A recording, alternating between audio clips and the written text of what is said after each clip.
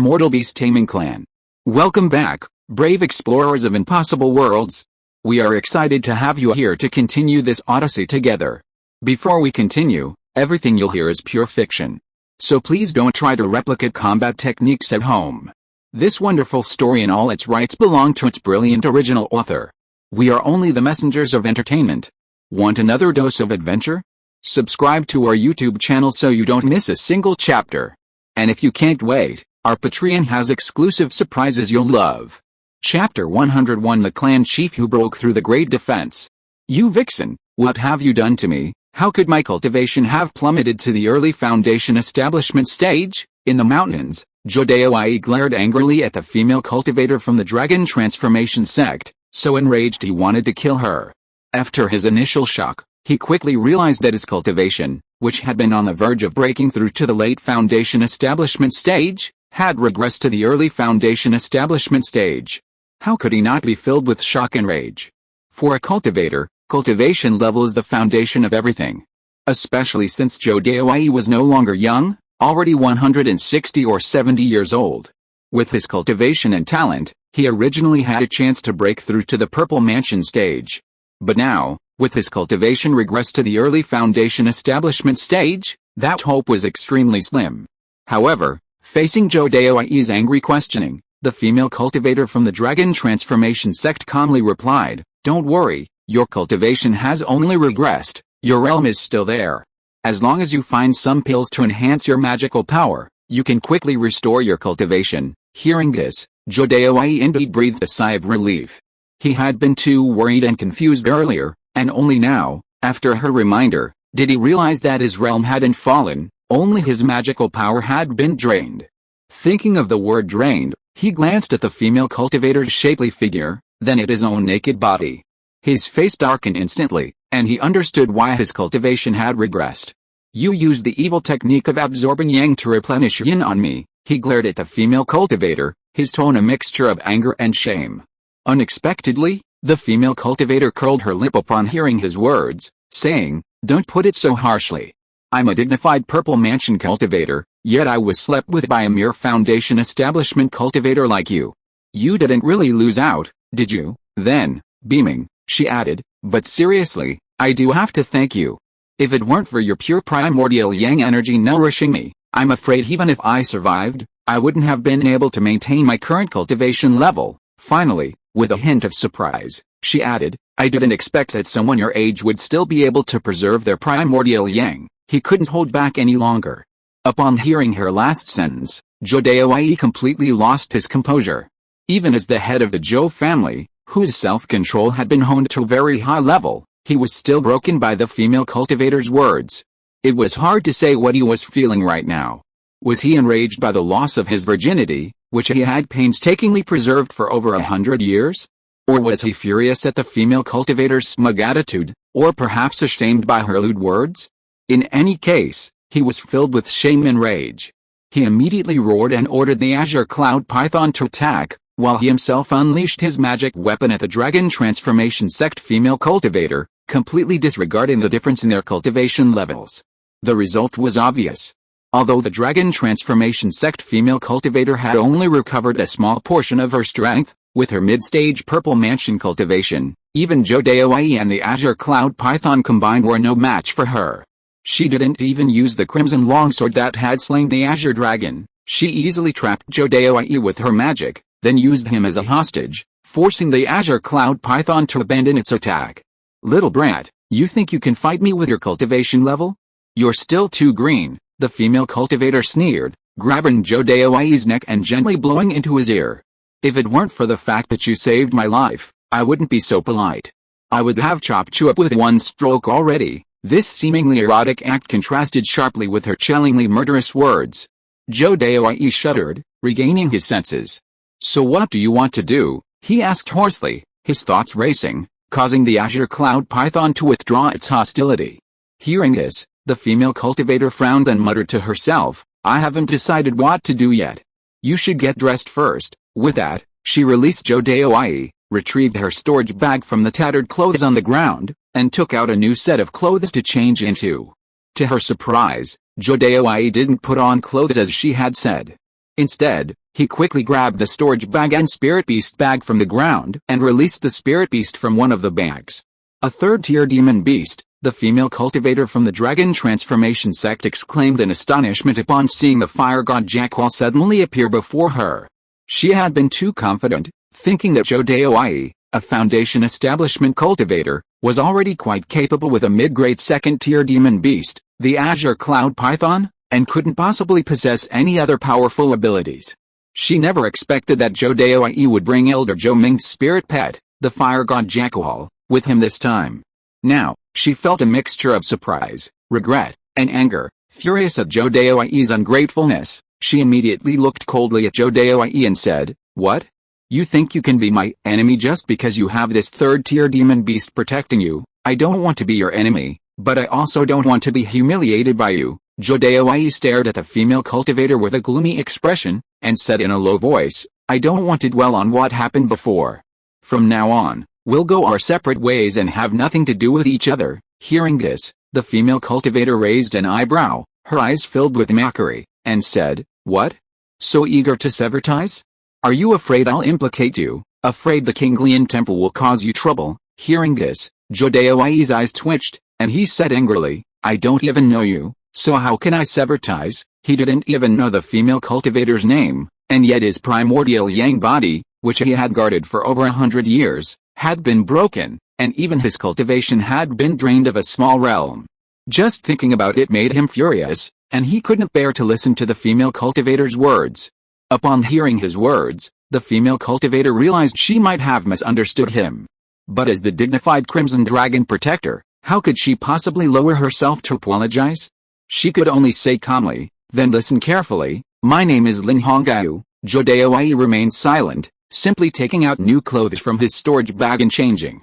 Then, looking at the two chaotic battlefields, he hesitated slightly before looking at Lin Hongyu and saying, "Although you killed the Azure Dragon, you also caused me to lose a minor cultivation level. It's not unreasonable for me to take a section of its corpse in exchange for pills to restore my cultivation." Lin Hongyu snorted, "HMPH, greedy man.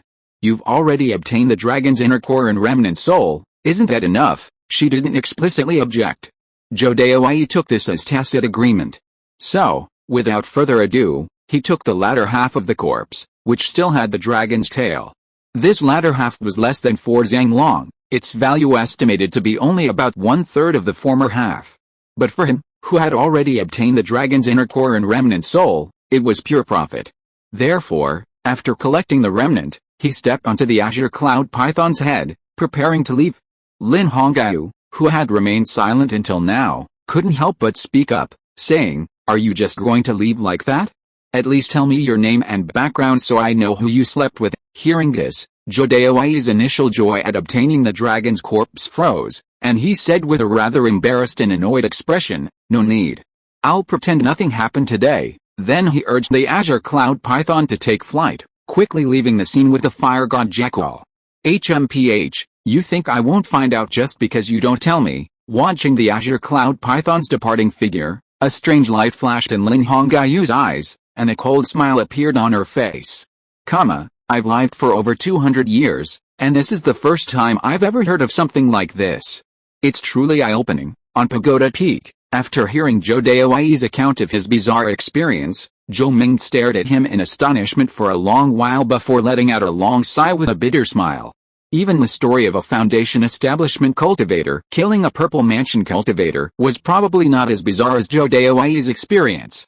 "This time, I was indeed careless.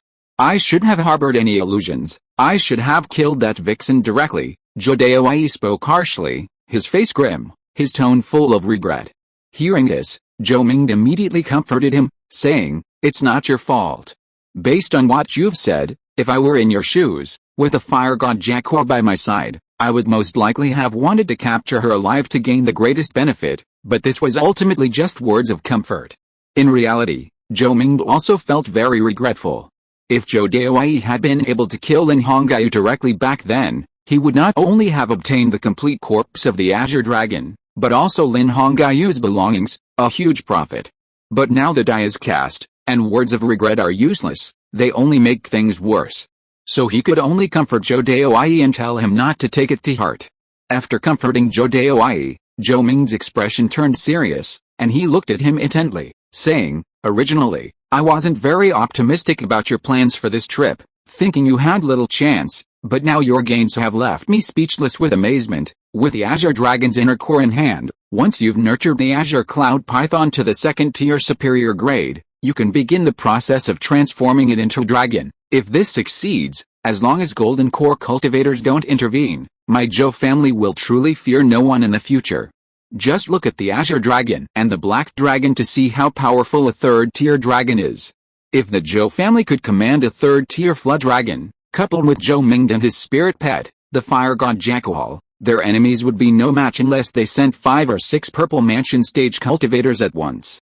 Furthermore, any force capable of fielding 5 or 6 purple mansion stage cultivators would be unlikely to pose a threat to the Zhou family. Moreover, third-tier flood dragons are not only powerful but can also create dragon nests, mass-producing dragon blood spirit items, continuously generating income for the family. The Zhou family could even use flood dragon blood as a catalyst to research and cultivate powerful dragon-descended beasts for their clansmen to contract with.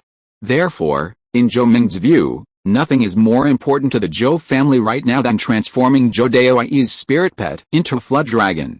His eyes narrowed quickly, and he made up his mind, saying, "I think it's best to use the fragment of the dragon's corpse you obtained, since it's not something you can easily publicize anyway, to refine its flesh and blood into pills to enhance your spirit pet's cultivation. As for your own cultivation recovery, the family will also provide full support." Zhou Daoyi naturally wouldn't refuse such a good thing, especially since transforming the Azure Cloud Python into a dragon had always been his greatest wish.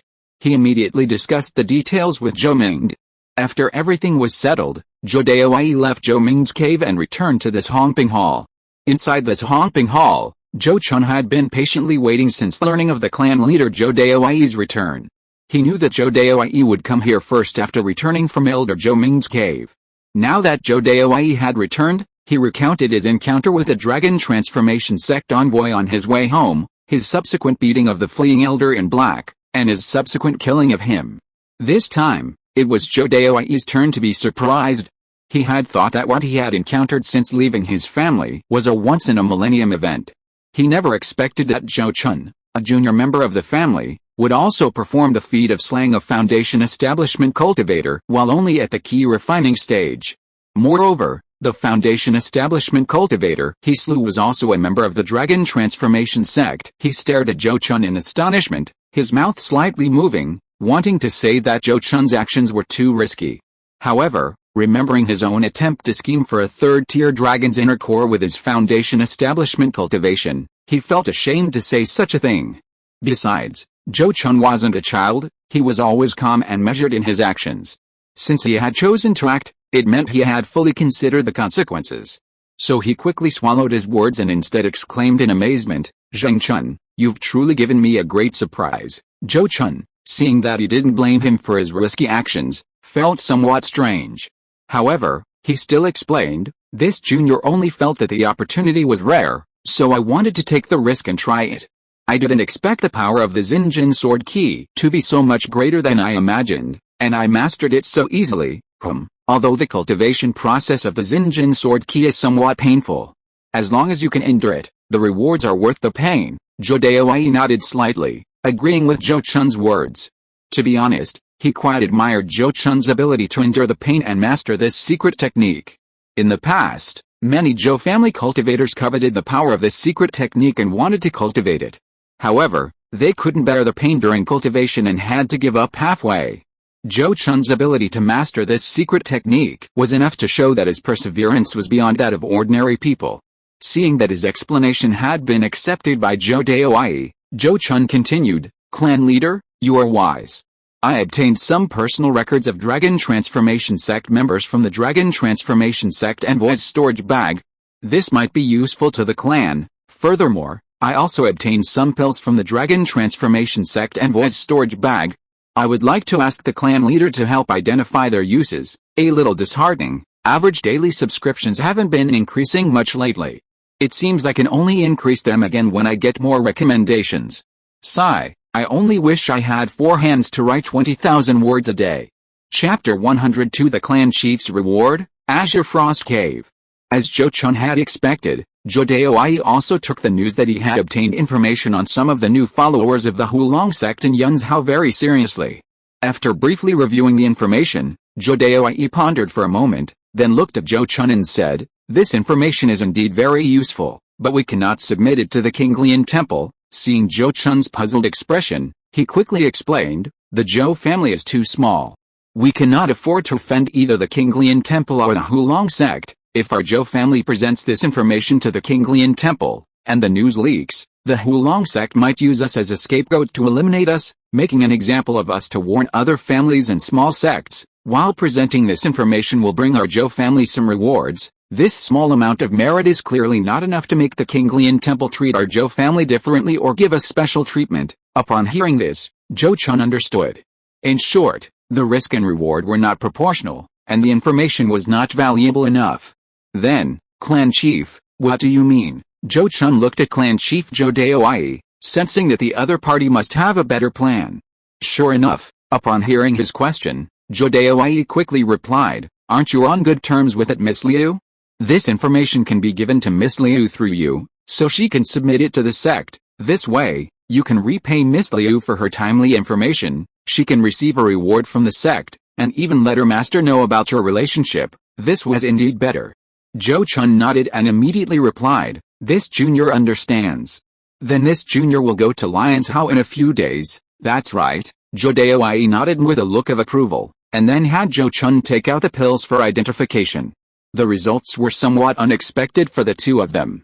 Even Zhou Daoyi could only recognize about half of the pills in the black-robed elder's storage bag. There were several other types that he didn't know what they were, so he had to take Zhou Chun to 100 Medicine Peak to find several alchemists from the Zhou family to identify them. After fussing around for most of the day, aside from 2 pills whose uses were still unknown, the uses of the rest of the pills were identified. Among the various pills, there were 3 types that could improve the magical power of late-stage key refining cultivators, totaling nearly 30 pills. Clearly, like the first-tier magic artifacts, these pills were public items used by the black-robed elder to win over and reward new followers. There were also 3 types of internal healing pills, one of which was a spiritual pill called Dragon Blood Key Replenishing Pill, a healing spiritual pill that was even very useful for Foundation establishment cultivators. It was said to be made primarily with rare dragon blood ginseng, making it extremely rare, and there was only one left in the jade bottle.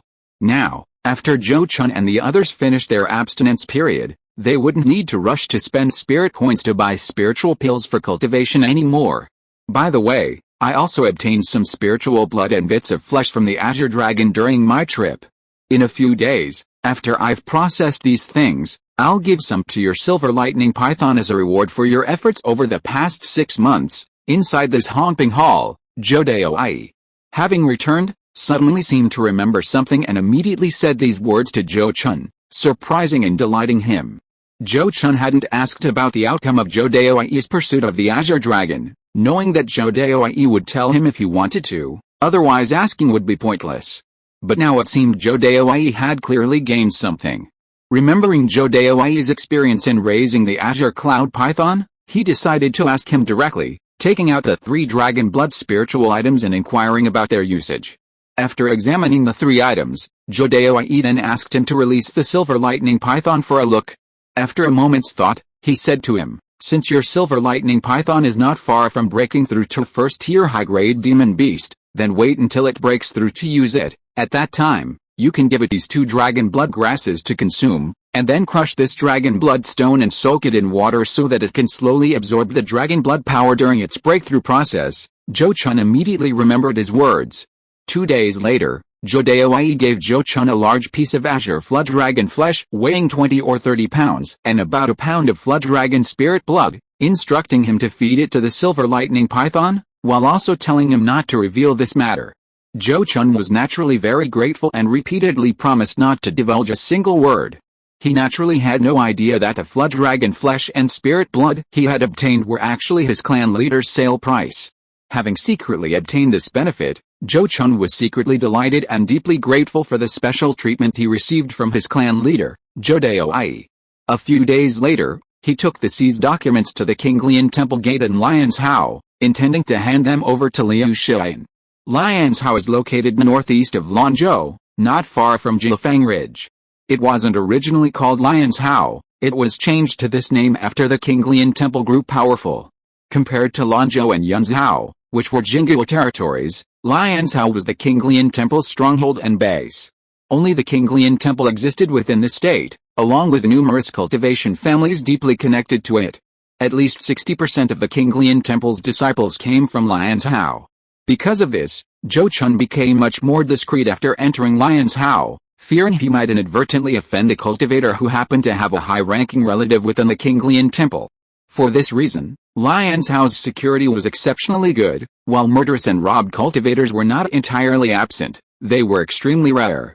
After traveling for 2 or 3 days in Lianzhou, Zhou Chun finally arrived at the Qinglian Temple's location, the Qinglian Mountains. The Qinglian Mountains stretch for 1,000 miles, a renowned mountain range throughout the Jing Kingdom. This mountain range belongs entirely to the Qinglian Temple, and various cultivation caves established by Qinglian Temple practitioners are located throughout the mountains. Outsiders are not allowed to enter the mountains without the guidance of Qinglian Temple disciples.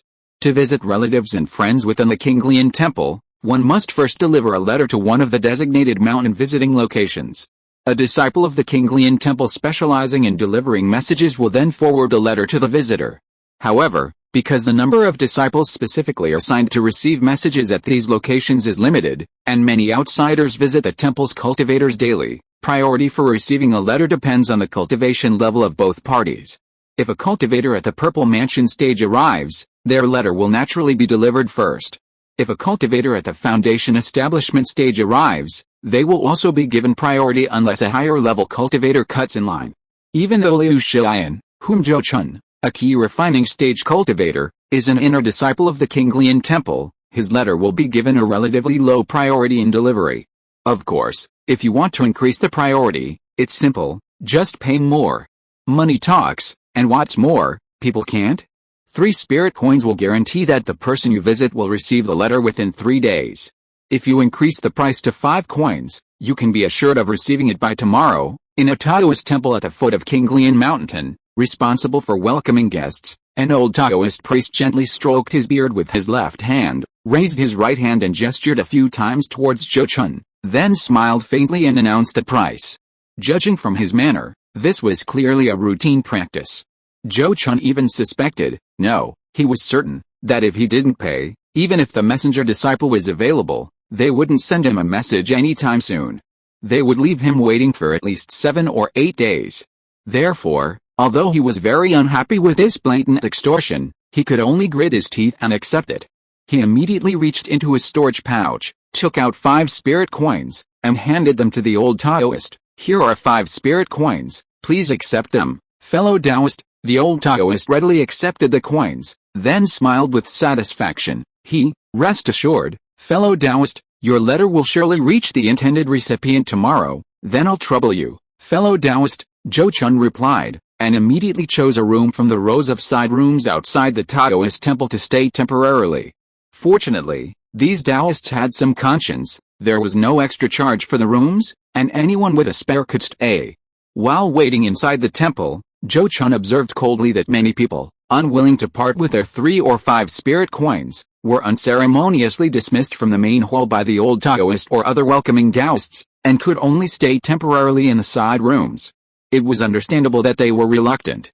Even for ordinary cultivators of the Zhou family, the family's stipends, converted into spirit coins, amounted to only 3 to 5 spirit coins a month. Why should someone so easily take away the spirit coins he painstakingly earned over a month? The Qinglian Temple arranged for those outer disciples to do the messenger missions, they weren't without rewards.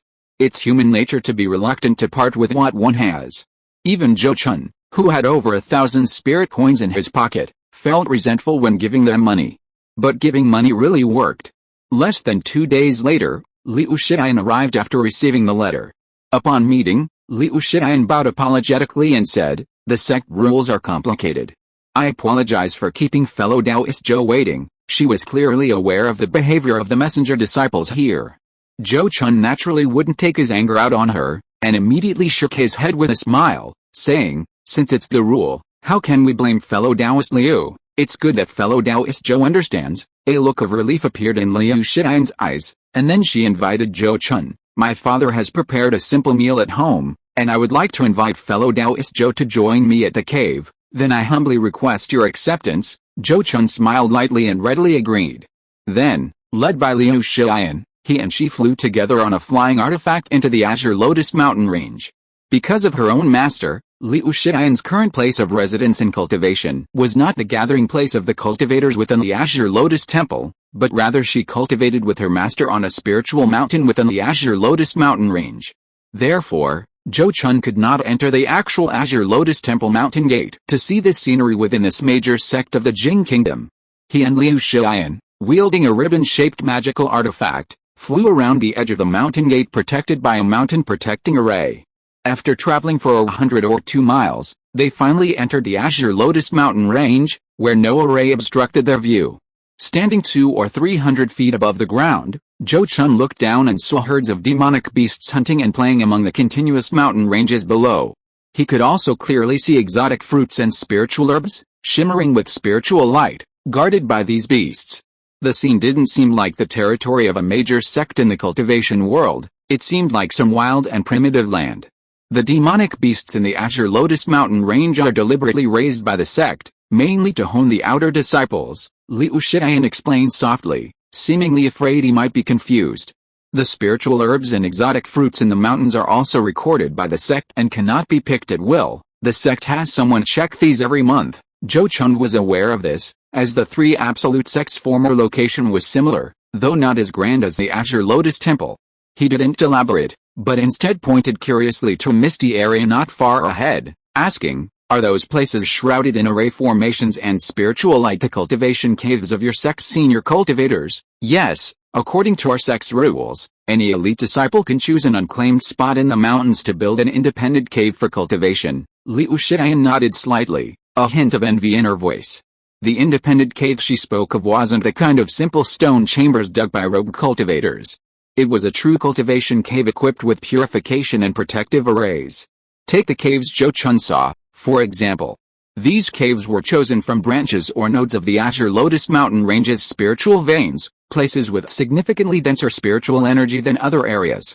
Then, the sect's array masters would set up superior mountain protecting and spirit purifying arrays, transforming it into a private cultivation space entirely their own. These cave dwellings could even be passed down through generations between masters and disciples, continuing for hundreds or even thousands of years. Some cave dwellings with long histories, even if the lineage was interrupted and no outstanding person was available to inherit them, would not be abandoned by the Kinglian sect. Instead, they would specially select sufficiently outstanding disciples to inherit and continue the lineage.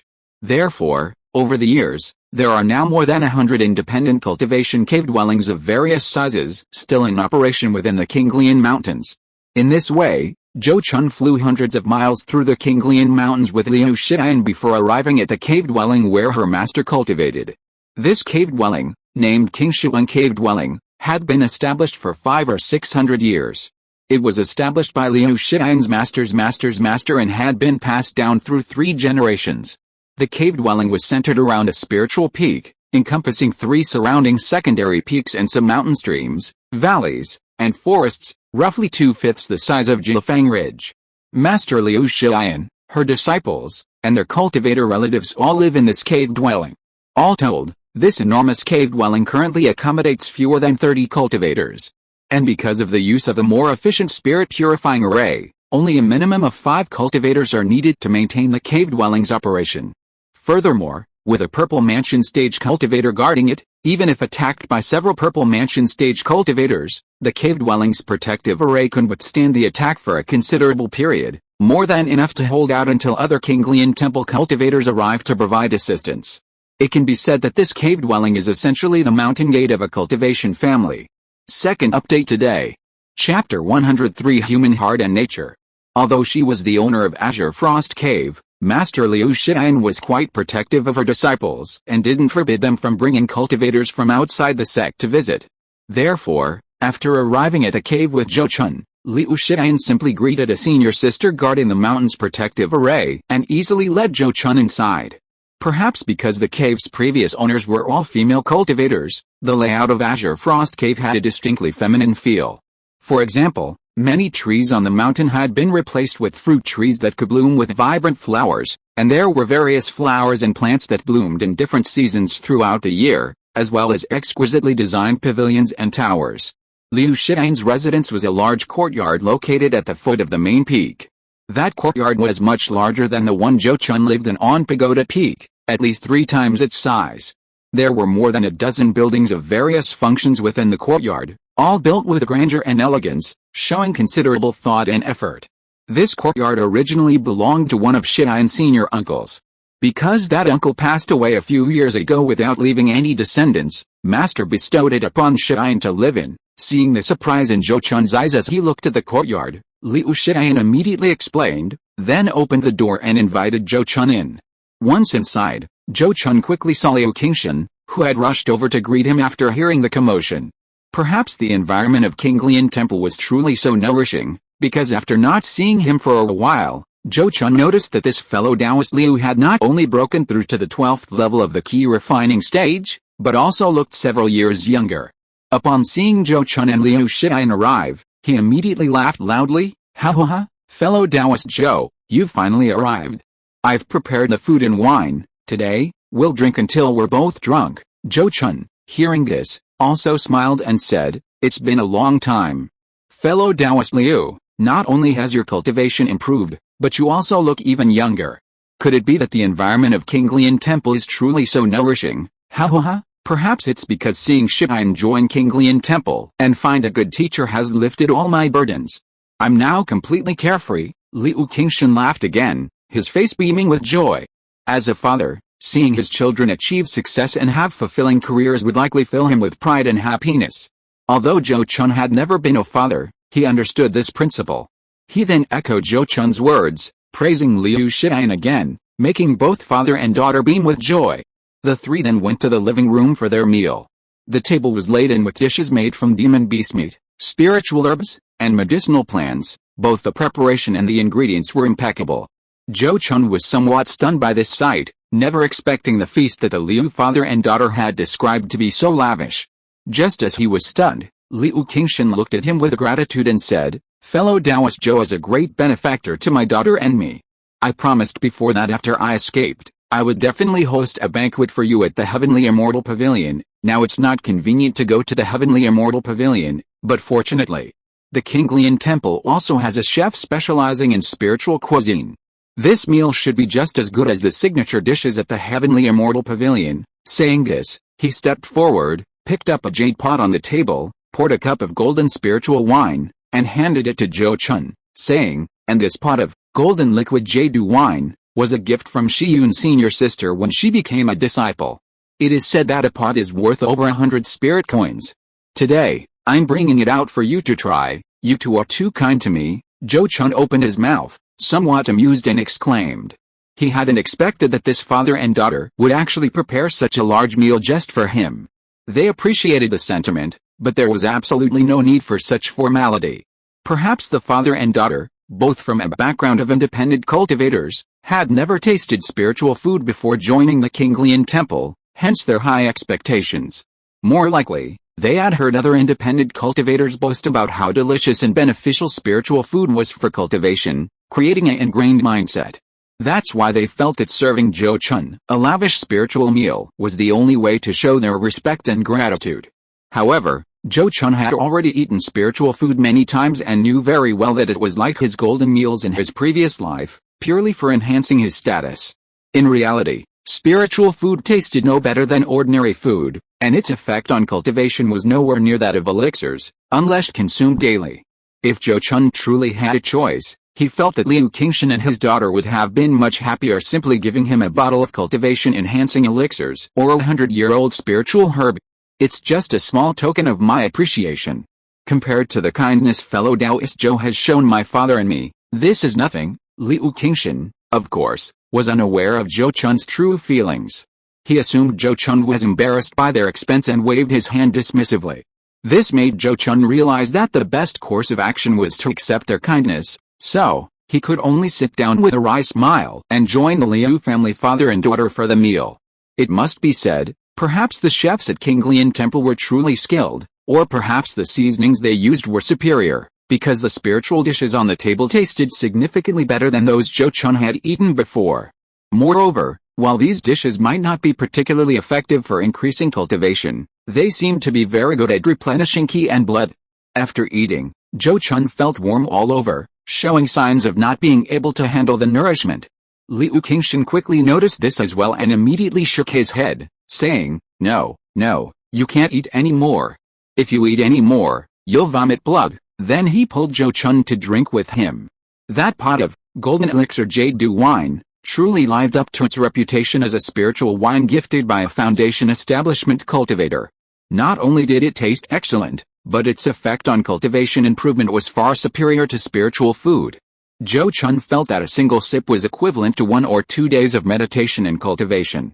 He and Liu Qingshan drank one cup after another, finishing the pot of spiritual wine in less than an hour.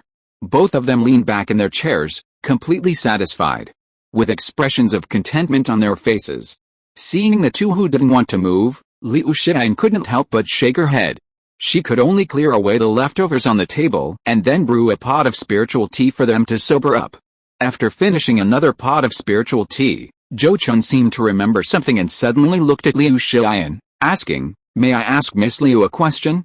Did the senior members of King Lian Temple who chased after that black dragon in Yun's house successfully kill it?" Hearing this, Liu Xian shook her head and replied, "No. It is said that the senior uncles only severed one of the black dragon's tails and 2 of its claws before letting it escape into the dragon abyss swamp." At this point, she couldn't help but sigh, because neither dragon was successfully killed, and the senior uncles were injured as a result. This matter caused quite a stir within the sect, to the point that those senior uncles who participated in the dragon slaying were all reprimanded and punished by the abbot. After speaking, she looked at Zhou Chun apologetically and said, "Xian originally wanted to obtain some dragon flesh and blood for fellow Taoist Zhou, but because those senior uncles were reprimanded and punished by the abbot, my master forbade Xian to go to them now." Upon hearing her words, Zhou Chun quickly bowed and thanked her, saying, "I appreciate Miss Liu's kindness, but this matter is no longer of concern to you. Thanks to your reminder, I have obtained some dragon blood spiritual items from Yun's Hao, which is more than enough." He then revealed his true purpose. "Actually, I came to visit fellow Taoist Liu and Miss Liu this time, firstly to thank Miss Liu for her previous message, and secondly to present a gift to fellow Taoist Liu." As he spoke, Zhou Chun reached into his storage pouch, took out the ledgers containing information on the new members of the Dragon Transformation Sect, and explained their origins. Of course, in his version, the black-clad elder was not killed by him, but by the clan leader, Zhou Dai. After all, the matter of a key refining cultivator slaying a Foundation establishment cultivator was too astonishing, and neither Zhou Dai nor Zhou Chun himself wanted outsiders to know. Upon hearing Zhou Chun's words, Liu Xian immediately declined, saying, "How can this be? Fellow Taoist Zhou has not yet repaid the great kindness that saved my father and me. How can we greedily accept the credit that should belong to your esteemed family head?" Liu Qingshan chimed in, Yes, Xian is now an inner disciple of the King Lian Temple. This credit is merely icing on the cake for her. Fellow Taoist Zhou really doesn't need to do this." Seeing this, Zhou Chun could only clarify the matter, saying, "The matter is not as simple as you two think. This involves powerful forces like the Hulong Sect and the King Lian Temple, which is not something a small family like our Zhou family can get involved in. Therefore, this item absolutely cannot be handed over to the King Lian Temple by our Zhou family." Hearing this, Liu Qingshan said worriedly, "If Xian hands over this item, won't the Hulong Sect take notice?" Upon hearing this, Zhou Chun said with certainty, "Definitely not. Miss Liu is only at the 8th level of key refining, and she has never left the Azure Lotus mountain range. Even if the Dragon Transformation Sect knows that she handed over the item, they won't think she killed a black dragon envoy," he continued. "Moreover, as an inner disciple of the Azure Lotus Temple, the temple will definitely keep it a secret for her. Then let's leave this item to Master's disposal. I'll deliver it to Master, explain its origin, and see what Master says." Liu Xian pondered for a moment and expressed her opinion. Hearing her words, Zhou Chun looked at her with slight surprise, then nodded and said, "That's a good idea." So Liu Xian immediately took the item and left her residence to go up the mountain to visit her master. After Liu Xian left, Zhou Chun suddenly looked at Liu Qingshan meaningfully and said, "Miss Liu is very perceptive. fellow Taoist Liu can now enjoy a peaceful and carefree life. It turned out that from Liu Shiyan's words, he had realized that she might know the true purpose of his visit. Therefore, he went along with it and directly reported the matter to his master, helping him make the connection. Liu Qingshan was also a seasoned veteran. Hearing Zhou Chun's words, he understood. After a few changes in expression, he smiled wryly at Zhou Chun. I was foolish before, only concerned about Shiyan's safety, and failed to see fellow Taoist Zhou's intentions. Fellow Taoist Liu's concern for his beloved daughter is only human nature. Zhou Chun shook his head slightly, indicating that he didn't mind. But Liu Qingshan seemed to have made up his mind, and quickly looked at him with a firm expression, saying, no matter what, since Shiyan can help fellow Taoist Zhou, I will definitely have her do her best to help you. It's always better to repay a life-saving debt as soon as possible. Otherwise, whether their cultivation and status increase in the future, or Zhou Chun's cultivation and status increase, the cost of repaying the debt won't be as small as it is now. This isn't to say that Liu Qingshan is bad, always thinking about quickly repaying the debt and severing ties. It's just that no one likes to be indebted to others, and even more so, they fear that someone will use that debt to make them do things they don't want to do in the future. Therefore, although Zhou Chun saw through Liu Qingshan's thoughts and plans, he didn't mind at all. On the contrary, he admired the other party's gratitude. There are far too many ungrateful people in this world. The fact that Liu Qingshan and his daughter didn't forget to repay the debt after becoming successful already shows a high level of morality and conscience. Moreover, Zhou Chun knew that getting help through favors is far less effective than getting help through benefits. Running around to repay a debt of gratitude would be exhausting for any normal person, and whether they could persevere depended entirely on their personal morality and conscience. However, running around for one's own benefit, no matter how tiring, brings joy and satisfaction, and one will grit their teeth and persevere no matter how bitter or tiring it is. Human nature cannot withstand such tests. Zhou Chun did not want to test human nature with gratitude or morality.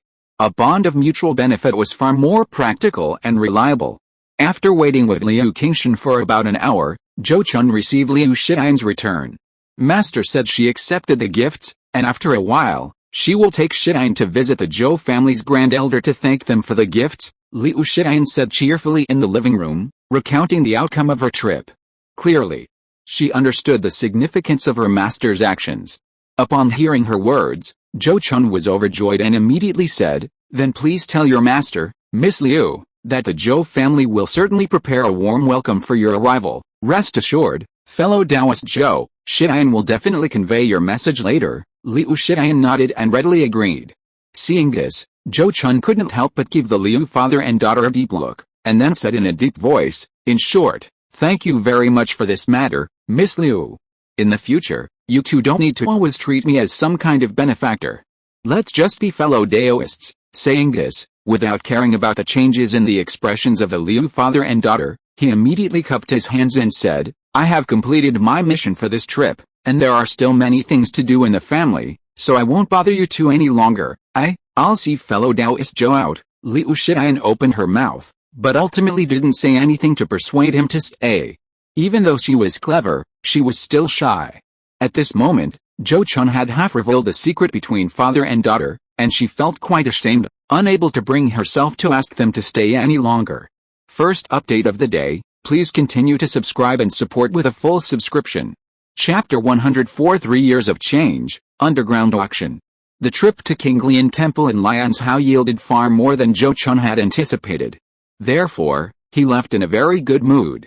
After leaving Lianzhou, he didn't rush back to his family to report the good news, but instead went to Hongai Market. Since being transferred back to the family as the clan leader's secretary, Zhou Chun hadn't been to Hongai Market. This time, he went to the market to deal with the magical artifacts and talismans accumulated in his storage bag. Ideally, the best way to dispose of these items would be for the Zhou family to buy them at market price for exchange among clan members. However, the problem was that after the battle with the Qian alliance, the Zhou family's treasury was no longer lacking in magical artifacts.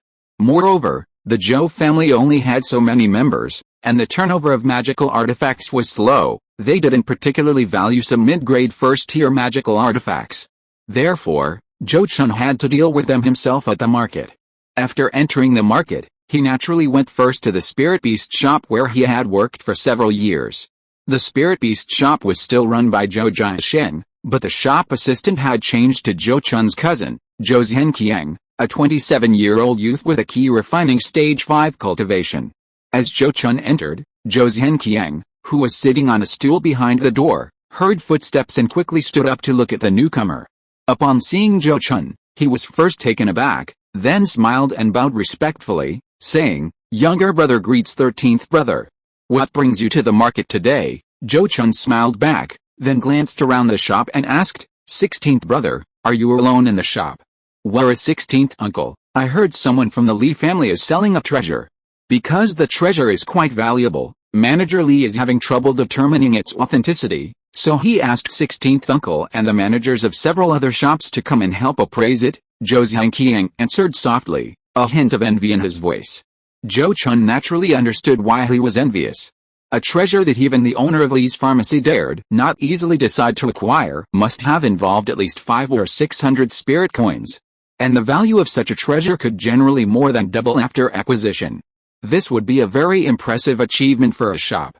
However, Zhou Chun's family status was now even higher than that of Zhou Jiasheng, the owner of the Spirit Beast Pavilion, so such matters no longer concerned him. Therefore, he didn't ask any further questions, but instead looked at Zhou Zhenqiang and inquired, "How is business at the shop lately? How are the sales of the Touch of Despair?" "Business is alright, mainly because of regular customers. Sales of the Touch of Despair are getting bigger and bigger. It seems that some rogue cultivators have discovered a business opportunity and pooled their money to buy a large quantity of the Touch of Despair from us, and are going to sell it in neighboring states," Zhou Zhenqiang said. Then his face showed indignation. "If you ask me, our Zhou family should send people to transport the Touch of Despair to other places for sale ourselves. Why should we let those rogue cultivators make that money?" "You're wrong about that." Zhou Chun shook his head and carefully educated his cousin. "You need to know that the fundamental purpose of our Zhou family developing the Touch of Despair is not to make a lot of money from this product, but to use it to attract popularity and boost the sales of other items. If we really did what you said, not to mention that our Zhou family's current production of the Touch of Despair has reached its limit, and we might not be able to supply that many goods, the safety of the people arranging to transport the goods would also be difficult to guarantee, so you need to have a long-term vision, to know what money can be made and what money is hard to make." He got carried away and pulled his 16th brother to sit down. He continued, "Doing business is like a team going on an adventure to hunt monsters. If only you make money, eventually no one will want to team up with you. Take this Touch of Despair as an example. Since the production is limited and the family doesn't have the resources to open branches in other states, it's destined not to make much money. So why not make it a reputable product in our store? The money that rogue cultivators make from reselling it is nothing to our family, but it actually brings them considerable profits. This way, they make money through this, and they will trust and support our Zhou family more. In the future, when we release new products or recruit rogue cultivators for anything, they will definitely prioritize buying and applying. That's called a win-win situation, understand?" Zhou Zhenqiang certainly wouldn't understand win-win so quickly. However, Zhou Chun's explanation calmed his resentment. He immediately nodded and said, "I understand. Thank you for your guidance, Brother 13. After checking the shop's ledger again and seeing that Zhou Jiasheng still hadn't returned, Zhou Chun simply left the shop without waiting any longer. After leaving the shop, Zhou Chun didn't go to the street market where he usually dealt with magical artifacts. He had more than a dozen magical artifacts in his possession, and if he took them all to the street market, it would take him at least 10 days to half a month to sell them, and he might not even get a high price. So he went directly to a reputable magical artifact specialty store in the market.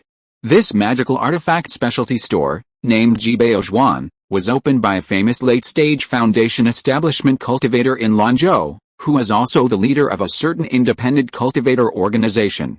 Therefore, in the sales of low to mid-range magical artifacts, this store had an advantage that large stores like Dianbao Jie did not have. As a result, when they bought back some magical artifacts, the prices were quite fair. Of course, this fairness depended on who they were dealing with. For someone like Zhou Chun, born into a cultivation family and possessing his own sales channels, who was intimately familiar with market prices, the price was naturally fair. For rogue cultivators or even bandits, the price was a different story. Therefore, when Zhou Chun emerged from the treasure collection pavilion, his storage bag contained an additional 600 or 700 spirit coins. At this point, Zhou Chun's storage bag held over 2,000 spirit coins. This was because his mindset had changed since killing the black-robed elder, a Foundation establishment cultivator. Otherwise, carrying such a large sum of spirit coins on the street would have made him worry about attracting unwanted attention. Zhou Chun didn't plan to spend these spirit coins now. He had already begun preparing for his future Foundation establishment. Good resources must be used wisely.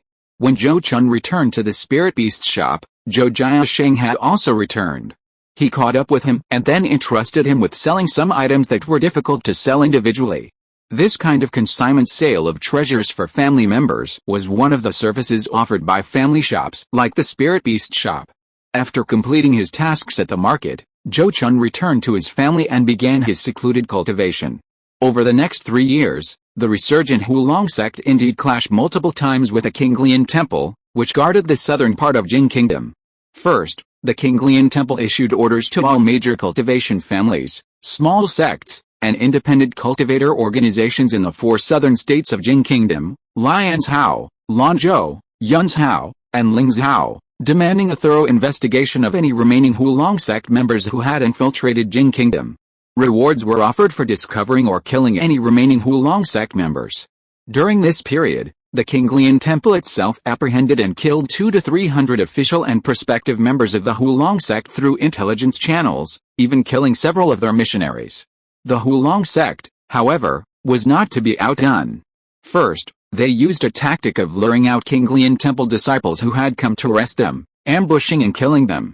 Then, they ruthlessly wiped out 3 cultivation families and 2 independent cultivator organizations that had acted as ringleaders, severely intimidating various small and medium-sized forces. At the same time, they openly proclaimed education for all, aggressively recruiting followers and luring Jingguo cultivators with seemingly irresistible conditions. They even went so far as to print and widely distribute pamphlets detailing the glorious history of the Hulong sect, which had been suppressed by various factions in Jingguo, to legitimize themselves. This posture clearly indicated their intention to re-enter Jingguo and challenge the various factions. Therefore, after the Hulong sect's actions, not only were the high-ranking members of the Qinglian Temple furious, but the Moonwheel sect, the Flame Sun sect, and other forces that had participated in the destruction of the Hulong sect also became vigilant, sending high-level cultivators to the Qinglian Temple to investigate. If necessary, these factions would certainly not hesitate to send people south to strike at the Hulong sect. However, these power struggles and schemes between major forces had little to do with the Zhou family or Zhou Chun. As a cultivation family under the Qinglian Temple's jurisdiction, the Zhou family could only obey the Qinglian Temple's orders unless the Qinglian Temple had already lost control of Lanzhou, leaving no room for maneuver. Zhou Chun was naturally no exception. Therefore, during these 3 years, besides verbally responding to the call of Qinglian Temple and investigating the rogue cultivators who entered the family's mountain gate for cultivation, the Zhou family actively prepared for war to enhance its strength.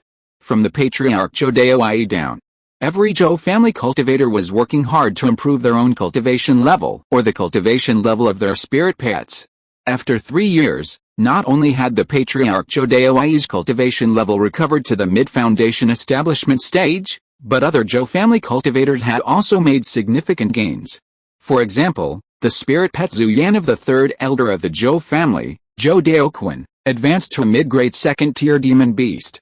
The spirit pet Tiwang of the core clansman Zhou Jiapeng finally found a female Tiwang and successfully bred it, even managing to abduct and capture it within the Zhou family's mountain gate.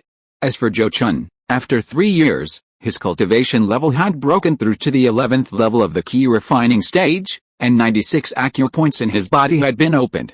He only needed to open 4 more acupoints to break through to the 12th level of the key refining stage.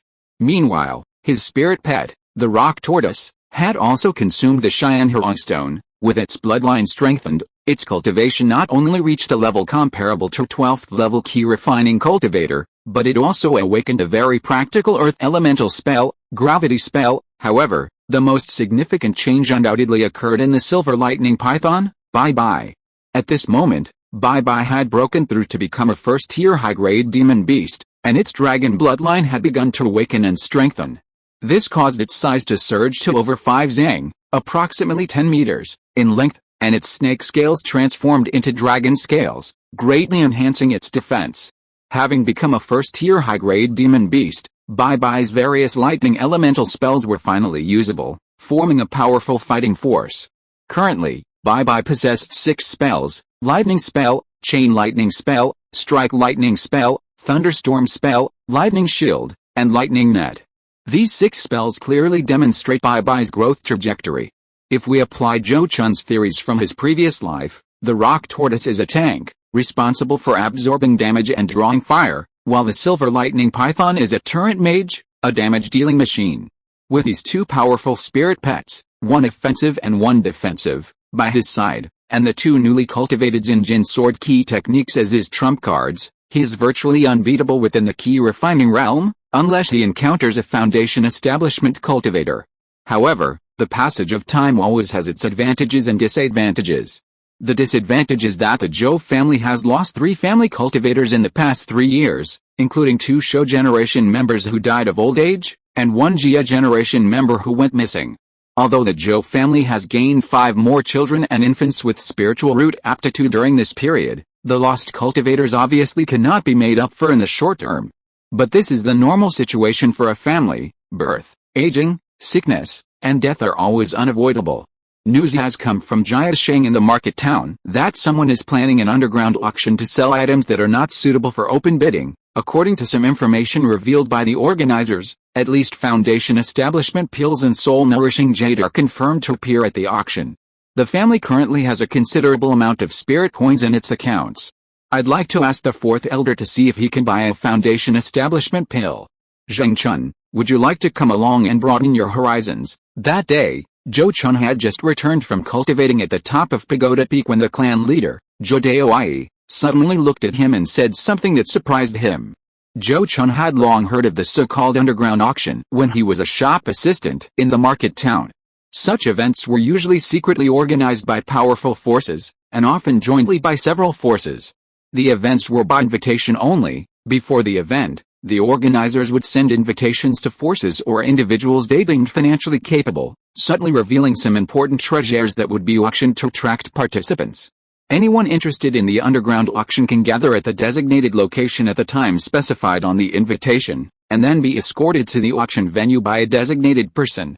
Because these underground auctions are not held very often, they attract many foundation establishment cultivators and even Purple Mansion cultivators when they do. Some cultivators from other states even try to obtain invitations to participate after hearing the news.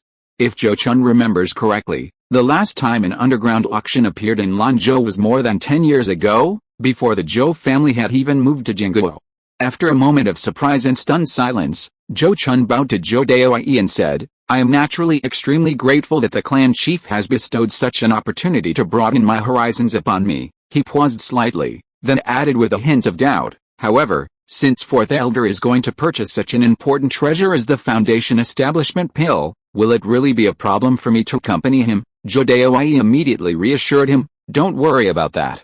Since I dared to let you go with 4th elder, I am confident in ensuring your safety." Hearing his confident words, Zhou Chun's expression shifted, as if he had thought of something, and his worries subsided. About half a month later, Zhou Chun and 4th elder Zhou Jiaru left Jiafeng Ridge together, heading to the designated meeting point for the underground auction near Hongaya Market. Second update delivered. Chapter 105 Dazzling Treasures, Foundation Establishment Pill. East of the Red Rock Mountains lies a uniquely shaped peak, resembling a gold ingot, hence its name, Yuanbao Peak. The organizers of this underground auction used this peak as the meeting point for their guests.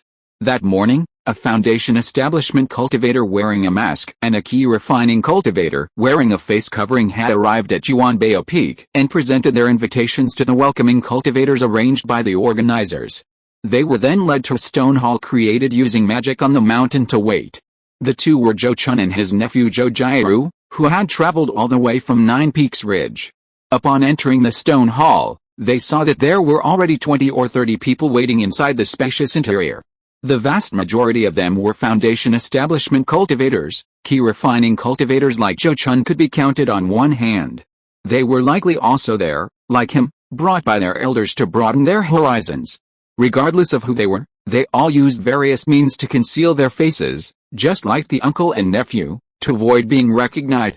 Upon seeing the uncle and nephew enter, the cultivators already seated in the hall merely glanced at them briefly before turning their gazes away and continuing their meditation.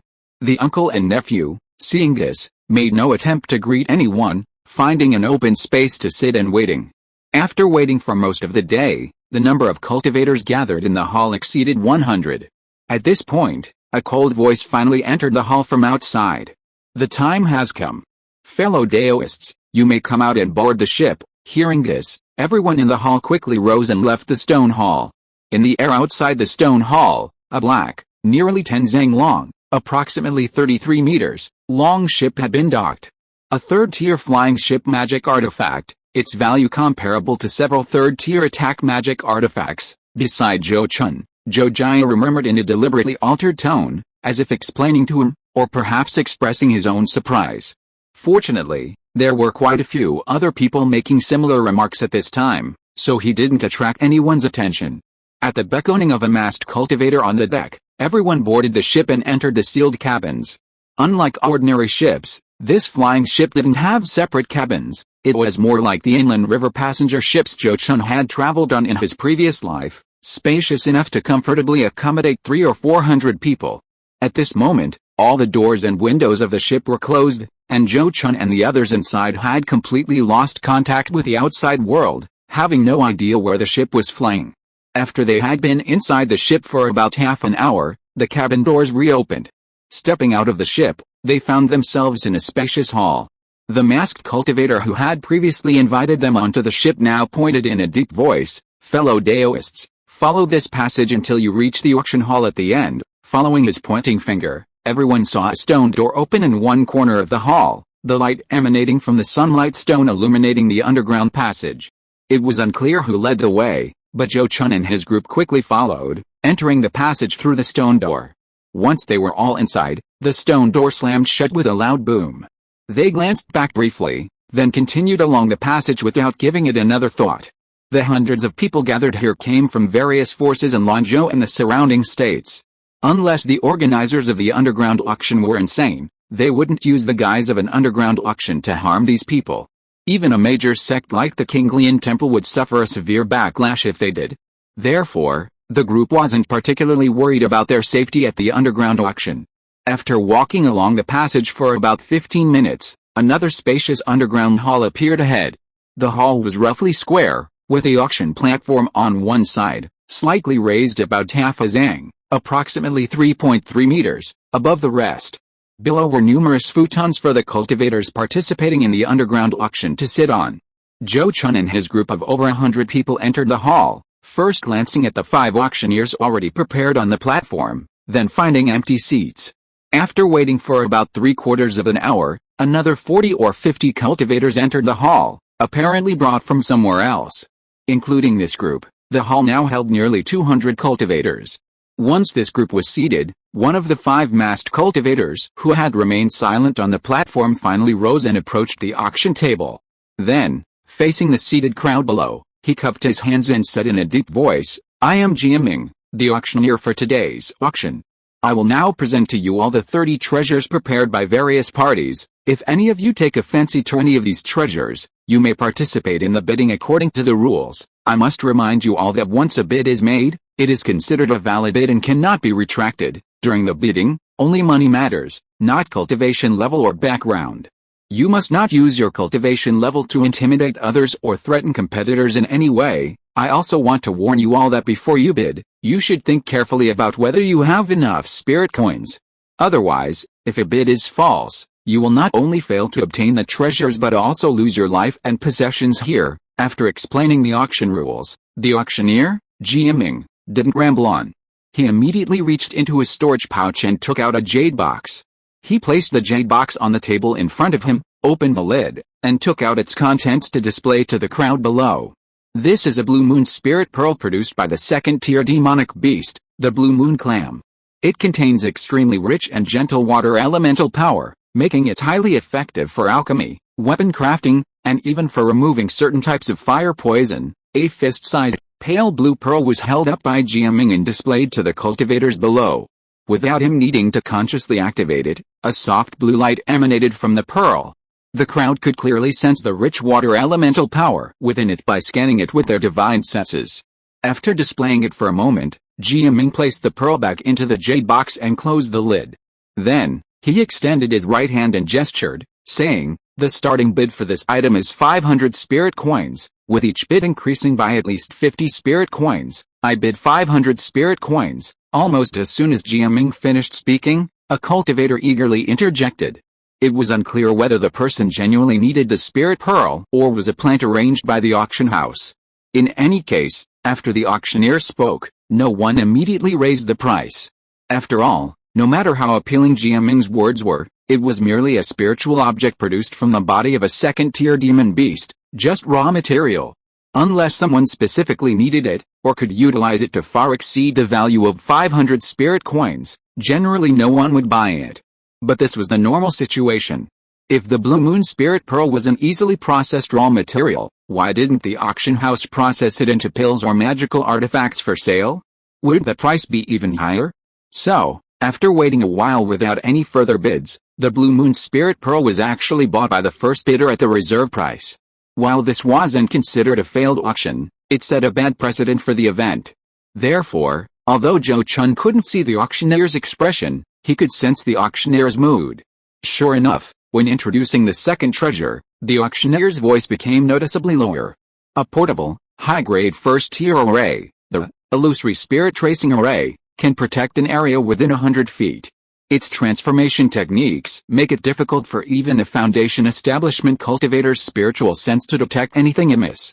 It can also distort and confuse the spiritual sense and 5 senses of those who enter the array, making it an essential item for temporary rest when traveling. After explaining this, the auctioneer immediately placed the array plate on the ground and then waved his hands to send 7 wide array flags into several specific locations around the array plate.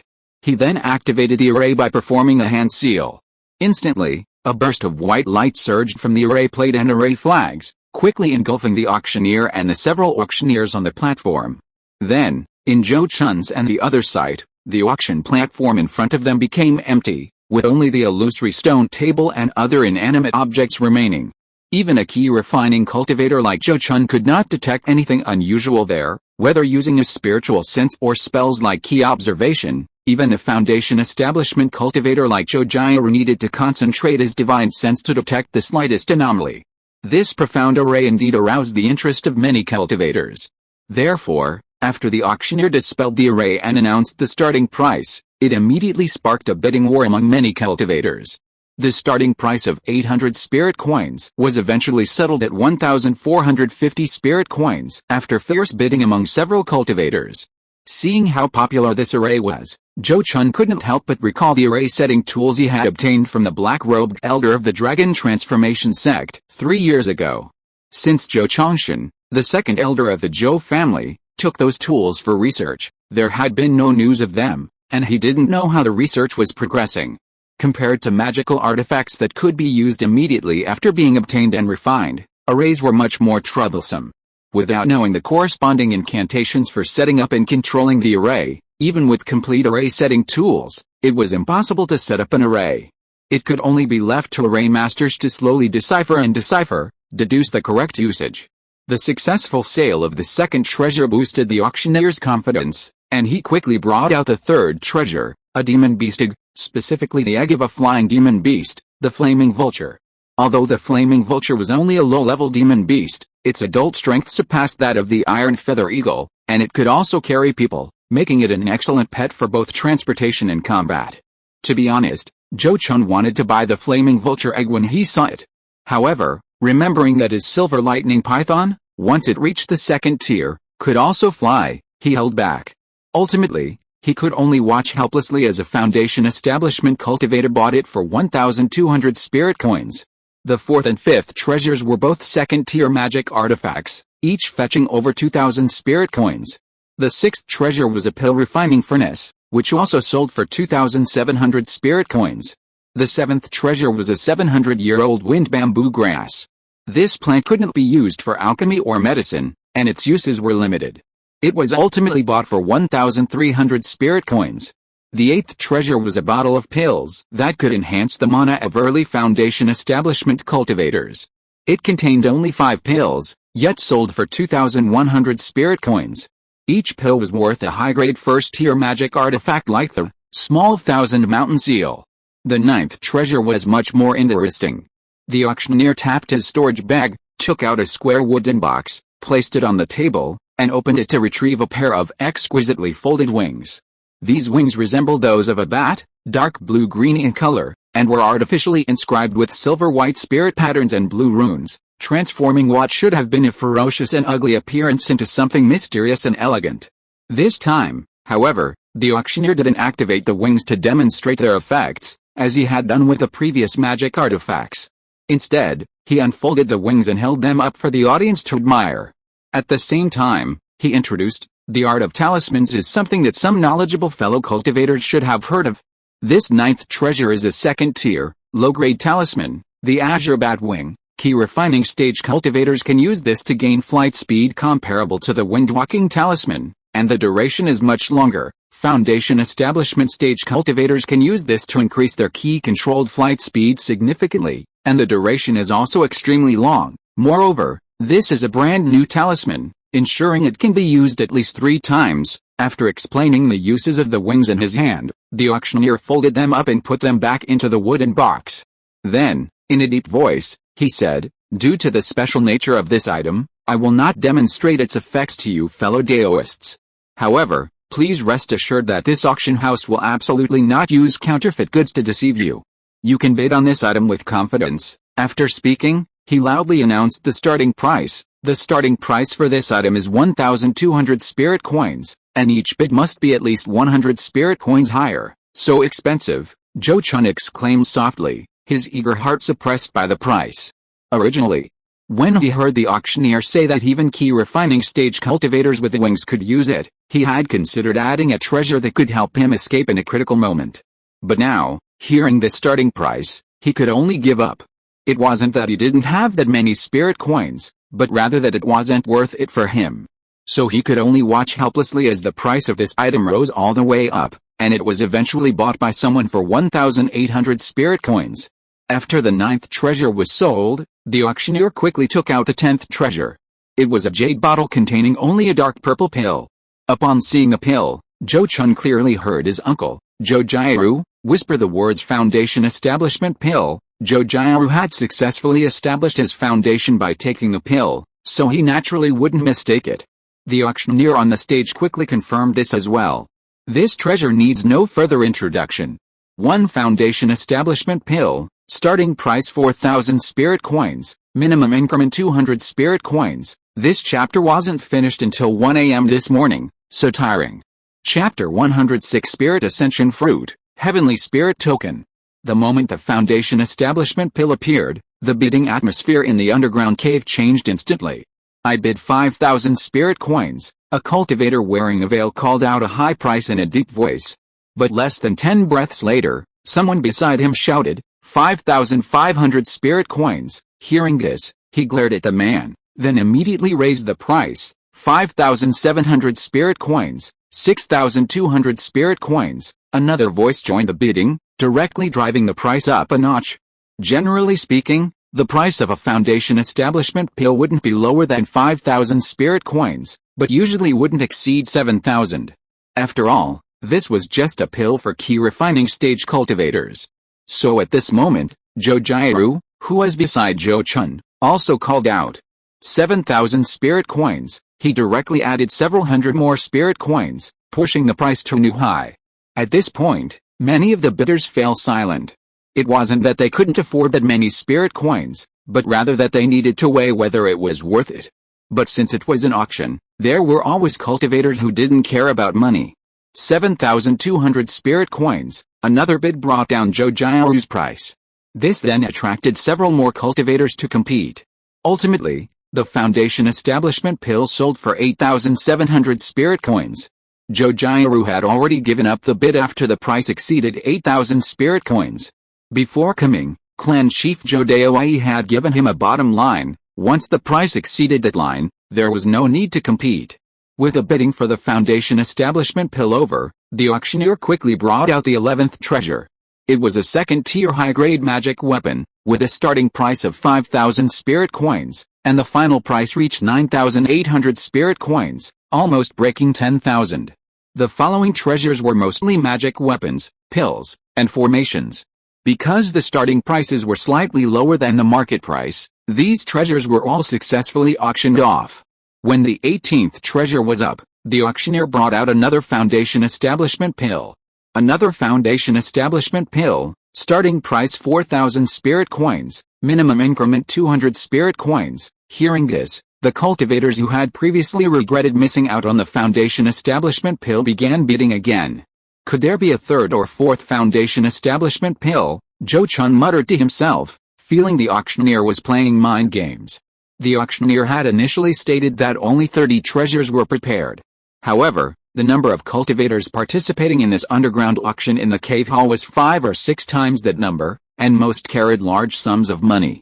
Having come all this way and raised the funds, wouldn't it be a waste to leave empty-handed? Therefore, the competition for the second Foundation Establishment pill was even more extravagant than the first. The final price reached a staggering 9,500 spirit coins. Seeing this, Zhou Chun shook his head repeatedly, sighing at the sheer number of wealthy people. He had killed Foundation Establishment cultivators before and knew roughly how much a Foundation Establishment cultivator possessed. Even including the 2 second-tier magic artifacts stolen from him, the black-robed elder of the Dragon Transformation Sect only had a little over 10,000 spirit coins. Even if he left some things in his cave within the Dragon Transformation Sect's headquarters, and even if he was considered a relatively poor Foundation Establishment cultivator, his total wealth couldn't exceed 20,000 spirit coins. And now, a single Foundation Establishment pill almost consumes half the wealth of a mid-Foundation Establishment cultivator. This is undoubtedly unreasonable. But it's reality. The perpetual scarcity of Foundation Establishment pills means they can only be consumed by a select few. Among the many Foundation Establishment cultivators in the underground cave, not everyone achieved their foundation through consuming Foundation Establishment pills. Even in a major sect like the Azure Lotus Temple, a significant portion of their Foundation Establishment cultivators haven't consumed Foundation Establishment pills.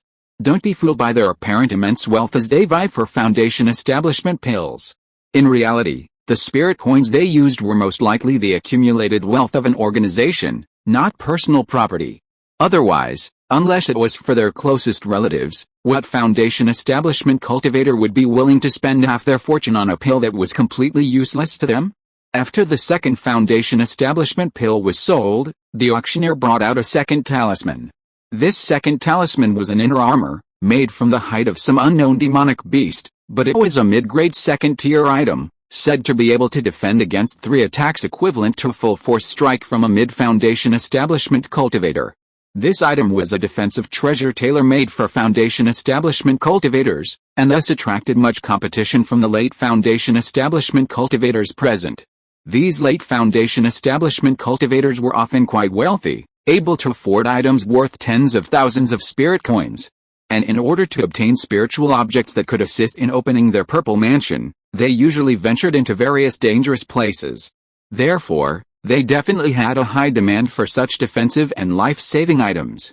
Ultimately, this talisman sold for a high price of 6,700 spirit coins.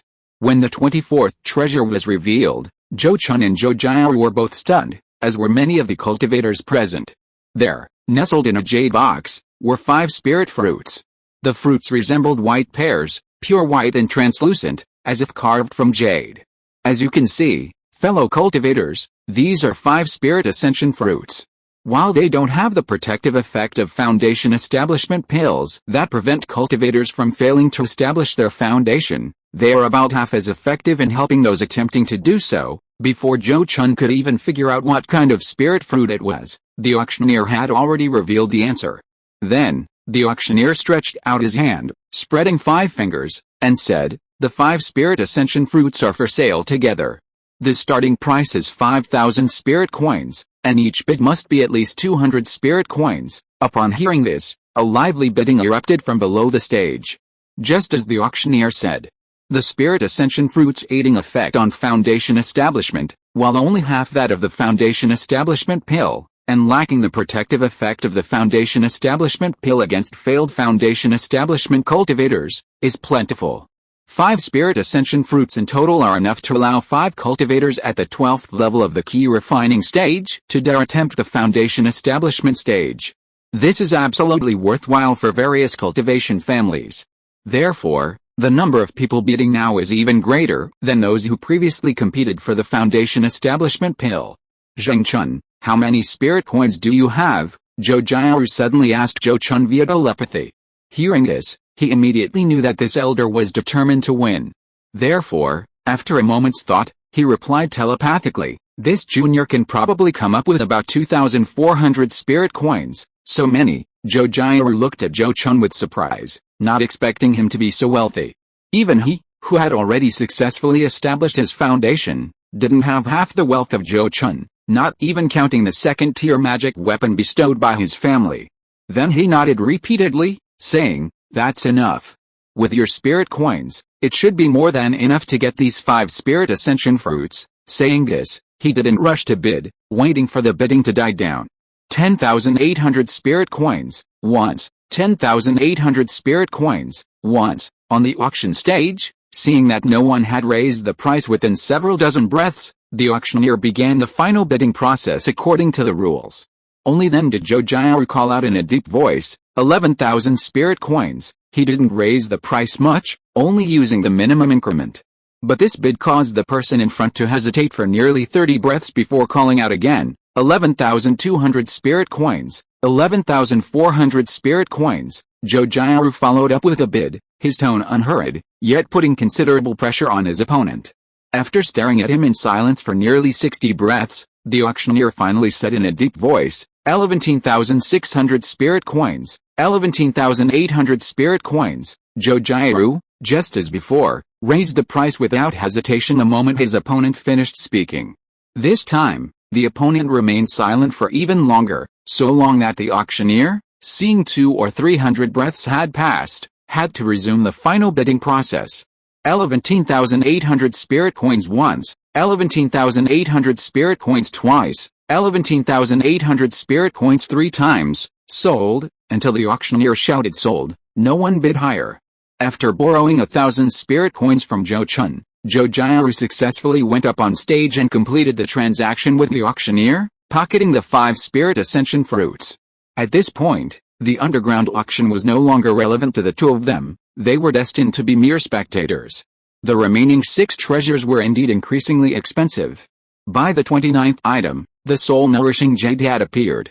1 soul-nourishing jade, starting price 10,000 spirit coins, minimum increment 500 spirit coins. On the auction stage, the auctioneer held up a thumb-sized, pale purple jade stone to the crowd before placing it back in its box and announcing the price in a deep voice.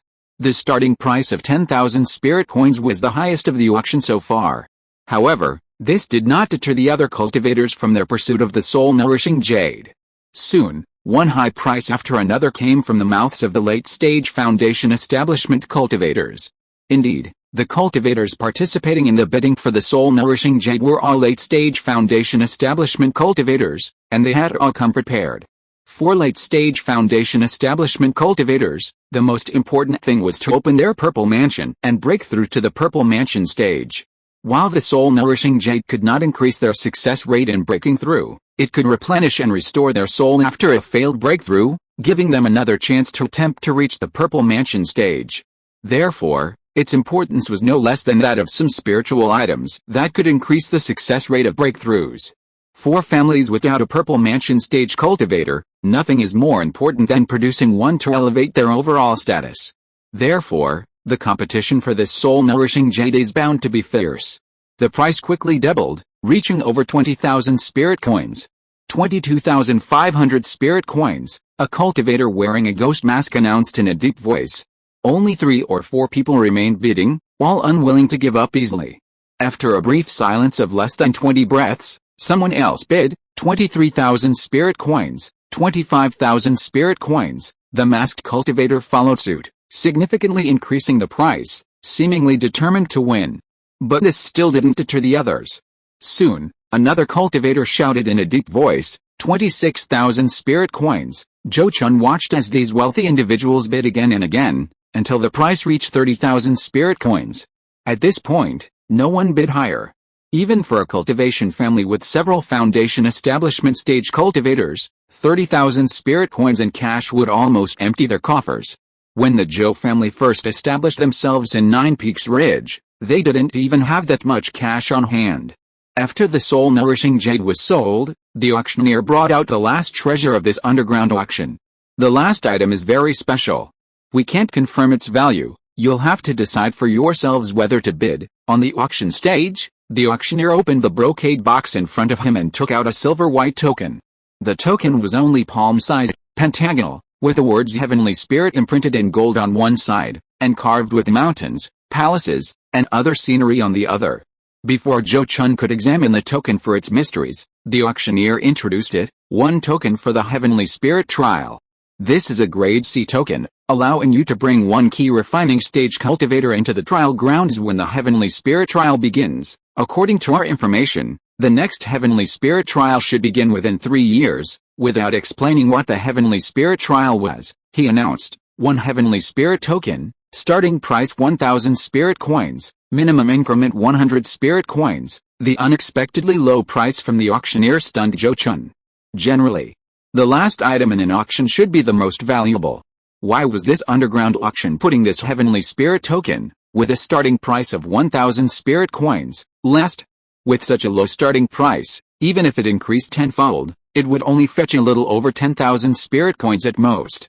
11th uncle, do you know what the Heavenly Spirit trial is? Zhou Chun asked Zhou Jiaru, noticing that bids for the Heavenly Spirit token were starting to come in. He had just searched his memory and confirmed that he had never heard of this Heavenly Spirit trial, but judging from the auctioneer's words, this Heavenly Spirit trial must be something significant. Unexpectedly, Zhou Jiaru shook his head slightly after hearing his question, saying, I don't know. I only recently achieved foundation establishment, and I don't know much about the secrets of the cultivation world. Besides, this Heavenly Spirit trial is likely some secret of the Jing Kingdom. He then added, if you're really interested, you should ask the clan leader when you get back. Chapter 107 Seeking One's Own Death, the Supreme Elder's Reward. After a fierce bidding war, the final price of the Heavenly Spirit token indeed settled at only 5,500 spirit coins, less than the price of a foundation establishment pill. With this item sold, the underground auction came to an end. After the transaction was completed, the auctioneer on the auction stage bowed to the crowd and said, this auction is now over. Thank you all for your presence. Please proceed with your departures as arranged. As soon as he finished speaking, one of the 3 auctioneers who had remained silent stood up and said, those who have won the bid, please leave with me. Hearing this, Zhou Jiaru hurriedly pulled Zhou Chun along. We're together, Zhou Jiaru explained in a low voice when he saw the veiled cultivator's scrutinizing gaze on Zhou Chun. The man then looked away. And so, the 30-odd cultivators who had won the bids left the underground hall first. After they exited the underground hall, the black ship was still waiting. They all entered and were carried away from the auction venue by the black ship. However, this time the black ship didn't take everyone to Yuanbao Peak or any other meeting point. Instead, every 60 breaths along the way, one person would disembark and leave. This way, they could be separated and released in just a quarter of an hour. Yes, released. When Zhou Chun and Zhou Jiaru stepped out of the cabin, they found themselves thousands of feet above the ground. Before they could even properly assess the situation below, a cold voice rang in their ears, urging them to disembark immediately. So Zhou Jiaru grabbed Zhou Chun and jumped off the ship first. After they jumped off, Zhou Jiaru used his internal energy to fly, carrying Zhou Chun to the ground. At the same time, they looked up and saw that the flying ship, after they jumped, vanished from the spot in an instant, like the supersonic airplane Zhou Chun had flown in his previous life. Based on this calculation, they were probably already 20 or 30 miles away from the previous cultivator who disembarked. The cultivators who disembarked after them would likely also disembark about 20 or 30 miles away. Let's not rush to fly away. Let's wander around in this forest first, and figure out where we are, Zhou Jiaru whispered his plan after landing with Zhou Chun in the forest. Since he was the one in charge of this trip, Zhou Chun naturally wouldn't object. He immediately replied, this junior has no objections, I'll follow your instructions. 11th uncle, So the two of them used the forest hidden cicada breath technique to conceal their auras and quickly traversed the forest together. However, they hadn't gone 20 miles when a piercing sound of flying debris reached their ears from afar. Something was wrong. The uncle and nephew's expressions changed, and they both quickly stopped, placing their hands on their storage bags to ensure they could retrieve their magical artifacts immediately. A moment later, Zhou said with a grim expression, "They're coming for us." He reached for a spirit beast pouch at his waist, took it, and simultaneously conjured a dark blue wooden stuff-like magic weapon that floated in front of him. Seeing this, Zhou Chun hurriedly took out his golden scale shield for protection, and simultaneously cast the 5-element spirit armor technique to add another layer of defense. However, he knew in his heart that if the attacker was truly an enemy, it would definitely be a Foundation establishment cultivator, and his defenses were merely for peace of mind. Sure enough, not long after he finished his defenses, a cultivator wearing a monkey-faced mask arrived above them on a flying sword. After stopping 200 or 300 feet above them, he looked down at them and said, "Hand over the spirit ascension fruit, and I'll spare your lives." It was him. Seeing the monkey-faced masked cultivator, Zhou Chun and Zhou instantly recognized him as the cultivator who had competed with them for the spirit ascension fruit. They hadn't expected him to find them so quickly. "That's right, I remember he also bought that first low-grade second-tier talisman." Zhou Chun suddenly realized something and understood how this person had found them so quickly. Seeing that the two of them didn't respond, the man seemed impatient and coldly said, "It seems you're not planning to hand over the item immediately. Then I'll take it myself." Just then, Zhou suddenly shook the spirit beast pouch in his hand, releasing the spirit beast inside. A flash of fire, and a majestic, fiery red jackal appeared on the ground. "Fire god jackal, kill him!" A low shout came from Zhou mouth, and then the newly emerged fiery red jackal, engulfed in flames, pounced on the man in the air. This sudden change stunned the man in the air. Then, his voice filled with shock and anger, he shouted, "Third-tier demonic beast, fire god jackal. You are from the Zhou family of spirit beasts." Judging from his tone, he clearly knew the Zhou family and recognized the fire god jackal, a third-tier demonic beast that had already appeared. Unfortunately, it was too late. Even if he revealed his identity and claimed it was a misunderstanding, Zhou wouldn't let it go. The fire god jackal, bathed in raging flames, didn't use any powerful spells, simply relentlessly attacking the man. Even so, under the suppression of his rank, the man, with his late-stage Foundation establishment cultivation, was steadily defeated and soon begged for mercy. "Fellow Taoist Zhou, spare my life. I know I was wrong, and I'm willing to give you all my possessions as an apology. Please have mercy on me this time." But after he finished speaking, before Zhou could react, the fire god jackal had already had its fill of playing and found him too noisy. Then, it opened its mouth and spat out a crimson fireball, which landed in front of him and exploded with a deafening roar. This attack instantly blasted him away, severely injuring him. Before he could react, a wolf's claw wreathed in flame slammed into his head, smashing it into a mangled mess. After easily killing a late-stage Foundation establishment cultivator, the fire god jackal in the sky moved and returned to Zhou side. Upon seeing this, Zhou suppressed his shock and solemnly bowed, saying, "Thank you." He then opened his spirit beast pouch and put the fire god jackal back inside. After putting the fire god jackal away, he took Zhou Chun to the corpse that had fallen to the ground and ransacked it of all its belongings. However, since the corpses had been completely smashed by the fire god jackal, it was impossible to see what it looked like for the time being. But with its personal magical artifacts and storage pouch in hand, it wouldn't be difficult to find out its true identity later. Because the battle had caused quite a commotion, to avoid further trouble, Zhou quickly burned the corpses and left with Zhou Chun. Afterwards, they encountered no more cultivators until they left the forest. Once outside the forest, they inquired at a nearby mortal town and learned that they were less than 500 li from Nine Peaks Ridge. Without further delay, Zhou flew back to Nine Peaks Ridge with Zhou Chun. Upon returning to their clan, they went straight to Pagoda Peak to report their experience to Clan Chief Zhou. "I see, I understand, Jiaru, your choice was correct. Compared to a Foundation establishment pill, 5 spirit ascension fruits are undoubtedly more valuable to the clan. 11,800 spirit coins isn't particularly expensive, it's worth the money, Upon learning that they had bought 5 spirit ascension fruits instead of a foundation establishment pill, Zhou didn't blame Zhou. However, his expression turned serious upon hearing about their attack. "Bring me the contents. I want to see which bastard dares to be so audacious." His face darkened, and he immediately took the storage bag from Zhou. He then quickly erased the divine sense imprint left by the previous owner and began to examine its contents. A short while later, he retrieved several books, including what appeared to be a cultivation manual. After glancing at the books, he closed them and turned to Zhou Chun and the other man, saying, "This matter ends here. You two can pretend this never happened." Seeing his attitude, Zhou Chun and the other man immediately realized that the cultivator who died under the claws of the fire god Jackal was likely no ordinary person. Therefore, after a slight hesitation, Zhou said in a low voice, "The fire god Jackal made quite a commotion when it attacked. It's hard to guarantee that no one will discover it. This matter may not be kept secret, it's alright. Although the other party has a powerful background, my Zhou family is not some insignificant clan. Not just anyone can bully us." Zhou's expression turned slightly cold as he said this, his tone chilling. "Besides, they were in the wrong first.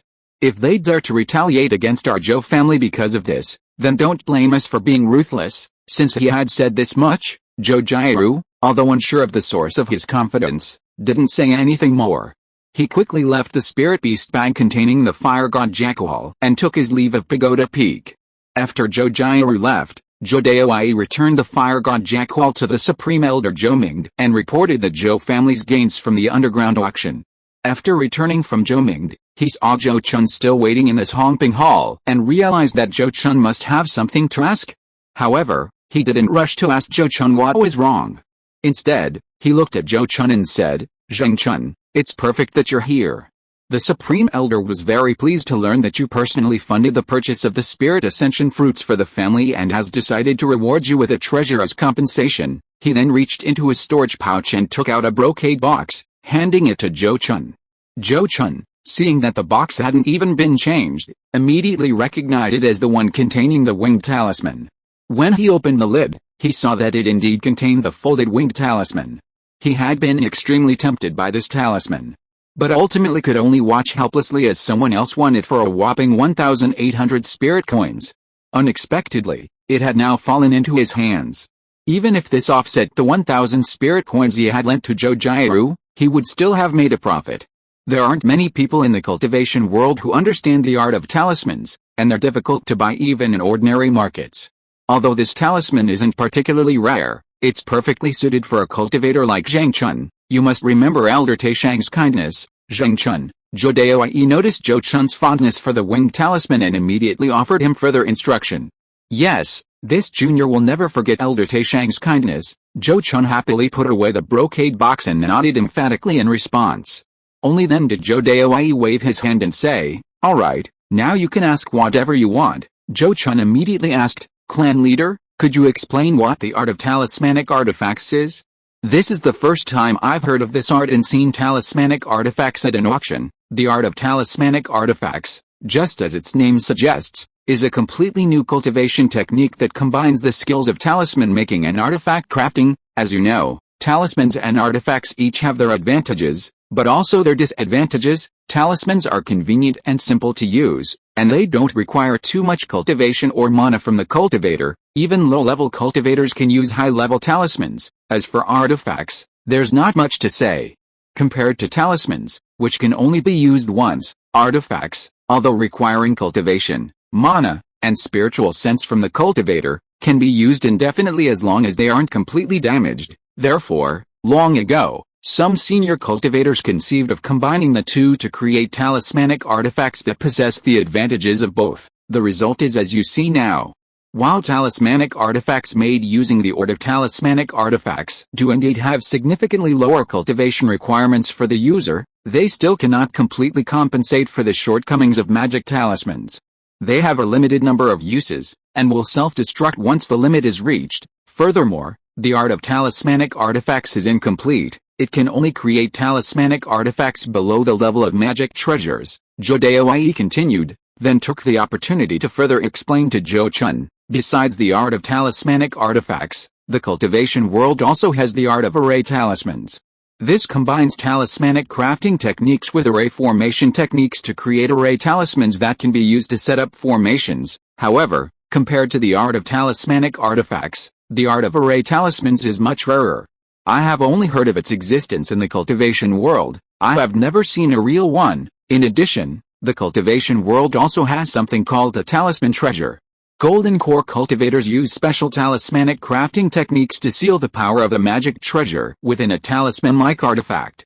It can also be used repeatedly, and its power is considerably stronger than a third-tier high-grade magic weapon. However, using talismanic artifacts requires a considerable amount of magical power from the cultivator. At least a foundation establishment stage cultivation is needed to activate them.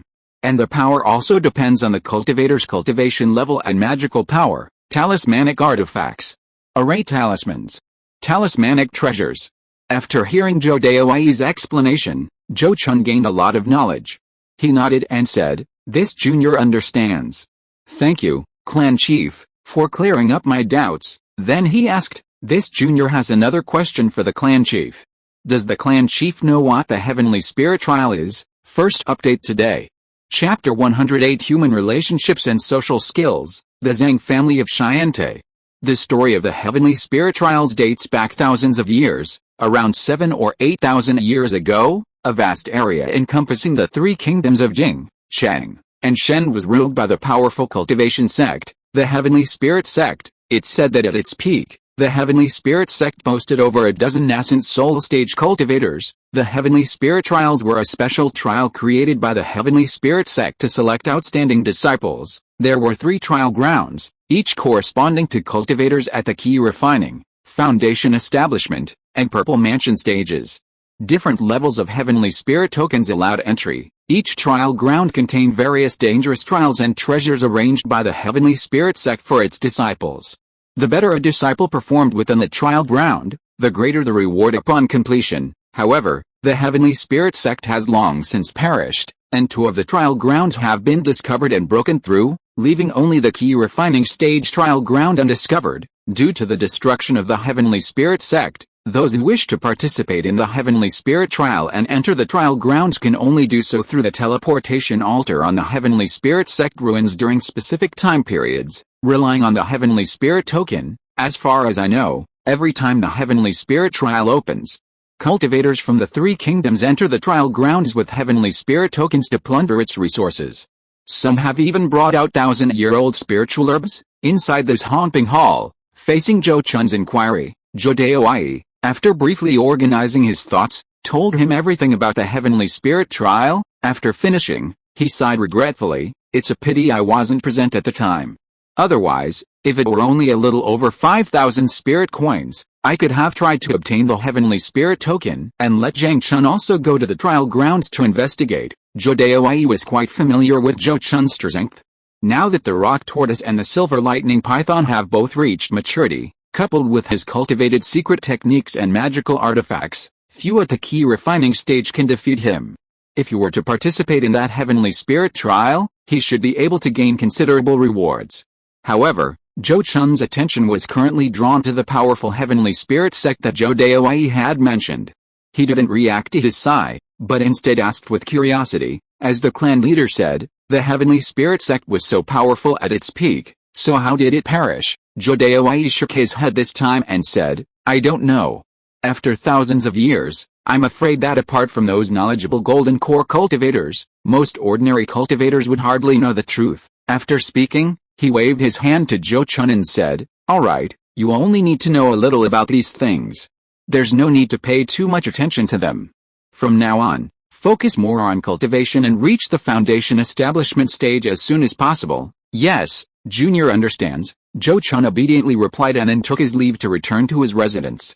A few days later, the news that the family had obtained 5 spirit ascension fruits spread throughout the Zhou family. Unlike the past when they selected the best people to take foundation establishment pills to establish their foundation, this time Zhou Daoi put all 5 spirit ascension fruits into the family treasury, allowing family members to exchange them for merits earned by the family. Each spirit ascension fruit costs 2,000 points of family merit. This price is roughly the cost price, or even slightly discounted. However, among the key refining cultivators in the entire Zhou family, only 2 possess more than 2,000 points of family merit. One is Zhou Chun, who has no need for the spirit ascension fruit, and the other is over 90 years old and has virtually no hope of reaching foundation establishment. Therefore, neither of them participated in the competition for the 5 spirit ascension fruits. But while they didn't compete for the fruits, others coveted their family merit. Shortly after the news that spirit ascension fruits could be exchanged for family merit was released, several family elders approached him, all with the same goal, to borrow merit from him. It was no secret that Zhou Chun now possessed the most merit among the key refining cultivators in the Zhou family. And he still needed some time to break through to the 12th level of key refining, let alone open all 108 acupoints in his body.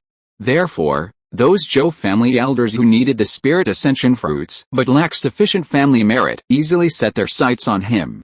Faced with these elders' requests, Zhou Chun was in a dilemma. If he didn't lend, the elders would accuse him of being stingy and give him a bad impression. But if he did lend, with so many elders, who should he lend to? So he could only first find out the amount of merit each person wanted, then use the excuse of needing time to consider it to delay, secretly weighing the options. He definitely had to lend the merit. Refusing to lend would seem like he wouldn't offend anyone, but in reality, he would offend everyone. Moreover, if the lent merit successfully helped someone achieve foundation establishment, it would be a significant favor. However, less than 2 days into his consideration, 2 of the 5 spirit ascension fruits were exchanged. Someone had managed to borrow enough merit from other clansmen and acted first. Now the remaining Zhou clan members were anxious, and Zhou Chun faced even greater pressure. After much deliberation, he finally made a decision. He first invited his 27th uncle, Zhou Jiapeng, who had come to inquire about the situation, into his residence. Then, with a serious expression, he said, "Uncle Peng, I have always remembered your kindness and care for me. Since you have asked, I will naturally lend you these 1,000 points of merit." Upon hearing this, Zhou Jiapeng's face lit up with ecstatic joy, and he exclaimed repeatedly, "Good, good, good. I knew I hadn't misjudged you. Zheng Chun, you are indeed a kind and righteous young man who knows how to repay kindness." At this moment, Zhou Jiapeng was truly overjoyed. He knew that compared to some other family elders who had also come to Zhou Chun to borrow merit, he only had this slight advantage, while his disadvantages in other aspects were significant. For example, his cultivation had only recently broken through to the 12th level of the key refining stage, and he still needed at least another year of cultivation before consuming the spirit ascension fruit. This alone gave Zhou Chun sufficient reason to exclude him when considering lending merit. Not to mention that he wanted to borrow over 1,000 points of family merit at once. In this situation, Zhou Chun was still willing to lend him over 1,000 points of merit as requested. How could he not be overjoyed and ecstatic? In his delight, he immediately assured him, "Zheng Chun, don't worry, I will compensate you for these 1,000 points of family merit as soon as possible after I consume the spirit ascension fruit, whether I succeed or fail. I will make sure you don't suffer any loss, then I wish you all the best, Uncle Peng." Zhou Chun smiled and offered his blessings. Then, he immediately issued Zhou Jiapeng a letter transferring 1,000 points of family merit, instructing him to take it to exchange for the spirit ascension fruit. After seeing off the ecstatic Zhou Jiapeng, Zhou Chun invited his 13th aunt, Zhou Jiak, to his residence. "When I first arrived at Baozi Peak, Aunt 14 took great care of me. I have always remembered this kindness.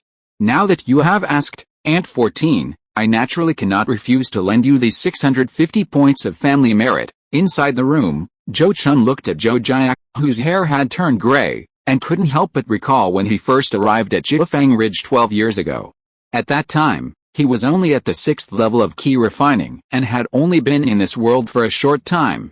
Back then, Zhou Jiak, although already 67 years old, didn't look as old as she does now.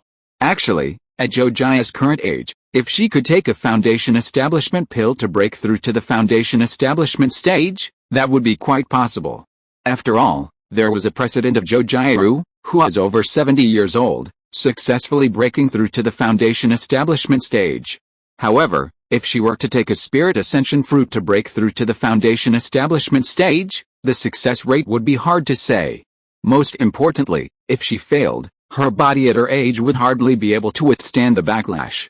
Zhou Chun felt that the reason this old woman might dare to take this gamble was probably because she had never married and had no worries about her future. Even in failure, It's just dust to dust, ashes to ashes. Hearing that Zhou Chun was willing to lend her family's merit points, Zhou Jia was extremely pleased, but unlike Zhou Jiapen, she didn't lose her composure.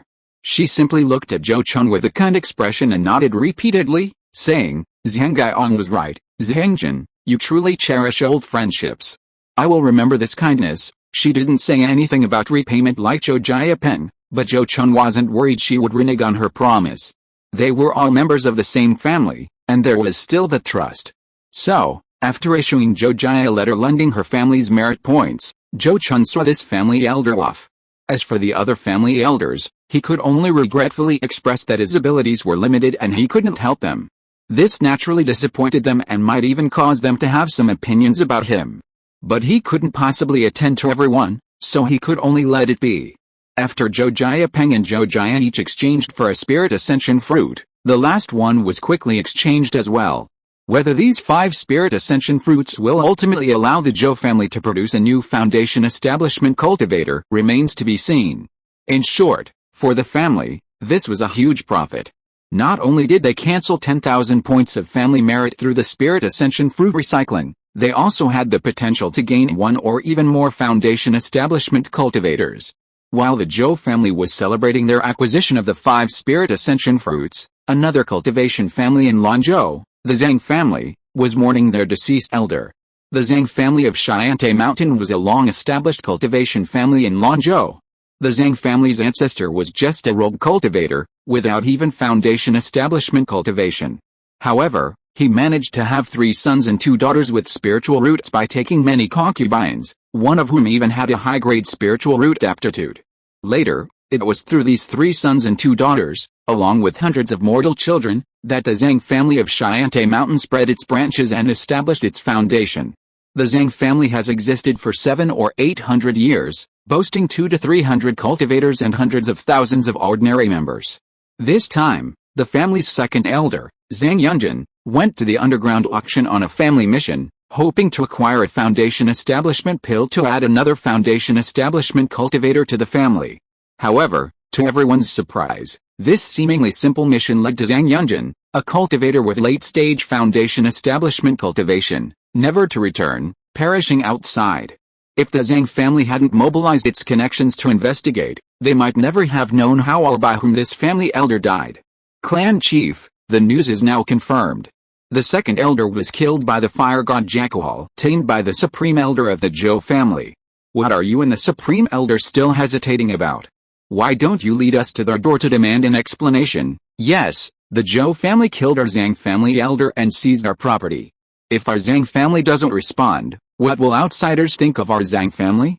What will the clan members think of us elders? I don't understand what you're worried about, clan chief. The Zhou family is an outsider. In the past, we should have been grateful if we hadn't bothered them. Now they dare to kill our Zhang family elder. If we don't go to their door to demand an explanation, won't our Zhang family become a laughingstock? Inside the Zhang family's patriarch's office hall on Shiante Mountain, several foundation establishment elders of the Zhang family surrounded clan chief Zhang Keida, their emotions running high as they urged him to demand an explanation for the second elder Zhang Yunjin, who had perished outside the family. Just as Zhou Jiaru had expressed his concerns to Zhou Daoai, the fire god Jackal's attack on Zhang Yunjin was witnessed by several foundation establishment cultivators who had left the flying ship around the same time. While they didn't know who had died, they at least knew that the Zhou family's fire god Jackal had killed a foundation establishment cultivator. Thus, when the Zhang family, seeing that their second elder Zhang Yunjin hadn't returned, searched everywhere for him, someone was willing to do them a favor and reveal what they had witnessed that day. Furthermore, since no other forces had been searching for missing foundation establishment cultivators recently, the situation became completely clear. Hence, the scene now unfolding where several foundation establishment elders of the Zhang family were furiously preparing to go to the Zhou family to demand an explanation. However, facing the angry questioning of several elders, Zhang Keida, the Zhang family patriarch, said angrily with a grim face, "You make it sound so easy for you to interrogate us, even if we know that the second elder was killed by that fire god Jackwell from the Zhou family, who is willing to come forward to testify. Furthermore, the second elder may have started it himself, making it difficult for us to have a legitimate reason. Most importantly, The Zhou family is not what it used to be. Don't forget, 2 years ago, Senior Mingxia of the Qinglian Temple personally visited the Zhou family, and the Zhou family also has close ties with the Wang, Mu, and Sun families. Having fought together, without a valid reason and without the support of other forces, how can our Zhang family, with only one purple mansion cultivator, possibly come to interrogate another family that has a purple mansion cultivator and a third-tier demonic beast? At this point, Zhang Keita glared fiercely at the shouting elders and roared, "You few Foundation establishment cultivators? Which of you can stop that fire god Jackal? Which of you can fight against Zhou Daoai, who single-handedly killed 3 Foundation establishment cultivators while riding a dragon?" Fortunately, the soundproofing in the office hall was excellent, otherwise, Zhang Keita's roar could have been heard by almost half the family's cultivators. Startled by his shout, the Zhang family elders exchanged glances, not daring to speak immediately. After a long while, one of them asked with resentment, "So, is this just going to be the end of it? Did the second elder die in vain?" "Of course not," Zhang Keita replied grimly, his voice low and menacing. "Our Zhang family will remember this grudge for now. When the opportunity arises, we'll make the Zhou family pay a heavy price." If you are listening to this novel on a channel other than Fanfic World, it means it was downloaded and re-uploaded without effort. We warmly invite you to visit our channel, Fanfic World. There you will find the original version of this story and many other novels of various genres. We look forward to seeing you dive into a world of incredible novels. Chapter 109: The Eight-Horned Water-Splitting Deer, the Thunder and Lightning King. Bye-bye. Southeast of Lanzhou lies the Azure Smoke Marsh.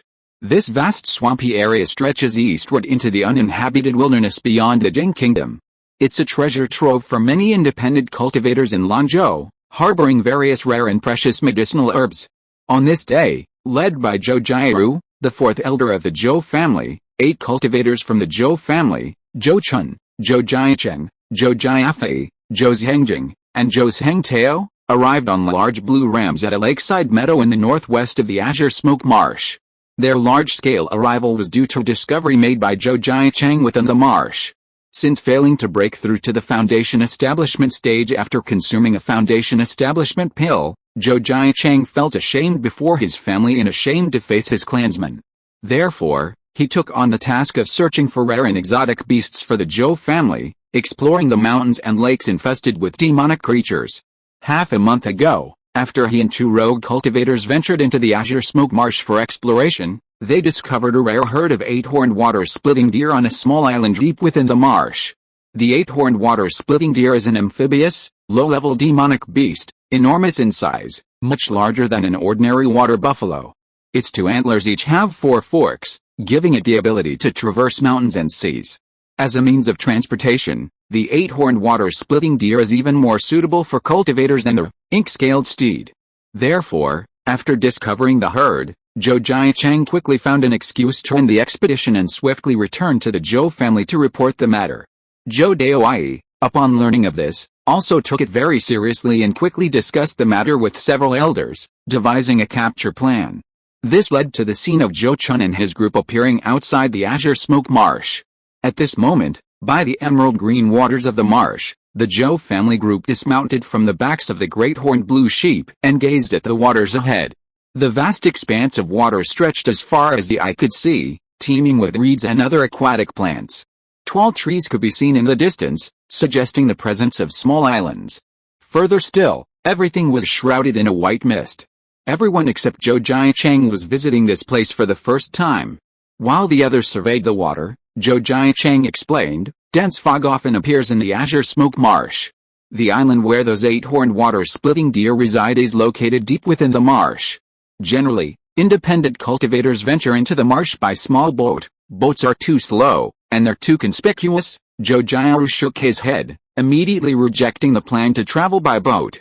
He then turned to Zhou Chun and said, "Zhengjin, your silver lightning python should be able to swim, right? Could you have it carry us? We can try." Zhou Chun hesitated briefly before nodding in agreement. His original silver lightning python might not have been a very good swimmer. But now that its dragon bloodline has been initially strengthened, its swimming ability should be quite good. Immediately, he reached into his storage pouch and released the silver lightning python. When the over 5 zang long, silver-white python covered in dragon scales appeared on the grass in front of Zhou Chun. The other Zhou family cultivators present couldn't help but enviously look at it. The silver lightning python was a mid-level demonic beast, a rare lightning-type demonic beast, and it also possessed dragon blood. Apart from the Supreme Elders Fire God Jackal and the clan chief's Azure Cloud Python, no other spirit pet in the Zhou family could compare to this level. Even the two spirit pets the third elder Zhou Daoquan had raised to the second tier were inferior. 13th brother is really lucky. I heard that this silver lightning python was given to you by the Mu family. I'm afraid they were regretting it now. Zhou Zhangtao looked at the silver lightning python with envy, his words full of sour grapes.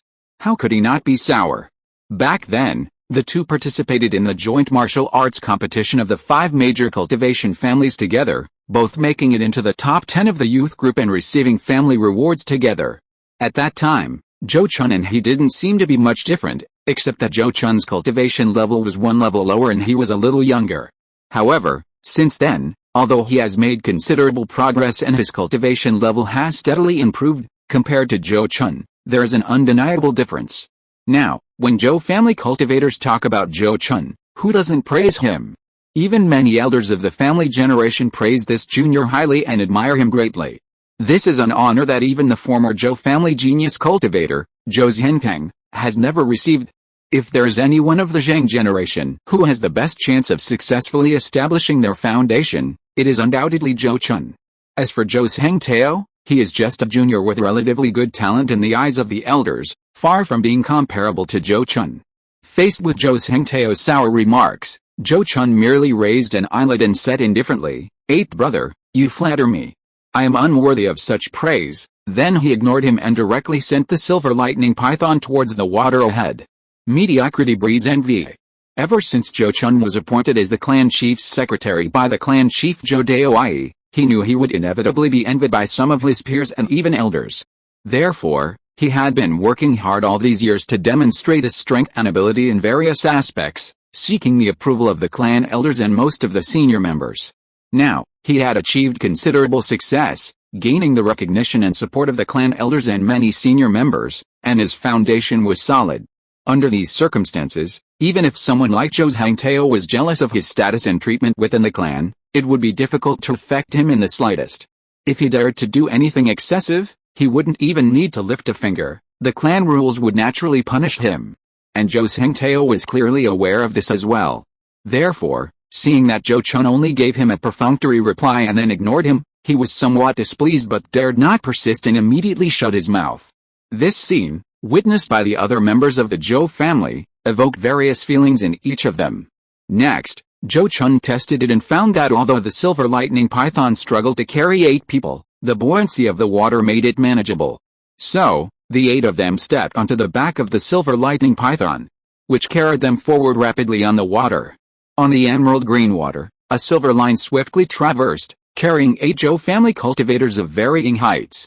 Since the silver lightning python was now a first-tier high-grade demonic beast, no foolish demonic beasts dared to attack Zhou Chun and his companions along the way. Even the occasional rogue cultivators exploring and searching for treasure in the Azure Smoke Marsh, who happened to see this strange group, were quickly left behind because they could not keep up with their speed. Guided by Zhou Jiacheng, the silver lightning python carried Zhou Chun and his group of 8 through the marshes for over 300 li before finally arriving at an island shrouded in mist. This is it. The north side of this island is a large grassland covered in lush, tender green shoots. Those 8-horned water deer must have made that their regular feeding ground. On the island, after the 8 disembarked, Zhou Jiacheng briefly observed the surroundings and nodded in confirmation, certain he hadn't led them astray. Hearing this, Zhou Jiaru immediately said, "Then I'll go check it out first. You all rest here and wait for news." Everyone naturally agreed. They watched as Zhou Jiaru used the forest-hidden cicada breath technique to conceal his aura and headed towards the north of the island. After waiting for about an hour, Zhou Jiaru flew back. Then, looking at the eagerly waiting crowd, he said, "I saw the patch of grass that 17th brother mentioned, and there are indeed hoofprints left by the 8-horned water-slaying deer on it, but there's no sign of the herd yet. They probably haven't arrived yet, and will have to wait a while." This outcome was reasonable and not unexpected. Therefore, although the crowd was slightly disappointed, they weren't discouraged. They immediately ventured deeper into the island, hiding on a high point and silently waiting for the 8-horned water-slaying deer to arrive. During the wait, a sudden downpour began. To avoid alerting the possible arrival of the deer, Zhou Chun and the others were soaked to the bone. Fortunately, they were all cultivators, so a little rain wasn't a big problem and they wouldn't get sick. Shortly after the rain stopped, Zhou Jiaru, the most powerful cultivator present, suddenly changed his expression and whispered, "They're here." Hearing this, everyone quickly opened their eyes and looked at the grassy area 2 or 3 miles ahead. Through the misty haze, more than a dozen large and small, blue-brown deer silently emerged from the grassy area near the water and silently landed on the island. Then, the lead stag, its eyes gleaming, reared up on its forelegs, scanned the surroundings, and listened intently to the sounds coming from the island. After confirming there was nothing amiss, it let out a soft yow, indicating that everything was normal and it was safe to eat. 2 young deer, who appeared to be immature, immediately cried out joyfully and rushed to the grassy area, greedily munching on the tender, juicy green shoots after the rain. Then the other 8 antlered water deer followed suit, each choosing a patch of grass they liked and slowly beginning to graze. Only the lead stag remained, its eyes constantly scanning the surroundings, keeping watch for the herd. Zhou Chun counted them, including the 2 fawns. The herd had 14 deer in total, not a lot, but not a small number either. "I'll take down the lead deer. I can also trap a male stag. We can ignore the 2 fawns for now. Who among you can capture 1 more deer?" On the high ground, Zhou Jiaru surveyed the herd for a while before telepathically asking the others about the situation. "I can take down 3, Zhou Chun said, startling everyone. They all looked at him in surprise. But at this point, it wasn't appropriate to say anything more. Only Zhou Jiaru nodded slightly and said, "In that case, there's no problem. Let's each determine our targets." The Zhou family cultivators, observing the 8 antlered water-splitting deer grazing on the grass, quickly determined their targets. Then, at Zhou Jiaru's command, the 8 of them quietly approached the herd. However, just as they reached within 300 feet of the herd, the ever-vigilant male stag suddenly heard the commotion and loudly warned them. "Attack!" Seeing their location exposed, Zhou Jiaru immediately shouted the order to attack, then flew straight towards the stag. At the same time, several cultivators with flying artifacts, such as Zhou Chun and Zhou Jiacheng, also immediately activated theirs and flew towards the deer herd, while the others used wind control to dash across the ground. The deer herd, alerted by the lead deer, immediately stopped eating and gathered around it. Zhou Jiaru, however, flew into the air and knocked the lead deer to the ground with a single blow. He then casually cast a first-tier high-grade wood elemental spell, Thorn Entanglement, trapping a stag whose cultivation was second only to the lead deer. Zhou Chun then arrived at the battlefield, releasing both the rock tortoise and the silver lightning python. The rock tortoise immediately used earth prison to trap a doe, then used gravity to make it impossible for the other doe to move, as if she were carrying a 1,000-pound weight. The silver lightning python opened its mouth and spat out more a ball of silvery white lightning, which transformed into a net of lightning that enveloped a stag, instantly electrocuting it until it foamed at the mouth and collapsed to the ground. Zhou Chun himself was not idle either. With a wave of his hand, the golden locking ring flew out from his sleeve, instantly looping around the neck of a stag that had been startled and tried to abandon its herd to flee, forcibly strangling it to the ground, rendering it unable to move. In this way, he had actually trapped 4 8-antlered water-slaying deer all by himself. Seeing his incredible prowess, the other Zhou family cultivators were both astonished and unwilling to be outdone, each using their own methods to trap and block their targets, preventing them from escaping. In less than a quarter of an hour, all 14 8-antlered water-slaying deer of various sizes had been captured and electrocuted unconscious. Alright, mission accomplished. Now it's time to ensure these guys are safely and intact transported back to the clan. Zhou Jiaru clapped his hands lightly, a relaxed smile appearing on his face, as he looked at the dozen or so unconscious 8-horned water deer on the ground. He then praised Zhou Chun. "Zhengjin, you did a very good job this time. No wonder the clan leader insisted on bringing you along." Zhou Chun simply smiled without replying. Indeed, without the silver lightning python, they might have been able to complete the mission, but it wouldn't have been as easy as it was now. The paralyzing effect of the lightning spell was a devastating blow to 8-horned water deer, whose cultivation was generally at the mid-level of the first tier. Once electrocuted, they had no way to escape. Even the leader deer, a high-level first-tier demon beast, only needed a few more lightning spells to knock it unconscious. Transporting back 14 eight-horned water deer wasn't particularly difficult, but it wasn't easy either.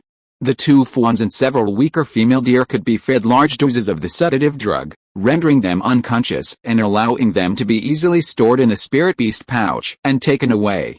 However, this method couldn't be used on the lead deer and the two stronger male deer. To keep them unconscious indefinitely, the dosage of the sedative drug would have to be extremely high, but such a large dose could easily damage their brains or even cause heart failure. Therefore, after discussion, it was decided that Zhou would take the unconscious 8-antlered water-repelling deer back to the family first, while the others would wait on the island. Upon his return, they would then transport the 3 male deer using a combined land and water transport method. Having agreed on this, Zhou appointed Zhou Chun as the temporary leader of the group and returned to the family first. There will be another chapter tonight. Chapter 110 Foundation Establishment arrives, another battle against Foundation Establishment. On an unnamed island in Bian Marsh, after Zhou led most of the 8-horned water deer away, Zhou Chun directed the remaining 6 clansmen to take the 3 male deer to the forest. They then used local materials to build an enclosure to hold them. Of course, an enclosure made of ordinary wood wouldn't be enough to contain 3 demonic beasts. Zhou Chun did this simply to add an extra layer of security. With the enclosure as a buffer, if the 3 male deer woke up and tried to escape while no one was looking, they would be alerted in time. After the enclosure was built and the 3 male deer were inside, Zhou Chun left the silver lightning python and the rock turtle outside to guard them. He also assigned 7 people, including himself, to take turns standing guard. Even including the time it would take for Zhou to recover his magic power, it should be enough for him to return to the island in 3 days. This wasn't a long time, so the people on the island weren't too worried. Even during their shifts and breaks, several Zhou family cultivators asked Zhou Chun if they could wander around the area to see if they could gather any spiritual herbs as a bonus. Although Zhou Chun felt this was somewhat inappropriate, he couldn't refuse them outright for such a small matter and show no mercy. In the end, he could only lay down 3 rules. They could go out, but they had to return within 3 hours. 2 days passed in the blink of an eye. During this time, the 3 male deer woke up and tried to escape, but they were discovered in time and stunned by the silver lightning python. Under the combined control of magic and medicine, the 3 male deer were like birds in a cage, unable to cause any more trouble. The Zhou family cultivators who went out to search for spiritual herbs did indeed find a few, so they weren't entirely empty-handed. With the 3rd day approaching, they were all relaxed and preparing to wait for Zhou to return so they could go back to the family. But just then, a magical firework suddenly exploded in the distance, forming a dazzling distress signal. Oh no! It's a distress signal from the family cultivators. Several Zhou family cultivators in the woods looked up at the distress symbol, their eyes filled with worry and anxiety. Their gazes all turned to Zhou Chun. Only 4 Zhou family cultivators remained in the woods. The other 3 had gone out to explore and search for spiritual herbs. This was a result of Zhou Chun's insistence. At least 4 people had to remain on the island in case of unforeseen circumstances. Facing the gazes of the other 3, Zhou Chun hesitated for a moment, then said to Zhou Jiacheng, who was resting, 17th uncle, go check the situation first. If it's not too critical, go and provide support. If it's critical, immediately send a signal. Understood, Zhou Jiacheng replied, immediately summoning his flying artifact and flying towards the location of the fireworks explosion. To Zhou Chun and the others' utter surprise, less than a quarter of an hour after Zhou Jiacheng left, he activated a distress signal again. This, looking at the newly activated distress signal, Zhou Chun and the others in the woods paled, completely bewildered. I'll go check. Zhou Chun quickly came to his senses and was about to take off to see what was going on. But Zhou Hengjing suddenly stopped him. He looked at him seriously and said, 13th brother. Don't be impulsive. You are more important than any of us. Anyone here could be in trouble, but you can't. As soon as he finished speaking, regardless of Zhou Chun's reaction, another Zhou family cultivator of the Jia generation nodded in agreement, saying, Zhengjing is right. We understand your concerns, Zhengjing, but now is not the time to rush to rescue people. The enemy situation is unclear, and we can't afford to have anyone scattered. In fact, Zhou Chun understood these principles perfectly well. But as a leader, he had to maintain a certain demeanor. Now that he had been given a way out, he didn't insist and immediately agreed, all right, then I'll go take a look from the air. After saying that, he He summoned his magic weapon and flew into the air to observe. Upon seeing this, Zhou Chun was immediately overjoyed. He saw that Zhou Jiacheng, who had sent the signal earlier, was actually alright and was now rushing back at top speed. But the joy he felt upon seeing Zhou Jiacheng lasted only a few moments before Zhou Chun's expression changed again. He suddenly saw a blue light rapidly approaching Zhou Jiacheng from behind, its speed significantly faster. It was a Foundation Establishment cultivator. Zhou Chun's heart tightened. He instantly understood the cultivation level of the blue light's owner. He then hurriedly shouted to Zhou Hengjing and the others waiting below, "The enemy is a Foundation Establishment cultivator. Everyone prepared to fight." He then quickly descended to the ground. After landing, he immediately looked at the three clansmen whose expressions had changed drastically because of his words and said, "Listen to me, the enemy is a Foundation Establishment cultivator, we are definitely no match for him, so there is only one way now. I will pretend to flee to lure him away, and you can take the opportunity to find the others, and then move elsewhere with the three stags." After he finished speaking, Zhou Hengjing immediately shook her head repeatedly and said, "This won't do, isn't this risking your life? What if something happens to you? How will we explain to the clan leader when we get back?" Zhou Chun waved his hand and said, "Third sister, don't worry, since I dare to say this, I naturally have my reasons. You will understand in a moment, just do as I say." After speaking, he went over and put the rock earth turtle and silver lightning python into his spirit beast bag. Then he reached out and patted the storage bag at his waist, and took out the brocade box containing the second-tier low-grade wing talisman. Soon, the Zhou family's achievements were carried to Zhou Chun and the others by the Foundation Establishment cultivator who had caught up with him. The man appeared to be around 40 or 50 years old, with a sallow complexion and pockmarks the size of sesame seeds, making him rather ugly. He scanned the area below with his divine sense, quickly understanding the situation. His expression darkened. He knew things were getting complicated. But now that he had already acted, it would be hard to believe it was a misunderstanding. Besides, he had been invited here specifically to capture the 8-horned water-repelling deer.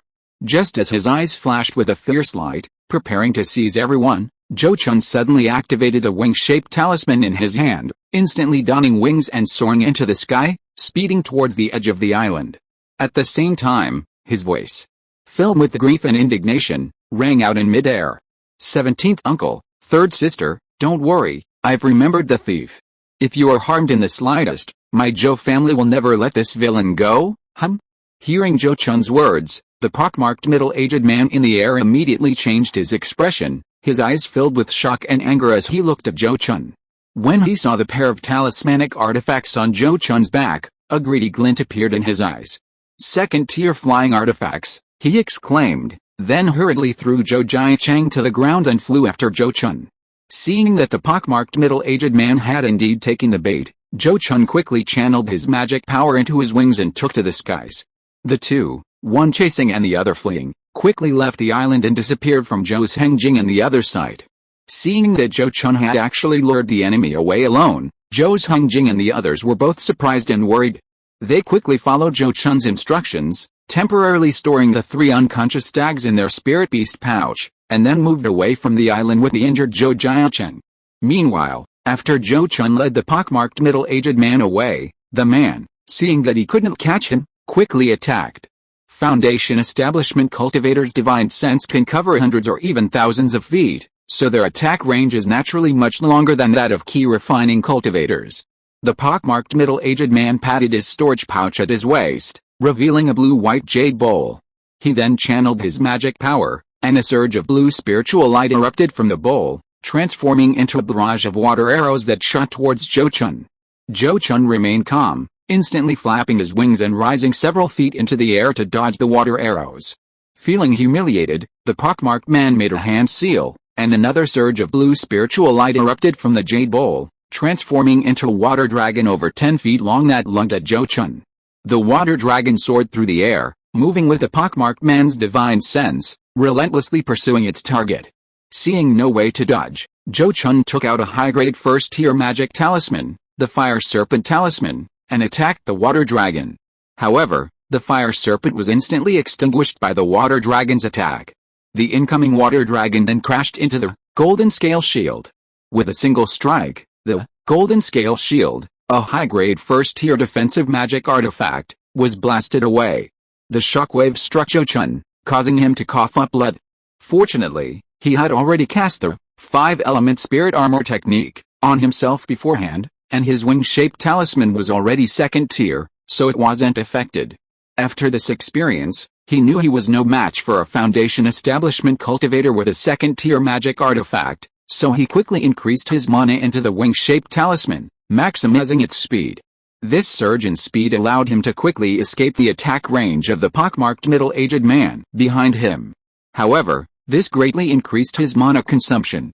The auctioneer hadn't lied. The wing-shaped talisman was not only faster than the wind-walking talisman, but it also had greater endurance. However, this endurance came at the cost of a significant drain on a cultivator's mana. For a Foundation Establishment cultivator, this mana consumption wouldn't be too great, and they could easily manage it. But for a key refining cultivator like Zhou Chun, the consumption was enormous. He estimated that even using all his magic power, he could only sustain himself for about half an hour. However, there was no turning back now. Despite realizing the enormous magic power consumption of the wing-shaped artifact, Zhou Chun could only grit his teeth and persevere. He still had 2 rejuvenation pills in his pocket, enough to extend his time considerably. Thus, the two chased and fled over the azure smoke marsh, quickly covering a distance of 100 or 200 miles. Because they were flying in a near straight line, Zhou Chun could now see the land and forests ahead. After mentally assessing his own magic power, he immediately flew towards the ground, deciding not to run anymore, but to take a gamble. He had already consumed his second rejuvenation pill, and even if he continued to run, he could only escape for less than 100 miles. This distance would not be enough for the pursuing enemies to exhaust their magic power as well. It was better to fight on the ground. After landing, he quickly removed the wing-shaped artifact from his back and put it away, then patted the spirit beast pouch at his waist, releasing both of his spirit pets.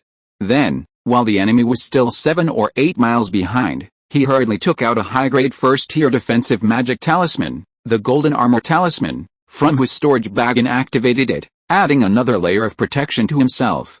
After doing this, Zhou Chun carried a Moonblade meteor wheel in one hand and held several mid-grade first-tier offensive magic talismans in the other, quietly waiting for the enemy to arrive. After a while, the pockmarked middle-aged man flew to a height of several hundred feet above him and hovered there, looking down at him with a cold laugh. "Junior, why aren't you running away? If you're so capable, keep running. I haven't had enough fun yet." From his words, it was easy to tell that he was also harboring a lot of anger after playing a chase game with a key refining cultivator like Zhou Chun for so long. Faced with his mockery, Zhou Chun calmly said, "Why are you so smug? Even if you kill me today, my clansmen will send the news back to the Zhou family. At that time, my clan will definitely do everything in its power to hunt you down. If I were you, I would rather take a step back and leave before the feud escalates. That way, my clan might not be willing to go to great lengths to find you for such a small grudge." Hearing this, the pockmarked middle-aged man in the sky narrowed his eyes slightly, revealing a hint of interest. But after only a slight hesitation, he shook his head and said, "Too late. Since the feud has already begun, I cannot entrust my life to the kindness of your family." His face hardened, and he suddenly grinned at Zhou Chun. "At worst, I'll kill you and then immediately leave Yunzhao and head north to roam the northern states of Jingguo. I don't believe your family can search for me in other sects' territories." With that, he reenacted the blue-white jade bowl magic artifact and activated it to unleash a water dragon that lunged at Zhou Chun. Because he attacked from hundreds of feet away in midair, Zhou Chun's magic artifacts and spells couldn't reach him. He could only passively intercept and defend. The silver lightning python beside Zhou Chun opened its mouth and spat out more a ball of silver-white lightning, which slammed into the water dragon. With a deafening roar, the thunderstorm technique successfully weakened some of the water dragon's power. At the same time, Zhou Chun unleashed 3 mid-grade first-tier magic talismans, transforming them into firebirds and ice arrows that struck the water dragon, dissipating some of its power. By the time the water dragon truly swooped down, the rock tortoise had already cast stone skin technique, stone armor technique, earth prison technique, and earth wall technique, layering itself with defenses, and then using its massive body to shield its master from the attack. With a deafening roar, the earth wall collapsed first, then the earth prison shattered, followed by the shattering of the stone armor. The water dragon, having broken through 3 layers of defense, finally crashed into the rock tortoise's thick shell and shattered. This scene surprised the pockmarked middle-aged man slightly. But he quickly sneered, trying to rely on this rock tortoise to hold out? Then watch how I shatter its shell. With that, he changed his tactics, unleashing his magic power. A surge of blue spiritual light erupted from the jade bowl, transforming into countless blue water spheres that rained down on Zhou Chun and his servant. Dozens of water spheres fell simultaneously, and Zhou Chun had no idea how to intercept them. He could only move the silver lightning python away to protect himself, while he himself clung tightly to the rock tortoise to withstand the onslaught. Boom! Soon, the dense water spheres exploded in a series of explosions on the ground, leaving the area around Zhou Chun cratered and mangled. Zhou Chun and the rock tortoise suffered greatly from these explosions. After barely surviving this wave of attacks, the pockmarked middle-aged man launched a new round of the same offensive, giving them no time to breathe. Seeing this, Zhou Chun could only continuously take out various talismans to weaken the opponent's attacks. Fortunately, when he dealt with those magical artifacts, he had a backup plan and didn't sell the dozens of various magical talismans he had acquired over the years. Otherwise, he really wouldn't be able to survive today. Now he can only grit his teeth and persevere, waiting for a turning point to appear. Chapter 111. A lose-lose situation. Good things often come with difficulties. On the shore of Bayan Marsh, Zhou Chun continued to struggle. Facing an enemy a level above him in every aspect, all he could do now was endure the beatings and wait for a turning point. This turning point could be Zhou Jiaru, who was supposed to be returning soon, or it could be a mistake made by the enemy after failing to break through. Either way, it would help him change the situation. In mid-air, the pockmarked middle-aged man grew increasingly alarmed and frustrated with each attack. He hadn't expected Zhou Chun and his servant to cooperate so well, actually managing to withstand wave after wave of his attacks. What frustrated him was that he, a Foundation establishment cultivator, couldn't even defeat a key refining cultivator. It was utterly humiliating. Even if no one witnessed this, he felt it was absurd. Furthermore, the continuous attacks, combined with the mana consumed in the previous pursuit, had gradually depleted his own mana by nearly half. For a rogue cultivator, having nearly half of their mana depleted was a dangerous sign. Most rogue cultivators, when adventuring outdoors, could not exhaust their mana. If they didn't want to die in the wilderness, they would have to risk meditating to recover. Therefore, an experienced rogue cultivator, once their mana is more than half depleted, would become very vigilant and consciously control their mana consumption. The pockmarked middle-aged man, therefore, conserving his mana, stopped his ski-based flight and landed on the ground. Naturally, without the advantage of a high vantage point, to make his attacks easier to land on Zhou Chun and avoid being weakened by mountains and trees, he had to close the distance to about 100 feet, just beyond the attack range of Zhou Chun and the rock tortoise. This finally gave Zhou Chun an opportunity. He first cast a wind control technique on himself, and after withstanding a wave of attacks, he and the silver lightning python rushed towards the pockmarked middle-aged man from the left and right. The pockmarked middle-aged man was also puzzled by Zhou Chun's actions, not understanding why Zhou Chun dared to leave the rock tortoise's protection and charge at him. Did he really think that getting close enough to him would harm him? How laughable. Although he didn't believe Zhou Chun could hurt him, just to be safe, he raised his hand again, summoning a blue spiritual light from the Jade Bowl artifact in front of him, transforming it into a protective shield. While this Jade Bowl artifact wasn't as powerful as many purely offensive artifacts, its versatility and balanced offense and defense made it perfect for a rogue cultivator like himself. After all, as a rogue cultivator, it was difficult for him to acquire 2 second-tier artifacts for both offense and defense at once, and he often encountered complex situations while adventuring. In such circumstances, the Jade Bowl artifact was definitely more useful to him overall than any single offensive or defensive artifact. Now, having added a layer of protection, he sneered and activated the Jade Bowl artifact, aiming his attack at Zhou Chun. Without the protection of that smelly, hard rock tortoise, he didn't believe Zhou Chun, a mere key refining cultivator, could withstand 2 rounds of his attacks. Taking advantage of his attack on Zhou Chun, the silver lightning python, Bye-Bye, unleashed a fierce barrage. Bye-Bye first opened its mouth, spitting out a silver-white lightning ball at the pockmarked middle-aged man. After the lightning ball exploded in front of the enemy, a serpentine bolt of lightning struck the protective shield in front of him, causing it to shake violently and dim its luster considerably. This made the pockmarked middle-aged man frown slightly. But seeing that Zhou Chun had already coughed up blood and that most of his protective spells had dissipated, he relaxed his brow and launched a second attack on Zhou Chun. He didn't notice that Zhou Chun had now closed the distance to only 50 or 60 feet.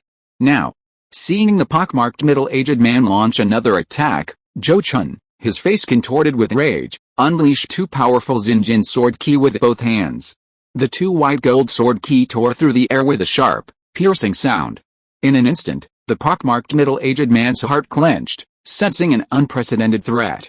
Without a second thought, he hastily channeled his magic power to activate the protective shield common to Foundation Establishment cultivators, while simultaneously shifting his body slightly. PFFT.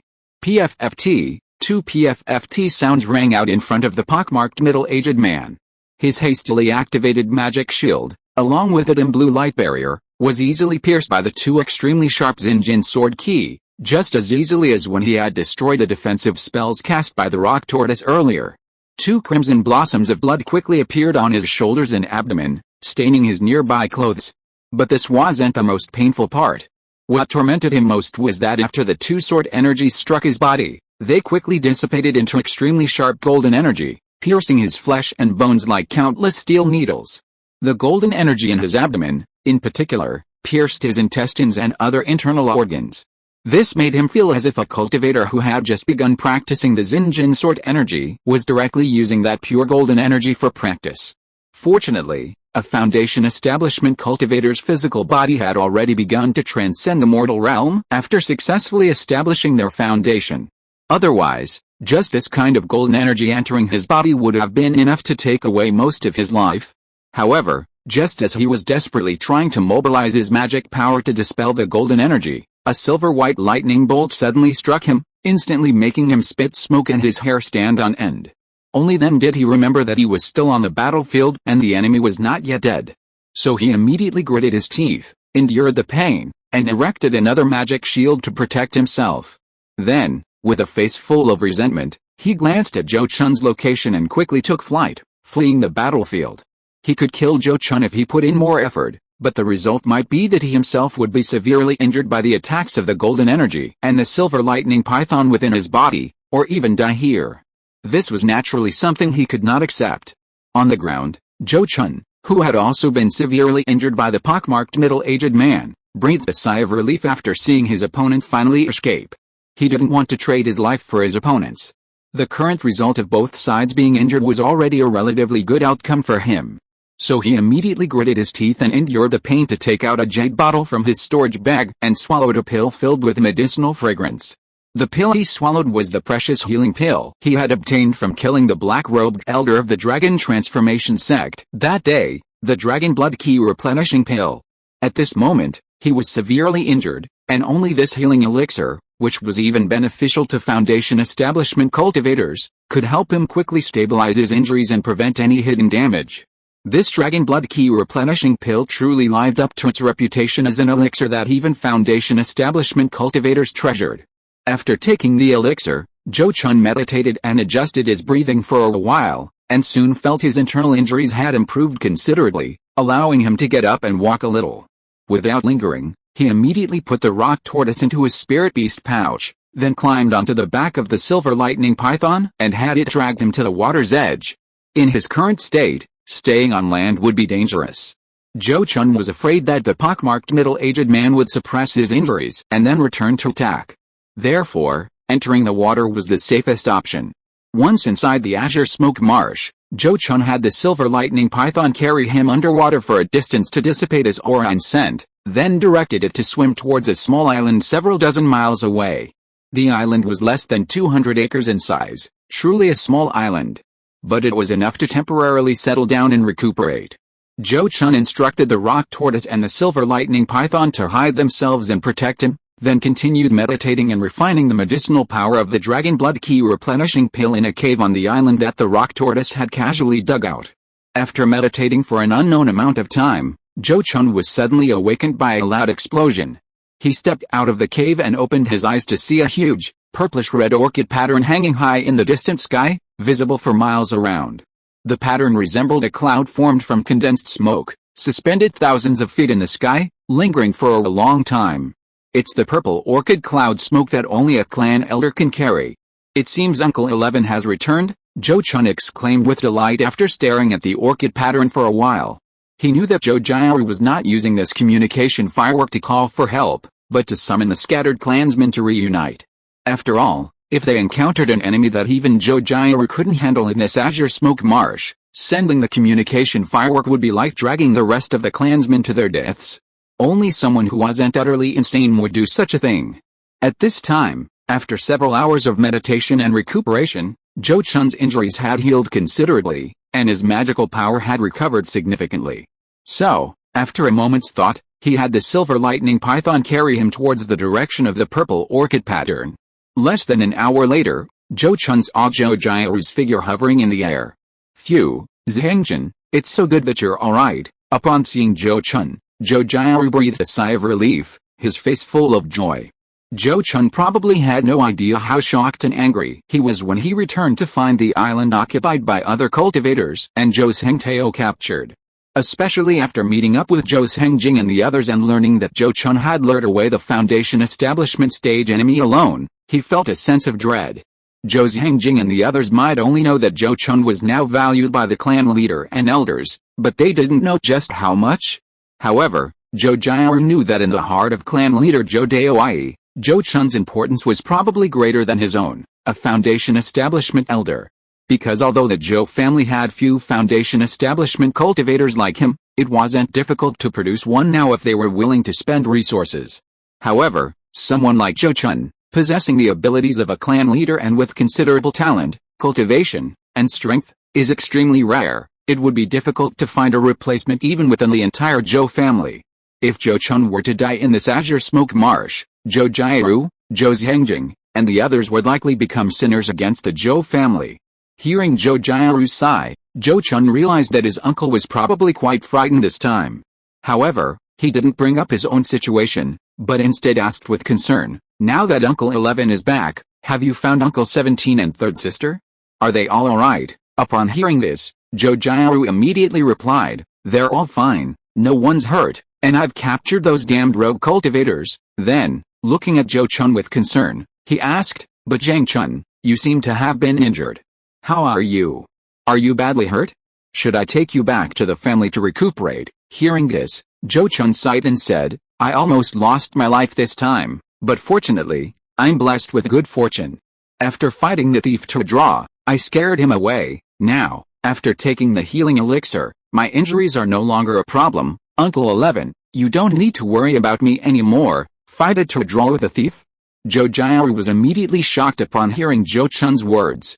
He knew perfectly well who the thief Zhou Chun was talking about was, a Foundation establishment cultivator at the same level as him. Was Zhou Chun sure he wasn't joking? Zhou Jiaru, unaware that Zhou Chun had already killed a Foundation establishment cultivator, stared at Zhou Chun in shock, somewhat dumbfounded. Then, he said urgently to Zhou Chun, "You said you fought the thief and both were severely injured? I didn't mishear, did I?" Seeing his reaction, Zhou Chun could only nod slightly and say, "11th uncle, you didn't mishear. I'll tell you the details when we return to the family." He then added, "But before that, please keep this a secret for me. Don't let more people know. Just say that I lured a second-tier demonic beast into a fight with that guy and took the opportunity to escape." Hearing this, Zhou Jiaru, though he had 1,000 words to say, could only bury his doubts deep in his heart. He nodded solemnly and said, "Uncle understands. This matter will absolutely not be leaked." Then he led Zhou Chun to meet up with Zhou Jiacheng and the others. After everyone gathered, Zhou Chun learned that the Foundation establishment cultivator was actually hired by the rogue cultivator who had discovered the 8-horned water-splitting deer herd with Zhou Jiacheng. These people had originally come directly to the island by boat, but happened to run into Zhou Jiafei, who was returning to the island with Zhou Zhengtao. So, upon seeing the Foundation establishment cultivator, Zhou Jiafei did not hesitate to activate the distress firework to warn Zhou Chun and the others on the island. Upon seeing this distress firework exclusive to families and sects, the Foundation establishment cultivator realized the seriousness of the situation. He immediately captured Zhou Jiafei and Zhou Jiacheng and handed them over to the rogue cultivator he had brought to guard, and then chased after Zhou Chun, who had come to check the situation, to the island. If Zhou Chun hadn't lured that person away, they would probably have been captured all at once, and their fate would have been very bad. Now that the whole story had been clarified, they heard about Zhou Chun's near-death experience. Zhou Chun, his face full of self-reproach, said, "This is all my fault. If I hadn't been so soft-hearted and hadn't silenced that bastard, this disaster wouldn't have happened, and Zhang Chun would have almost lost his life. Forget it." Zhou Chun waved his hand, sighing, indicating that Zhou Chun didn't need to blame himself anymore. Then his face turned cold, and he said in a cold voice, "This matter won't end like this. Now that we know who that guy is, he won't be able to escape so easily." The last sentence is a separate, unrelated thought, feeling unwell, alternating between hot and cold, a cold that's hard to cure. Chapter 112 Exposing the corpse to the public, the clan chief's reward. According to the interrogation of the captured rogue cultivator, the Foundation establishment cultivator who fought Zhou Chun to a standstill was named Xian Han, a rogue cultivator with less than 30 years of Foundation establishment experience. He had previously been nominally cultivating within a rogue cultivator organization, frequently helping others deal with powerful and difficult-to-handle demonic beasts, and generously sharing some of the spoils. His reputation was fairly good. Therefore, a rogue cultivator who had discovered the 8-horned water-splitting deer with Zhou Chun informed him, hoping for a reward later. From this perspective, Xian Han was a shrewd man, at least understanding the principle of gradual accumulation and not easily resorting to betrayal. However, this time he was clearly too clever for his own good, provoking the wrong person.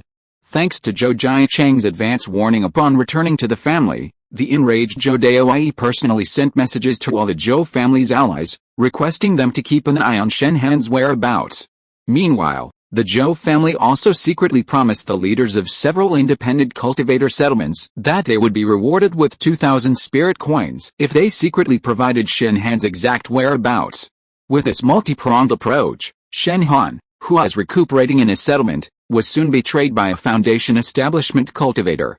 Then, Zhou, the Zhou family patriarch, personally went to stake out the settlement.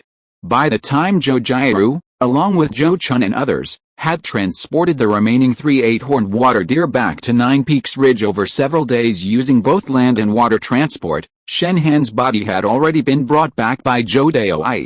"Zhang Chun, it's good that you're alright. I've decided to display this scoundrel's corpse outside the mountain gate for 100 days, so that all the independent cultivators in Lanzhou will know the consequences of bullying and harming my Zhou family cultivators." Inside this haunting hall, after personally examining Zhou Chun's injuries, Zhou expression softened, and he coldly announced his decision regarding Xian Han's body. This incident, where Zhou Chun and his companions encountered danger, marked the first time since the Zhou family established itself in Nine Peaks Ridge that a Foundation establishment stage rogue cultivator had single-handedly attacked a Zhou family cultivator. This trend must not be allowed to continue. Therefore, even if the injured party wasn't Zhou Chun, his highly valued heir, Zhou, as the Zhou family patriarch, would absolutely not tolerate such behavior. That's why he went to great lengths to plead with various friendly families for help in finding the victim, and offered substantial rewards to those Foundation establishment stage rogue cultivators for information.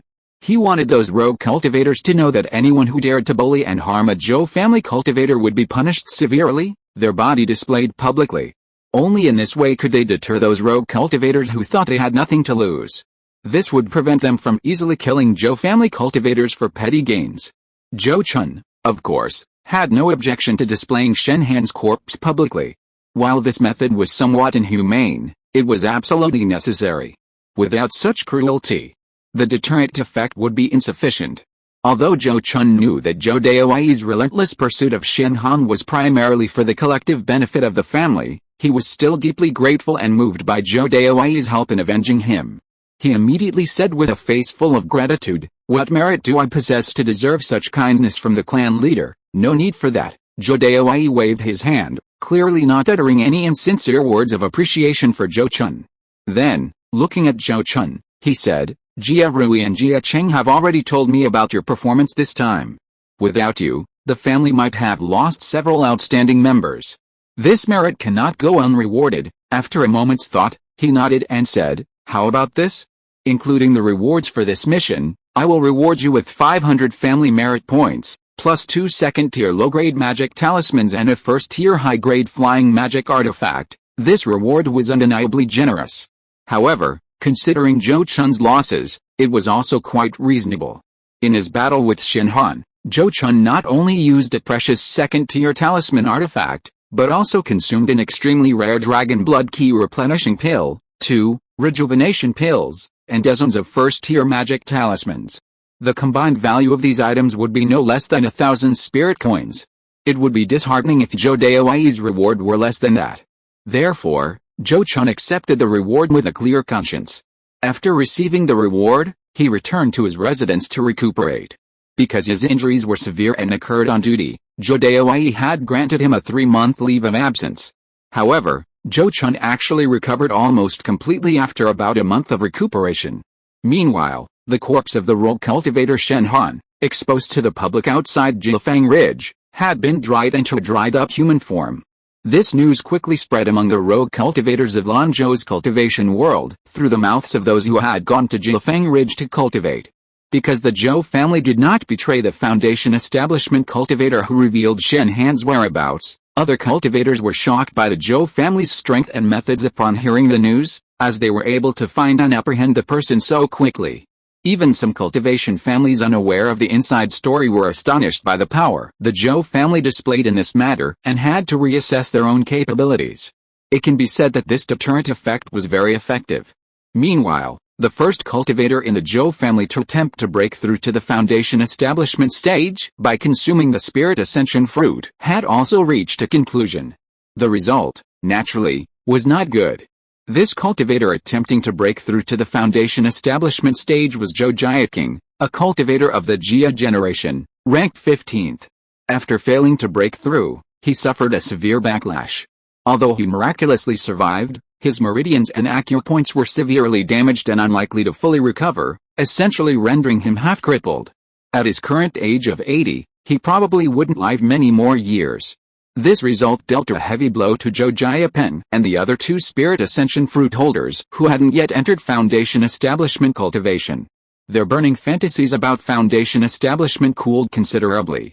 However, the other 2 Zhou family cultivators who were already in Foundation establishment cultivation had no other choice.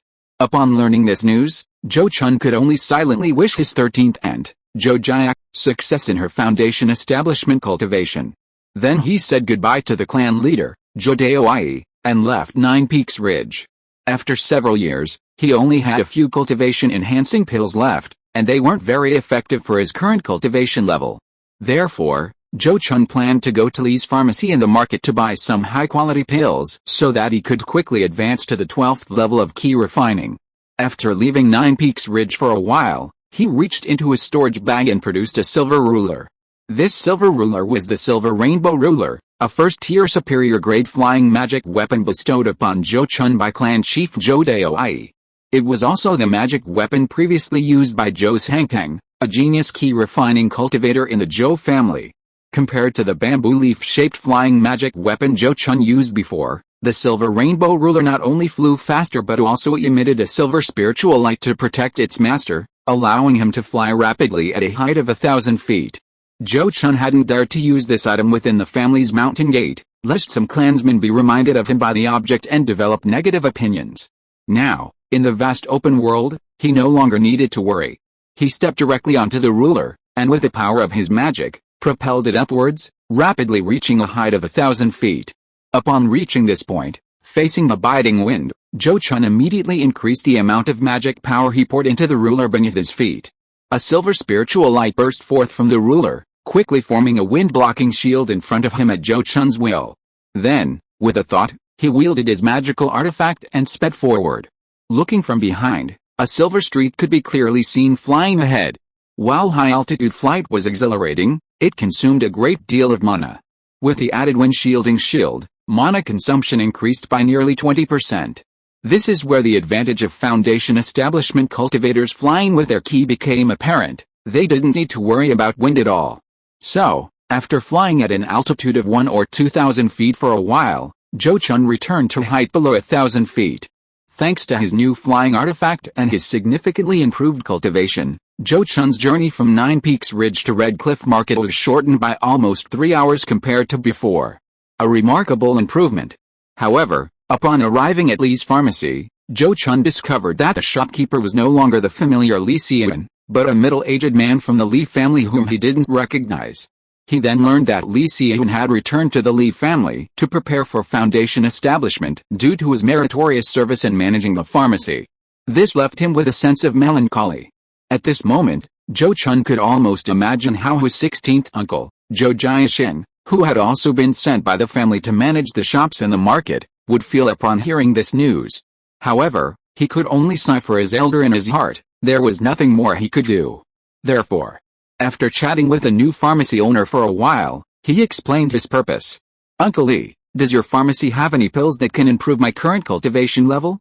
The several pills I've taken in recent years haven't been very effective anymore." He knew that while not every cultivator in the Li family was an expert in alchemy, a pharmacy owner must be knowledgeable in alchemy. Therefore, he specifically mentioned the names of several pills he had taken to improve his magical power, to avoid any misjudgment or misrecommendation. The two families had a friendship of over 1,000 years. The other party certainly wouldn't cheat him in this regard, nor would they dare to. Sure enough, after listening to his words, the other party pondered for a moment, then looked at him and said, "If that's what you mean, nephews Hengchen, then our shop only has golden sprout pills that meet your needs." Upon hearing this, Zhou Chun immediately nodded without hesitation and said, "Since Uncle Li recommended it, then give me a bottle of golden sprout pills to try its effects." Hearing this, the other party hesitated and said, "Golden sprout pills are quite expensive. One pill costs 60 spirit coins, and a bottle of 5 pills costs 300 spirit coins. Nephews Hengchen, why don't you buy 1 or 2 to try first?" Zhou Chun smiled and said, "It's alright, you get what you pay for. Even if the golden sprout pills don't work that well for me, I can give them to other clansmen. Uncle Li, you don't need to worry, alright, since nephews Hengchen has said so, then I won't stand on ceremony with you." Shopkeeper Li's brow relaxed. He was quite pleased with Zhou Chun's words. He immediately took a bottle of golden sprout pills and handed it to Zhou Chun, instructing him, "The golden sprout pills have a long-lasting effect, are mild, and have very little toxicity. Nephew, you can take one every 40 days. Remember not to mix it with other similar pills during this time." "Understood, thank you, Uncle Li," Zhou Chun replied, then took his leave of the pharmacy. As soon as he stepped out of the pharmacy, he saw a man and a woman walking towards it. After exchanging glances, Zhou Chun only looked at them briefly before walking away without paying them any attention. But the female cultivator froze on the spot, her gaze fixed on Zhou Chun's departing figure. "What's wrong? Do you know that person, madam?" The woman's change quickly caught the man's attention, and he couldn't help but look at her and ask in a low voice. Hearing his words, a flash of hatred appeared in the female cultivator's eyes. She looked at the man and asked, "Husband, do you remember what you promised me when we got married?" The man was slightly taken aback, then said with surprise, "Could that person just now be?" "That's right, it was him. I'd recognize him even if you were ashes," the female cultivator said through gritted teeth, her voice filled with deep-seated hatred. "But didn't you say he was only at the 8th level of key refining back then? Only a few years have passed, how come he's already at the 11th level of key refining?" The man frowned, seemingly reluctant. Upon hearing his words, the female cultivator's face immediately turned angry.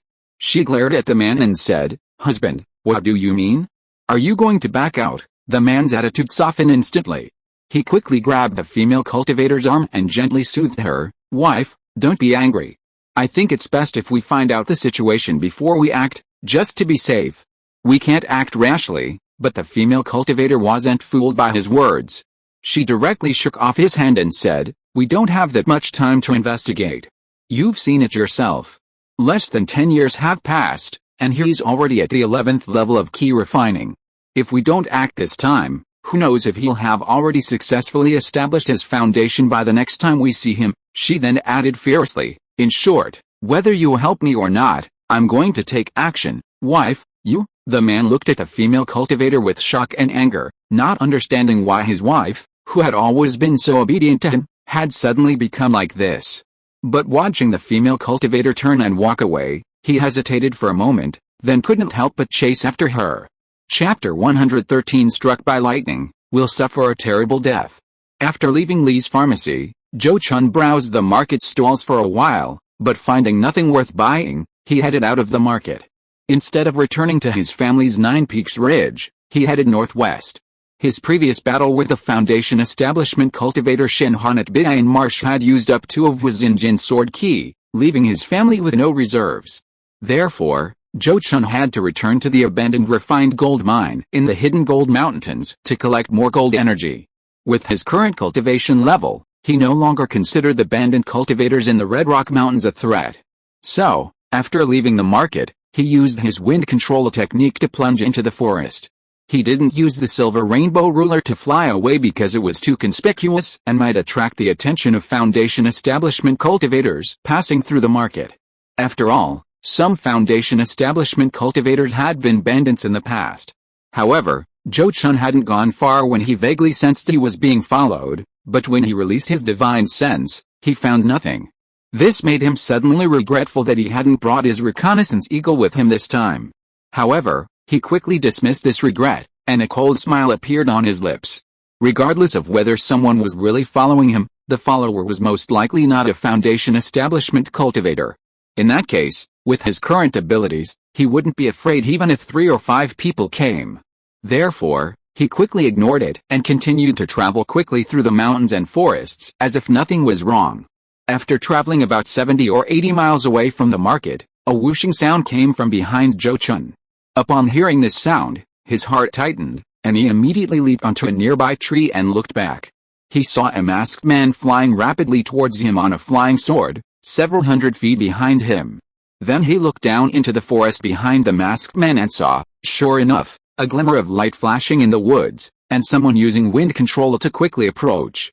He was now fairly certain the newcomer was an enemy. Therefore, Zhou Chun quickly jumped down from the treetop and proactively cast a protective spell on himself. By the time he was ready, the masked man riding a sword was already above him. Seeing this, Zhou Chun immediately shouted, "You've been following me ever since you left the market. Why are you hiding? Are you perhaps an acquaintance of mine?" However, the man didn't respond to his question. He simply descended slowly, finally landing on a treetop several dozen feet away. Then, his eyes fixed on Zhou Chun, he reached into his storage pouch and took out 2 magical artifacts, one offensive and one defensive. It seemed the man intended to stall him until his companion arrived before making his move. Seeing this, Zhou Chun's mind raced, and he said nothing more, simply waiting quietly with the man. He wanted to see just who these people were, following him. He'd been remarkably well behaved these past few years, and even those he'd occasionally offended had been dealt with fatally. Given this, he was extremely curious about the identities of these hostile followers. After waiting quietly for a while, Zhou Chun's divine sense activated, and he spotted the 2 people who had followed him. They were a man and a woman. The man was also masked. But the woman was completely uncovered, revealing her to be a still attractive middle-aged beauty. It was her.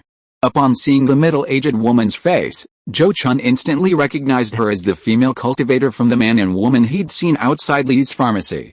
Then, looking at the masked male cultivator on the treetop, he knew he must be the 12th level key refining cultivator who had been with the female cultivator. This made him somewhat amused. He sneered, "You're quite interesting.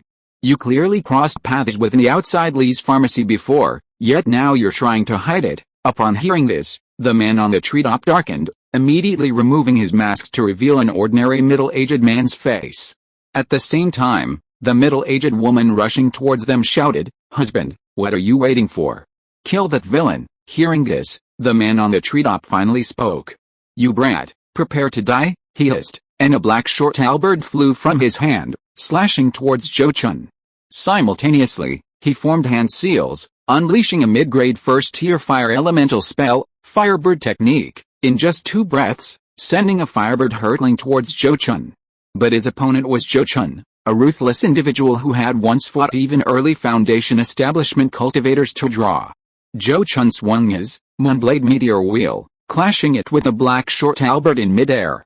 Without even glancing at the oncoming firebird, he patted his 2 spirit beast pouches at his waist, releasing the rock tortoise and the silver lightning python.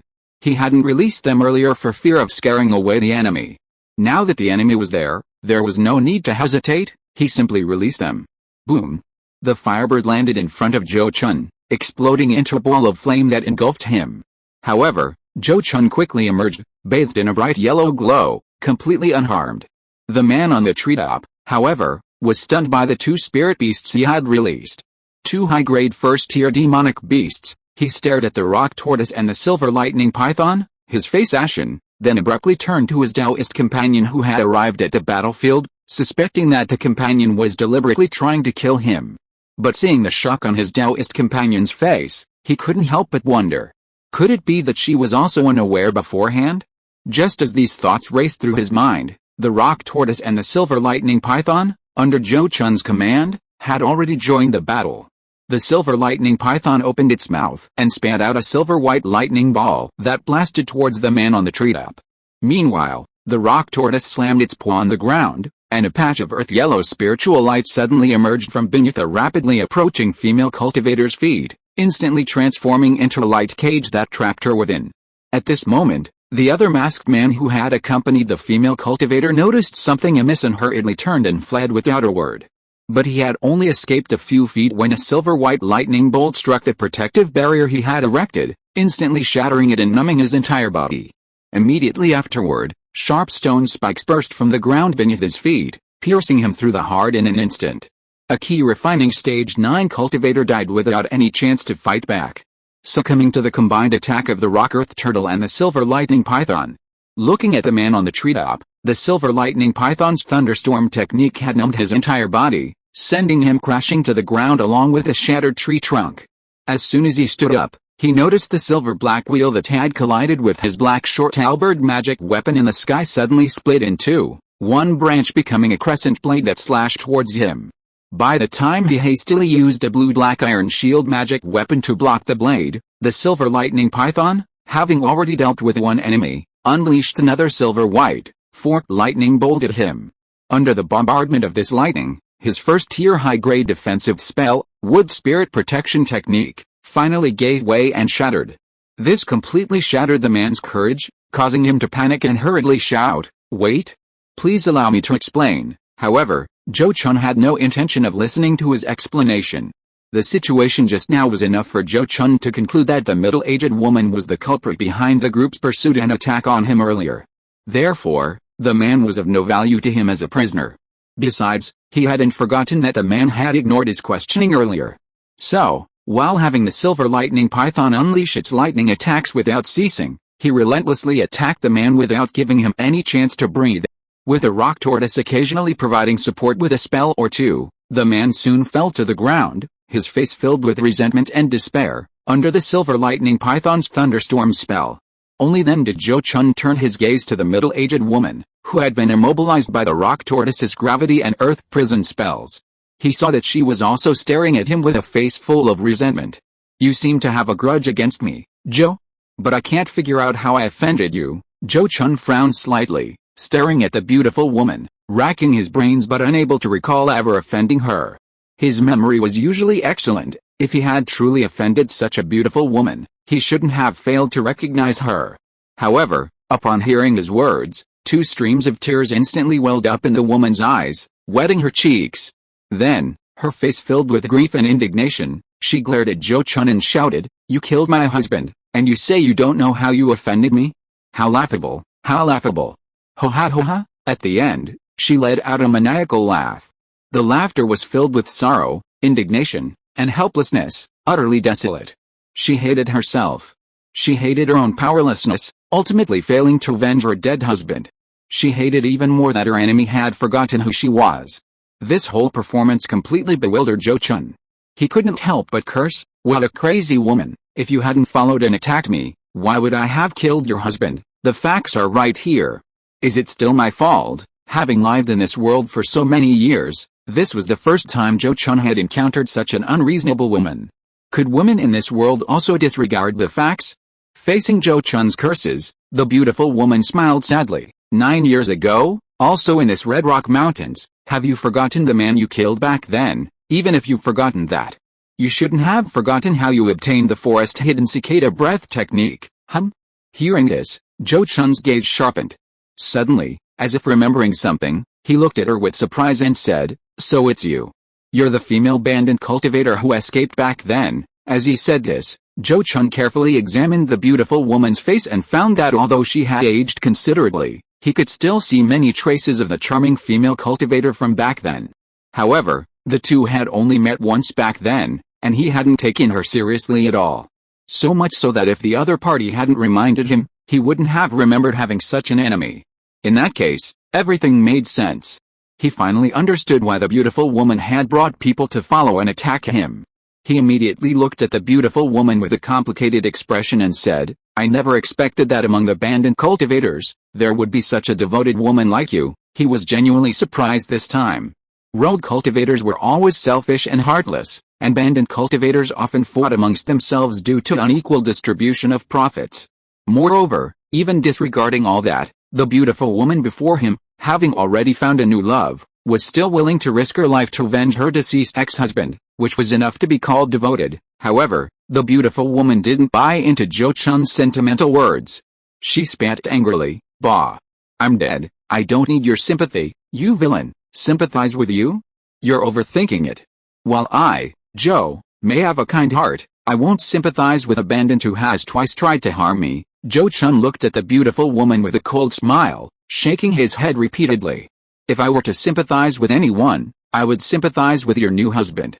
Judging from his appearance, he probably doesn't know that you still have feelings for your ex-husband, nor that you instigated and deceived him to come and deal with me to avenge him. What a pitiful, honest man." Zhou Chun couldn't help but silently mourn for the man lying dead on the ground. The beautiful woman's face instantly darkened after hearing his words. He had clearly hit the nail on the head. Upon seeing this, Zhou Chun's disgust for the beautiful woman intensified. He coldly said, "All right, now that the truth is out, I'll send you on your way. Remember to be faithful to one person in your next life. If you don't love someone, don't hurt another honest man." Without giving the woman a chance to speak further, he had the silver lightning python blast her to death with a single bolt of lightning. Such a woman deserved to be struck by lightning. After killing them, Zhou Chun quickly collected their belongings and burned the 3 corpses. Then, he collected his 2 spirit pets and swiftly left the scene. This story is purely fictional. Please do not relate it to reality, do not make connections, and refrain from negative comments. This also fills in a previous plot point. Chapter 114 Some Gains, Planning for Foundation Building. After leaving the Red Rock Mountains, Zhou Chun reflected on the events of the day, his heart filled with emotion. Today's events truly illustrated an eternal truth: those who choose to be sweethearts never meet a good end. At any time, regardless of gender, once someone chooses to be a sweetheart, they are destined to be manipulated at will. And in this world of cultivation, the price a sweetheart pays is not just money and affection, but potentially their life. The beautiful woman's revenge for her husband also served as a wake-up call for Zhou Chun. If he ever makes an enemy again, he must kill them on the spot if possible. Even if he doesn't kill them immediately, he must remember their appearance and find an opportunity to kill them later. He shouldn't ignore them just because they seem weak. After all, this is a world of cultivation, a world where jumping off a cliff could potentially grant one a peerless divine skill. The weakling ignored today might one day be blessed with a powerful inheritance, achieving a successful comeback with immense power and treasures to seek revenge. Not only would he suffer, but his family and relatives would also be implicated. Soft-heartedness is absolutely unacceptable. After nearly exhausting his mana, Zhou Chun rested halfway to recover and took the opportunity to inventory his spoils. Of the 3 he had killed, 1 was at the 12th level of key refining, and the other 2 were at the 9th level. Therefore, Zhou Chun obtained 2 high-grade first-tier magic artifacts and 5 mid-grade first-tier magic artifacts, including 1 mid-grade first-tier flying magic artifact. The 3 men's storage bags contained a total of 453 spirit coins, making him quite wealthy. Other miscellaneous items such as pills and talismans were estimated to be worth over 100 spirit coins. Furthermore, in the Sweet Dog Man's storage bag, Zhou Chun also discovered a secret cultivation technique called Spirit Seeking Eye, a relatively rare type of eye-based secret technique. According to the secret technique manual, Spirit Seeking Eye is essentially an enhanced version of key observation. After using this technique, one can not only discern the cultivation level of higher-level cultivators, but also see the spiritual radiance emitted by spiritual herbs, medicinal plants, and demonic beasts in the mountains and forests. The man with a sweet dog-like appearance, seemingly in his 50s or 60s, had cultivated to the 12th level of key refining, and possessed 2 top-grade first-tier magic weapons, one for offense and one for defense.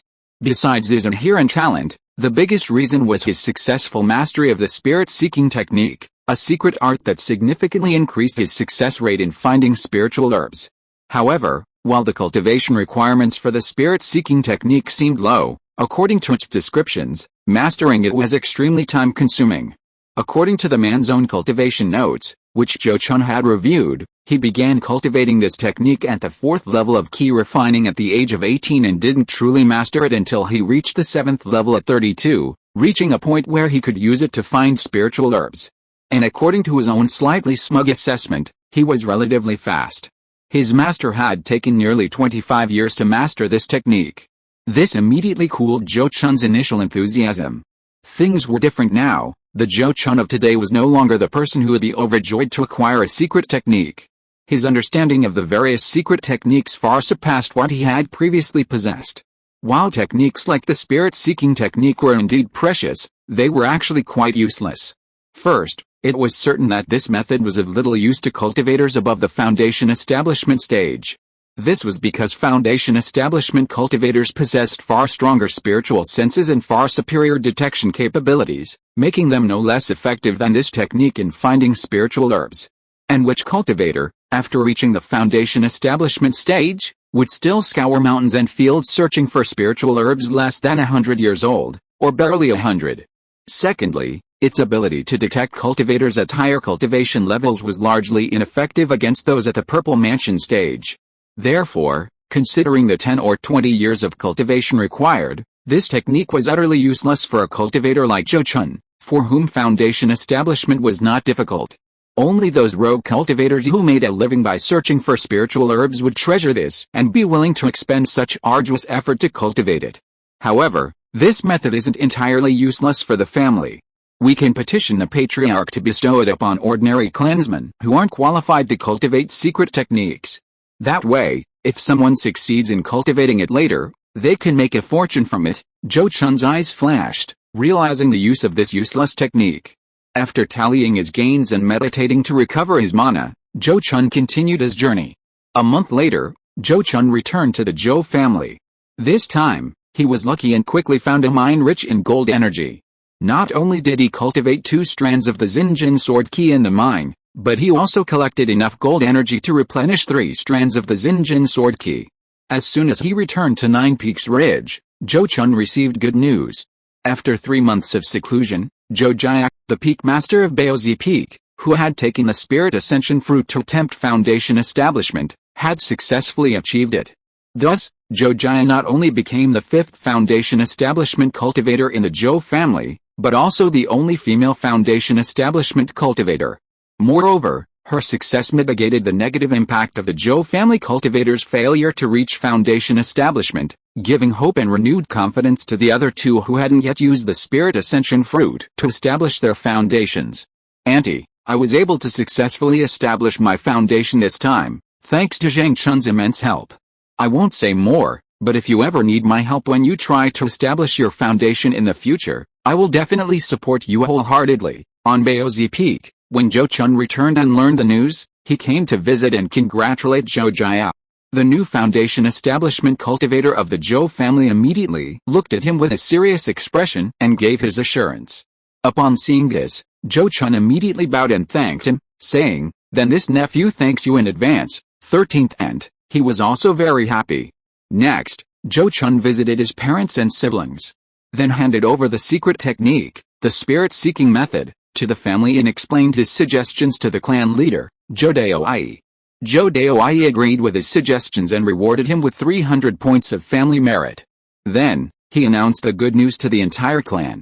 Furthermore, to solidify Zhou Chun's popular support, Zhou Daoyi specifically pointed out who presented the spirit-seeking method and who suggested making it available to all cultivators of the clan. This move indeed made many ordinary and even elite members of the Zhou family extremely grateful to Zhou Chun. After all, they were originally not qualified to cultivate the family's secret techniques, but now they were. For the next 6 months, cultivators lined up in the Zhou family's library to receive the secret technique cultivation method. If Zhou Chun hadn't been so busy, personally distributing jade slips to each Zhou family cultivator receiving the cultivation method. It would have been even easier to win their hearts. 6 months later, after consuming 4 golden sprout pills, Zhou Chun finally broke through to the 12th level of the key refining stage. Now, he only needed to open the last 8 acupoints to begin foundation establishment.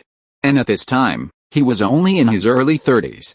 A 34-year-old cultivator at the 12th level of the key refining stage was the first among the more than 100 key refining cultivators in the Zhou family. The last cultivator to reach the 12th level of key refining before this age was Zhou Chun, who had been dead for several years. At this age, with this level of cultivation, even if Zhou Chun is just a rogue cultivator, his chances of establishing his foundation in the future are quite high. Very good, Zhangjin, you've finally reached this level of cultivation. Next, you just need to slowly open the last 8 acupoints one by one. As for the foundation establishment pill, I'll find a way for you. You should have an opportunity soon. Inside this haunting hall, Zhou Daowei, seeing that Zhou Chun's cultivation had finally broken through to the 12th level of key refining, nodded repeatedly with satisfaction. He then brought up the old matter again, directly stating that Zhou Chun didn't need to worry about the foundation establishment pill. This deeply moved Zhou Chun. Immediately, a look of curiosity crossed his face as he asked, "What do you mean by the opportunity the clan leader mentioned?" Hearing this, Zhou Daowei didn't keep him in suspense and immediately looked at him, saying, "As you know, in recent years, the dragon transformation sect has been causing increasingly trouble in Yunzhou. Many foundation establishment cultivators and small families in Yunzhou have even been lured away from Jingguo with their forces to cultivate around their new headquarters. This is already beginning to shake the foundation of the Azure Lotus sect in Yunzhou. Therefore, I heard that the Azure Lotus sect has already used a batch of reserve materials to prepare some foundation establishment pills as rewards, to reward those cultivation families and independent cultivators who performed outstandingly in dealing with the dragon transformation sect. If that's true, my Zhou family certainly won't let this opportunity pass, so that's how it is?" Zhou Chun nodded thoughtfully, understanding Zhou Daowei's meaning. By now, much of the dragon transformation sect's situation had been investigated and uncovered. From what was known, after the dragon transformation sect was wiped out in Jingguo, the remnants should have fled into the vast dragon abyss swamp. After more than 800 years of patient development, the Hulong sect has now established another human settlement in the wilderness outside the Jing kingdom, and its overall power is likely no weaker than, and perhaps even stronger than, that of the Qinglian temple. Their decision to enter the Jing kingdom this time is probably a pretense of seeking revenge, but rather a scheme to poach talent. Even if their strength has recovered considerably, it cannot compare to their former glory. They should know that as long as the major sects of the Jing kingdom still exist, they will not be allowed to truly return. However, if they want to grow stronger and establish a kingdom ruled by the Hulong sect outside the Jing kingdom, they need sufficient manpower. Therefore, they can only target the Jing kingdom. The Qinglian temple obviously will not stand idly by and allow a large number of Jing kingdom cultivators to defect to the Hulong sect, weakening their own power and strengthening the enemy. Therefore, to avoid this, they can only severely crack down on Hulong sect members who have infiltrated and caused trouble within the kingdom, while simultaneously offering them benefits to stabilize their hearts and minds. Once their hands are stained with the blood of Hulong sect members, they will naturally have no chance of defecting to the enemy. As for the Zhou family, who had only recently migrated to Lanzhou, it was certainly impossible for them to pledge allegiance to the dragon transformation sect. Therefore, once the Qinglian temple began using its foundation establishment pills to win people's hearts, and everyone was working hard to combat the dragon transformation sect for the pills, the Zhou family could naturally follow the trend and become one of them.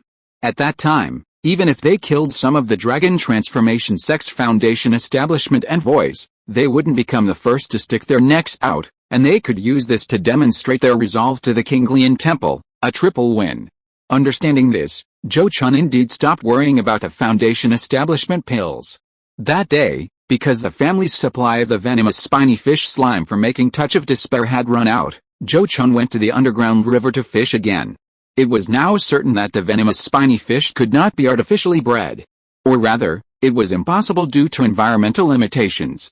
The venomous spiny fish that the Zhou family had bred either died or, after leaving their original environment, their slime gradually dissipated and stopped being produced after several rounds of harvesting.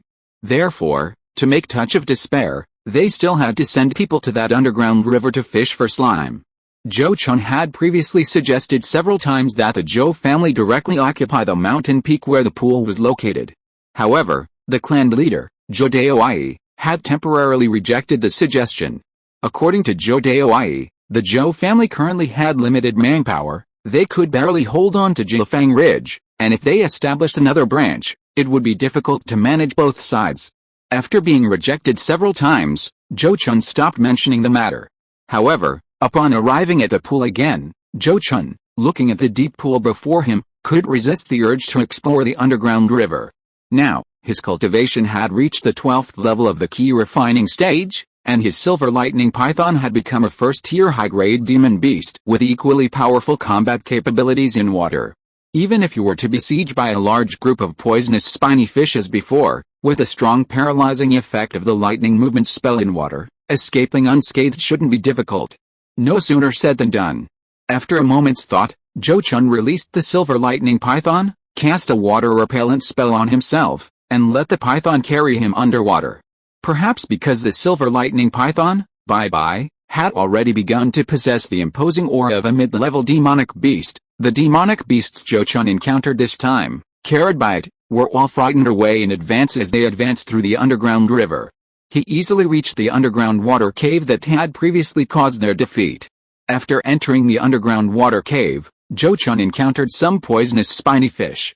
However, these demonic beasts were so frightened by the sight of the silver lightning python, Bye-Bye, that they fled into the depths of the underground water cave, perhaps to fetch reinforcements. Zhou Chun secretly increased his vigilance. Sure enough, after advancing a certain distance, Zhou Chun witnessed the scene that had previously caused their defeat once again. Dozens of poisonous spiny fish formed a fierce school and charged forward, stirring up the once calm underground water cave into a turbulent current. Little Bye-Bye, it's up to you. Zhou Chun took a deep breath and immediately jumped off the python's back, letting the silver lightning python, Bye-Bye, launch the first attack. A silver-white lightning orb spewed from Bye-Bye's mouth, instantly exploding amidst the school of fish. Even from dozens of feet away, Zhou Chun felt a tingling sensation, as if he had been struck. Several of the venomous spiny fish were instantly killed, and the rest convulsed, their speed drastically reduced. At this moment, Bye-Bye, the silver lightning python, swung its tail and fearlessly charged towards the school of fish. Chapter 115 An Amazing Discovery, a Great Gain. Like a tiger among sheep, the silver lightning python charged into the school of venomous spiny fish and was virtually unstoppable. It didn't attack any individual fish, but instead used its head to ram and its tail to lash out, scattering the fish. Simultaneously, bolts of silver-white lightning shot from its mouth, striking the stronger fish within the school. After dealing with the stronger fish, the ordinary ones were helpless against its hardened scales, whether attacked with magic or biting. In less than a quarter of an hour, dozens of fish were either dead or stunned, or lying belly up, unable to fight back. Throughout this entire process, Zhou Chun didn't fire a single shot, remaining a complete spectator, a spectator who watched in utter disbelief. Wow, Bye-Bye is amazing, looks like I need to reassess your strength, you're really something. After the dust settled, Zhou Chun, looking at the silver lightning python that had returned and was wagging its tail and sticking out its tongue to claim credit, couldn't help but reach out and stroke its round head, his face full of surprise and exclaiming in amazement. Today's brilliant battle had truly refreshed his understanding of the silver lightning python Bye-Bye's strength. And it deserved a big thumbs up for this brilliant fight. The powerful physical defense, combined with the lightning magic that was amplified in the water. The combination of these two was truly a deadly weapon against those aquatic monsters that weren't known for their individual strength. This reminded Zhou Chun of a certain kind of science program he had seen in his previous life. A powerful school of piranhas that could devour even ferocious great white sharks and crocodiles was easily dealt with by electric eels, becoming their food. What he had witnessed today was undoubtedly very similar to that situation. Perhaps it wasn't that the silver lightning python was too strong, nor that the poisonous spiny fish were too weak, but rather that each creature had its natural counter. With this in mind, Zhou Chun had a new idea for how to control the silver lightning python in future battles. Of course, he'd have to find an opportunity to test that later.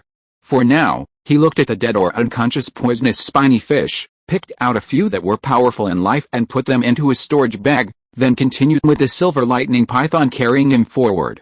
Deeper into the underground water cave, Zhou Chun didn't see a single poisonous spiny fish. After he had traveled 20 or 30 miles into the underground water cave, the view suddenly opened up, revealing a hollow underground cavern. Half of this cavern was above the water, and inside there was a rocky beach large enough for a person to stand on. Behind the rocky beach, a damp land passage could be seen, its destination unknown. In one corner of the cavern, Zhou Chun discovered some small poisonous spiny fish that hadn't yet become demons, and even fish eggs stuck to the stone walls. This must be a hatching and rearing ground for the venomous spiny fish. If it hadn't been confirmed whether the venomous spiny fish could be farmed, Zhou Chun would have been delighted to see this. But now, he could only shake his head, showing no intention of collecting anything. After his gaze lingered on the land passage for a while, he went ashore with intense curiosity. Once ashore, Zhou Chun first sniffed the air. The cave smelled somewhat rotten and foul, likely from the accumulated excrement of the venomous spiny fish in the water. The air in the land passage, while not exactly fresh, was at least not stuffy. This indicated that the passage wasn't a dead end and must be connected to a hole in the ground. Having confirmed this, Zhou Chun confidently let the silver lightning python lead the way. He proceeded along the passage, and after walking about 2 or 3 miles, another underground chamber appeared ahead. Zhou Chun's expression shifted, and he suddenly looked towards a corner of the underground chamber. In the corner, a human skeleton leaned against the stone wall, half sitting on the ground, covered in cobwebs, indicating it had been dead for a very long time. Upon seeing this, Zhou Chun narrowed his eyes, immediately reached into his storage bag, took out a sunlight stone, and slowly walked towards the skeleton. After reaching within a few feet of the skeleton, Zhou Chun stopped, then made a hand seal to summon a gust of wind, scattering the cobwebs and blowing the bones to the ground. Then, by the light emitted from the sunlight stone, a storage bag covered in mud and ash came into Zhou Chun's view. His eyes immediately lit up, and he reached out and grabbed the storage bag. Because countless years had passed, the original owner's spiritual imprint inside the storage bag had long since dissipated, and the storage bag itself was somewhat dilapidated, no longer suitable for use. Fortunately, it could still be opened. Zhou Chun opened the storage bag, probed it with his spiritual sense, and was immediately slightly startled. Because the storage bag was unexpectedly spacious, even larger than the one he currently used, which he had obtained from the missionary of the Dragon Transformation Sect. This basically indicated that the original owner of the storage bag was definitely at the Foundation establishment stage, or even higher. Upon discovering this, Zhou Chun didn't dare to look any longer and hurriedly emptied its contents. A pile of items lay on the ground, reaching a height of 2 or 3 feet. Many of them were jade boxes used to store spiritual objects, while others were books and classics. Of course, magical artifacts and spiritual coins were also present. However, when Zhou Chun opened the jade boxes with anticipation, he was quickly disappointed. Perhaps due to the passage of time, the various spiritual herbs inside the jade boxes had withered and lost all their medicinal power, becoming useless. Out of 20 or 30 jade boxes, only 2 items were usable. One of the items was a palm-sized pentagonal token. Zhou Chun recognized its appearance. It was the heavenly spirit token he had seen at the underground auction, and it was also a usable grade C token. The other item was a silvery white metal foil resembling dragon scales, inscribed with intricate and profound runes. The heavenly spirit decree was self-explanatory. Zhou Chun already knew its purpose. He had also seen records of the silvery white metal foil in ancient texts. This was a special vessel used by cultivators to record precious secret techniques or cultivation methods, capable of remaining intact for thousands or even tens of thousands of years. However, it required a special activation incantation to read the information within, and Zhou Chun hadn't found any such incantation in the jade box. Therefore, he could only put both items away and turn his attention to the other items. Among the other items, spirit coins made up a large portion, totaling over 5,000. However, these spirit coins were not those issued by the Moon Wheel sect currently used in Jin Kingdom. Instead, they were spirit coins imprinted with a dragon pattern. If the Dragon Transformation sect had reappeared in Jin Kingdom before, Zhou Chun might not have recognized these spirit coins imprinted with a dragon pattern. However, as the glorious past of the Dragon Transformation sect spreads, the spirit coins once issued by the sect are gradually becoming familiar to modern cultivators. After the Dragon Transformation Sect was destroyed, the Moonwheel Sect issued a large number of spirit coins in a short period to replace and recall these spirit coins, in order to completely erase the traces of the Dragon Transformation Sect. Now, these spirit coins are very difficult to find in Jin Kingdom, and they are no longer circulating in the markets. And the spirit coins issued and used by the Dragon Transformation Sect now do not seem to be these spirit coins. This means that the thousands of spirit coins Zhou Chun obtained cannot be used normally. After all, if he uses these spirit coins, let alone whether the markets will accept them, even if they do, he will inevitably be investigated by the Green Lotus Temple afterward, causing him a lot of trouble. This result made Zhou Chun frown and feel very unhappy. But thinking that these things were essentially free, he quickly relaxed his brows and continued to count the remaining items. Among the remaining items, there were 2 magic artifacts, both of which were second-tier magic artifacts. Aside from a crimson gold claw-shaped magical artifact that appeared intact, another tortoise shell-shaped artifact was riddled with cracks, its spiritual light almost completely gone, rendering it utterly useless.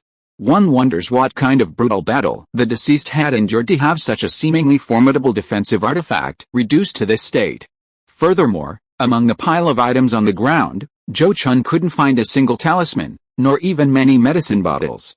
The few bottles he did find contained pills that had long since turned to dregs. Finally, Zhou Chun turned his attention to the remaining books and scrolls. These books included those made of animal hide paper and others of special paper that was exceptionally water and fire resistant. They all looked extraordinary. As Zhou Chun examined them one by one, his eyes grew brighter and brighter, finally feeling as if he had struck gold. These books and scrolls were all extremely valuable. Most of them contained the inherited techniques of talisman making, artifact crafting, alchemy, and array formation. The 4 major cultivation techniques of alchemy, artifact crafting, talisman making, and array formation were all complete. There were also 3 cultivation manuals, recording 3 techniques that could only be practiced after reaching the foundation establishment stage. All of them appeared to be exceptionally high level. Another manual contained 2 powerful secret techniques, also only achievable after foundation establishment. After sorting through the manuals, Zhou Chun also found the cultivation notes of the skeleton's owner. By reading these notes, Zhou Chun finally learned the person's identity and why they were there. It turned out that the skeleton's owner was a missionary of the Dragon Transformation Sect over 800 years ago, who had already reached the late foundation establishment stage in life. When the Dragon Transformation Sect's headquarters was about to be breached, the sect's higher-ranking members dug up and stored all the spiritual herbs from the sect's herb garden, and retrieved all the original unrubbings of various manuals from the sect's library, entrusting them to carefully selected missionaries. Their mission was to find an opportunity to break through the siege after the headquarters fell, reunite in a safe place, and continue the sect's legacy. When the Dragon Transformation Sect's headquarters was breached, all cultivators above the Purple Mansion stage were under close surveillance by the various sects, and none could escape. However, the numerous missionaries couldn't all be kept under surveillance, and some managed to escape. The Master of the Withered Bones was one of those who successfully broke through. Although he escaped the Dragon Transformation Sect's headquarters, he was severely injured and soon encountered 2 Foundation establishment cultivators from cultivation families. News of the Dragon Transformation Sect's headquarters destruction had already spread, and the 2 Foundation establishment cultivators targeted him, attacking him together. Although he managed to kill one and severely injure another, escaping the pursuit once more, he was beyond saving. He could only hide in a nearby underground cavern, sealing the entrance, and ultimately died inside its chamber. Before his death, the owner of the Withered Bones wrote down his experiences in his cultivation manual, hoping that any lucky cultivator who later obtained his belongings would return the texts to the Dragon Transformation Sect, if the sect still existed at that time. However, this hope was clearly unrealistic.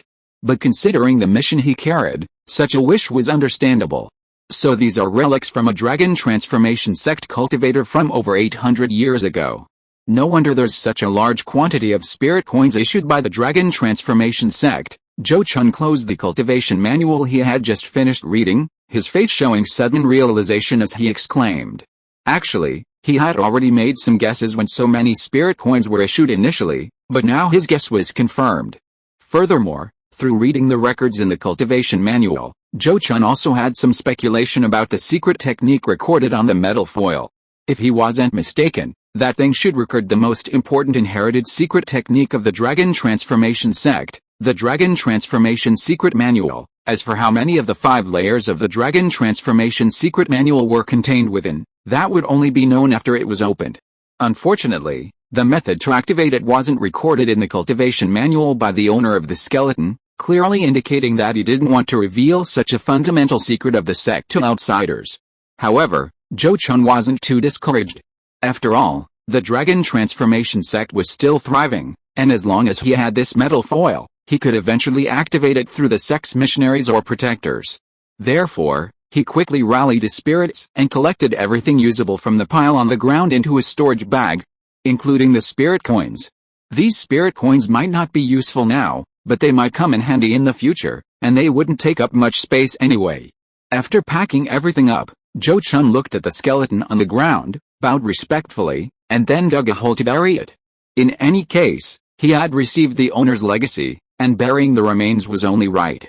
After tidying everything up and making sure nothing was left behind, Zhou Chun glanced at the passage through which the owner of the skeleton had descended from the ground, shook his head, and abandoned the idea of exiting through the ground. Since no one has come down from the ground to this place all these years, let this place remain as it is. If you are listening to this novel on a channel other than Fanfic World, it means it was downloaded and re-uploaded without effort. We warmly invite you to visit our channel, Fanfic World. There you will find the original version of this story and many other novels of various genres. We look forward to seeing you dive into a world of incredible novels. Chapter 116: An Unprecedented Reward. Following the path he had come from, Zhou Chun quickly returned to the pool in the forest. He looked at the deep, emerald green water before him, then contentedly began his journey home. The trip was uneventful. When Zhou Chun reached the entrance to Jilfang Ridge, he suddenly heard cheers and shouts coming from somewhere.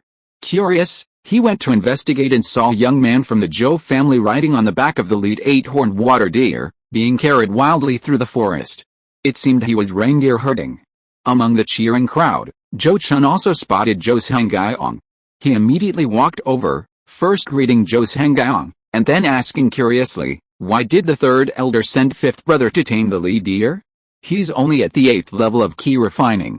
Will the lead deer submit to him? The fifth brother he was referring to was the young man on the lead deer's back, named Zhou Shengyang. He was the 5th strongest among his peers and the newly added deer park manager in the Beast Garden.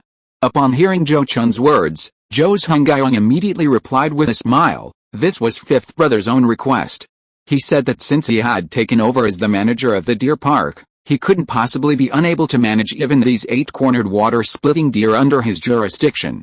So the elders praised his ambition and gave him this opportunity. I didn't expect fifth brother to have such ambition. He truly deserves to be a man of the Zhou family, Zhou Chun praised, then looked at Zhou Shengyang and said, and what about you, Brother Yuang? Last time you said you were working hard to get the golden monkey and the red-tailed monkey to combine and cultivate a new crimson flame golden monkey. Are there still no results? How could it be so fast? Zhou Shengyang rolled his eyes in annoyance, looking at him speechlessly and complaining. Do you think cultivating new species of demonic beasts can be so easily achieved in 3 or 5 years? If that were the case, wouldn't our Zhou family have already cultivated a bunch of new species of demonic beasts by now? Hearing this, Zhou Chun wasn't angry. Instead, he looked at him and advised, if it's not going to be effective so quickly, Brother Yuang, you should focus more on your own cultivation. With your talent, if you work hard, there's still some hope of reaching the foundation establishment stage in the future. Zhou Chun was 34 this year, and Zhou Shengyang was 4 years older, almost 40. But his cultivation was still stuck at the 9th level of the key refining stage. As a good brother, Zhou Chun naturally didn't want his elder brother to waste his time. Zhou Shengyang understood his true intentions at this moment and immediately nodded with a look of gratitude, saying, 13th brother, I know your good intentions, but I'm only cultivating new types of demonic beasts in my spare time. Besides, if I really cultivate a second Crimson Flame Vajra monkey, the clan will definitely reward me handsomely. Hearing this, Zhou Chun didn't know how to persuade him further and could only sigh softly. Since Brother Yang knows, I won't say any more. I have something to report to the clan leader, so please excuse me. After saying that, he left. Zhou Chun then went to 100 Herbs Peak to hand over the carcasses of several poisonous spiny fish to his 14th uncle, Zhou Jiaoyi, for disposal. After returning to Pagoda Peak from Hundred Herbs Peak, he composed himself and entered Hongping Hall to tell Clan Chief Zhou Chun about his astonishing discoveries during his trip. After recounting all his findings in one breath, he didn't wait for Zhou Chun to express his feelings before reaching into his storage pouch at his waist and taking out all the various items he had obtained. "Clan Chief, please see, these are the things I brought back." Looking at the large pile of things Zhou Chun had brought out, Zhou Chun swallowed back the words he had originally intended to say. He immediately focused his attention on examining the books and texts. During this time, Zhou family cultivators came to Hongping Hall to report on family affairs, which Zhou Chun handled on their behalf, without disturbing Zhou Chu's reading of the books. After more than 10 hours, Zhou Chun finally put down the cultivation manual of a dragon transformation sect cultivator, his face filled with surprise and delight. "What a stroke of luck. Zheng Chun, your gains this time are truly a great stroke of luck. These classic texts, especially those on alchemy, weapon crafting, and array formation techniques, are incredibly timely for our Zhou family. With them to fill in the gaps, our Zhou family can try to develop in multiple directions and cultivate some of our own weapon refiners and array masters. Weapon refinement and array mastery have always been the Zhou family's biggest weaknesses. To this day, the Zhou family doesn't even have a single cultivator capable of crafting a first-grade high-quality magic weapon. As for array masters, although the Zhou family's second elder, Zhou Chongxin, is highly skilled, the problem is that most of the array techniques he learned came from the Yu family. Now that the three absolute sect has split into 4 families, if the Zhou family doesn't want to offend the Yu family and have them come knocking on their door demanding an explanation, the array techniques Zhou Chongxin learned from the Yu family certainly cannot be taught and passed down within the Zhou family. Therefore, the inheritance of array mastery is something the Zhou family desperately needs. However, among the books Zhou Chun brought back this time, the weapon refining techniques were the most comprehensive, with as many as 4 books specifically recording the inheritance of weapon refining techniques. There were also 2 books on formations, recording more than 10 methods for setting up first and second tier formations, which were also sufficient as foundational teaching materials for the Zhou family's formation masters. How could Zhou Chun not be happy and excited? In his eyes, these cultivation techniques were even more important than the 3 cultivation methods and 2 secret techniques that could only be practiced after reaching the foundation establishment stage. The Zhou family had been passed down for over 1,000 years, producing several generations of golden core cultivators. They weren't lacking in cultivation methods. After all, when the 3 absolute sects still existed, the cultivation methods collected by several families were exchanged among them. On the contrary, the cultivation techniques were considered the foundation of each family, and no one was willing to let outsiders learn their core inheritances. Secret techniques. Unlike the powerful dragon transformation secret manual which could lay the foundation for a major power, might not be as effective as a magic weapon, they merely provide cultivators with another means of combat. After a moment of excitement, Zhou Chun looked at Zhou Chun with gleaming eyes and said, "Zhengzhen, your gains this time are truly immense. I must take all these items to the Supreme Elder for him to see. The related rewards will also need to be discussed with the Supreme Elder before a decision is made." He paused slightly, then looked at 2 of the items and said, "Well, but this heavenly spirit token, this second-tier high-grade magic weapon, and those spirit coins issued by the Dragon Transformation Sect don't need to be taken. You can keep them for now and decide how to use them." "Yes, Junior understands," Zhou Chun replied and put away the Crimson Gold Claw magic weapon and the Heavenly Spirit token. Zhou Chu's trip lasted for 2 days and 2 nights. After he returned from the cave of the Supreme Elder Zhou Mingde, he directly summoned Zhou Chun, who was cultivating at home, to this Hongping Hall. Once Zhou Chun arrived at this Hongping Hall, Zhou Chun looked directly at him and said, "The Supreme Elder is very pleased and appreciative of your gains from this opportunity, and therefore we have discussed the reward plan for you at length. We have now drafted a preliminary plan. Please take a look and see if you are satisfied. If there is anything you are not satisfied with, please let me know, and I will report it to the Supreme Elder." He paused slightly, then said in a low voice, "The current plan is that the family will take care of everything for your foundation establishment. Even if you fail to establish your foundation after taking 1 foundation establishment pill, the family will find a way to get you a second and a third. Of course, if that's the case, there will be no other rewards after you successfully establish your foundation. If you succeed in establishing your foundation in 1 or 2 attempts, All the cultivation techniques and secret arts currently in the family's collection will be available for you to practice, and you will be directly appointed as the sole vice patriarch of the Zhou family. In addition, the Supreme Elder will personally gift you 2 second-tier magic artifacts and unconditionally do a personal favor for you, after explaining the reward plan in one go. Zhou Daowei waved his hand gently and said, Zhangjin, you don't need to rush to answer. In short, the family will not mistreat any meritorious member. The family will always remember your contributions, and you will never be shortchanged in receiving rewards. However, despite his words, Zhou Chun quickly replied, Clan leader, you are overthinking it. This junior has no objection to this reward plan and is fully willing to accept the family's arrangements. This is a matter of attitude. The family members offer what they have obtained through their own fortuitous encounters, and the family, after assessing the value of the items, provides corresponding rewards. This is the most basic operating rule of the family. As for whether the rewards given by the family meet the expectations of the clan member who offered the items, that is not up to the clan member. Because before choosing to offer something, the clan member has the right to choose. They can choose to offer it or not.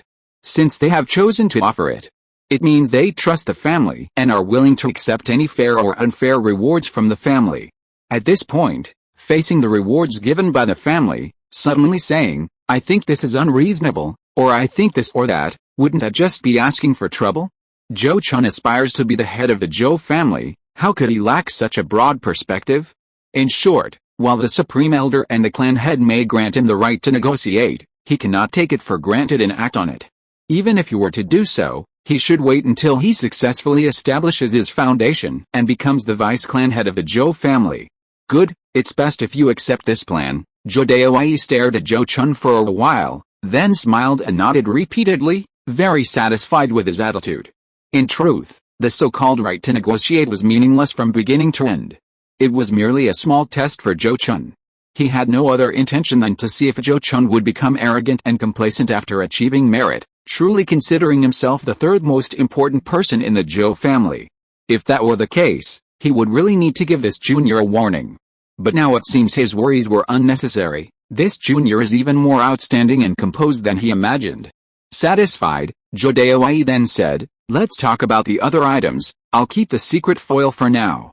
You can study it yourself later if you wish. As for the Heavenly Spirit token, it's up to you. If you want to participate in the Heavenly Spirit trial yourself, keep it.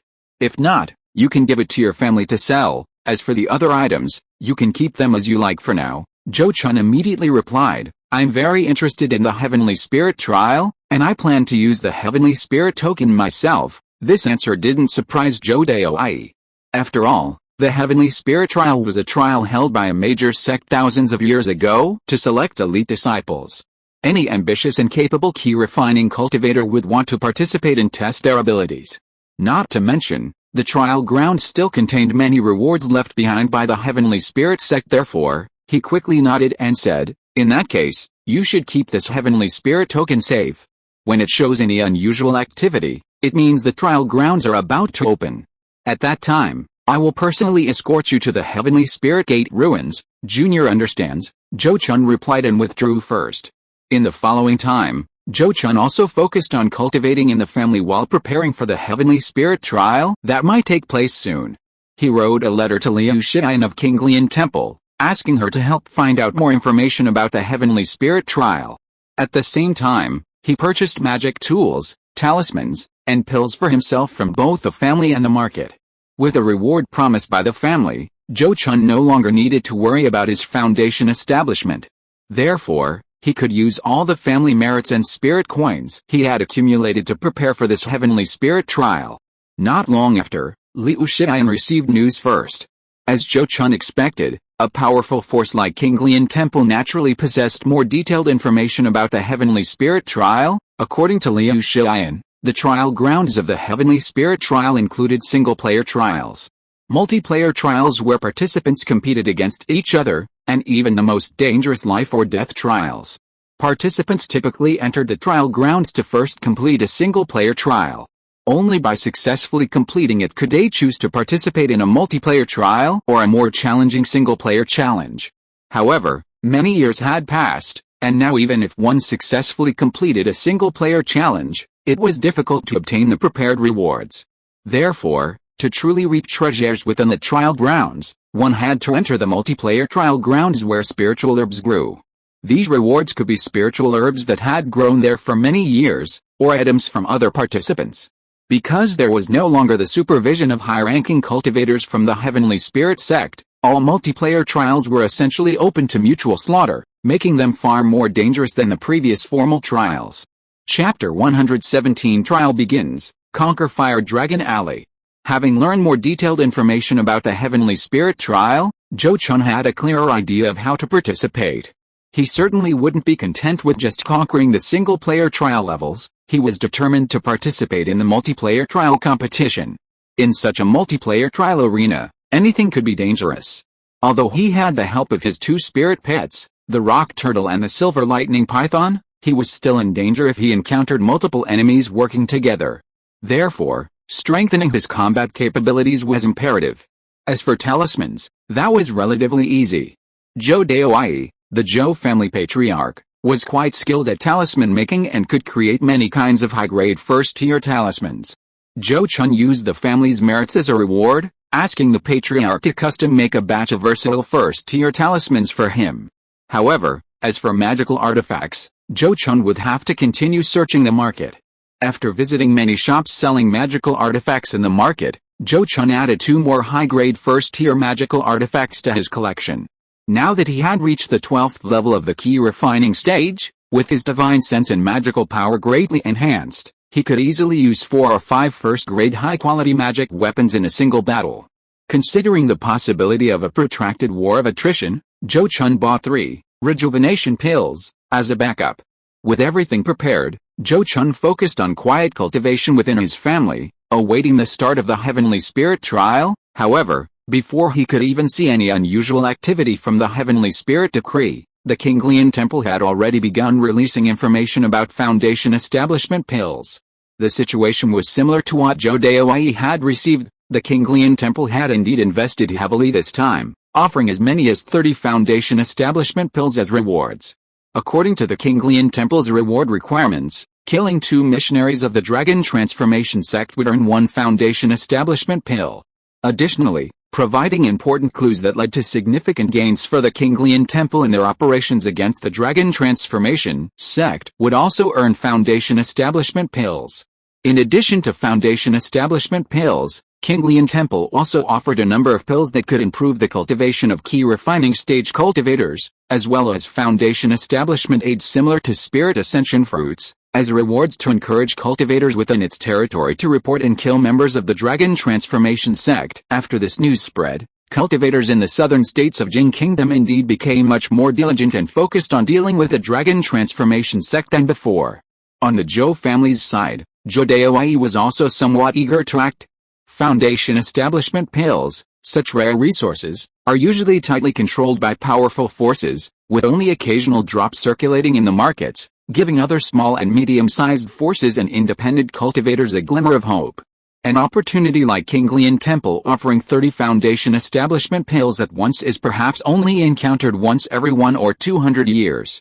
If this opportunity is missed, obtaining a Foundation establishment pill for Zhou Chun's Foundation establishment will not be an easy task, even for a Purple Mansion stage cultivator like Zhou Mingde.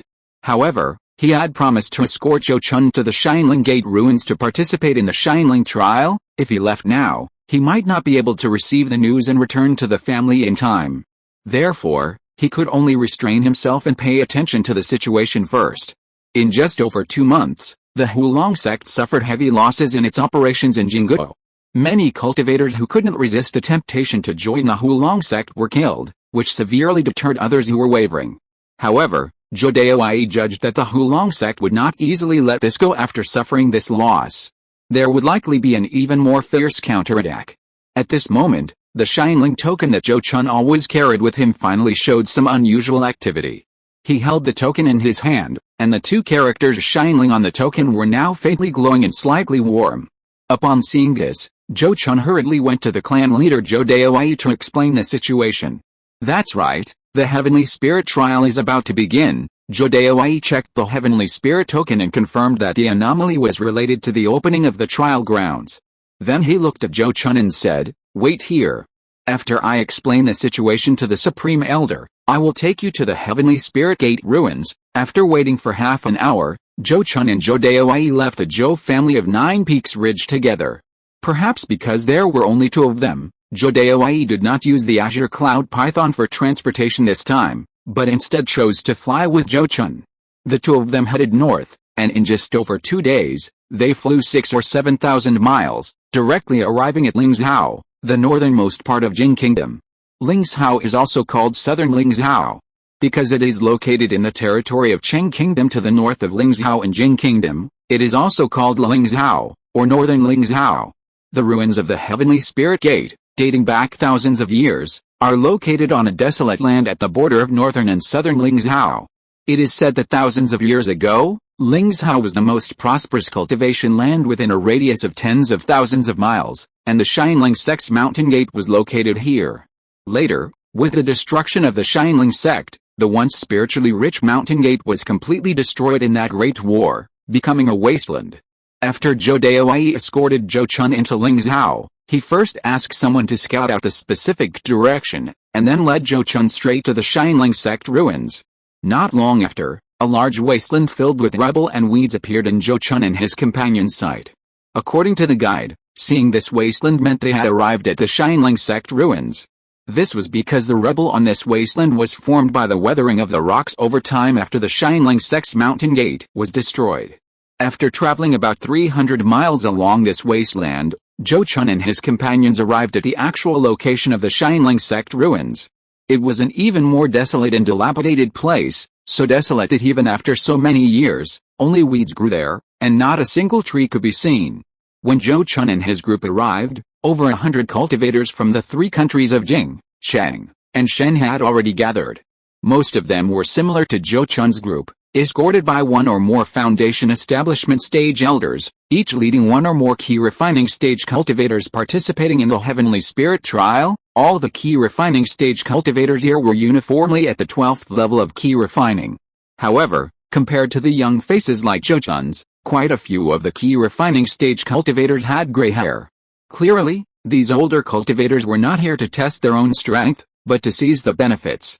According to the information Zhou Chun obtained from Liu Xian, some areas within the trial grounds were home to many rare spiritual herbs that were hard to find elsewhere, and some of these herbs were even guarded by second-tier demonic beasts, things that key refining stage cultivators could not easily obtain.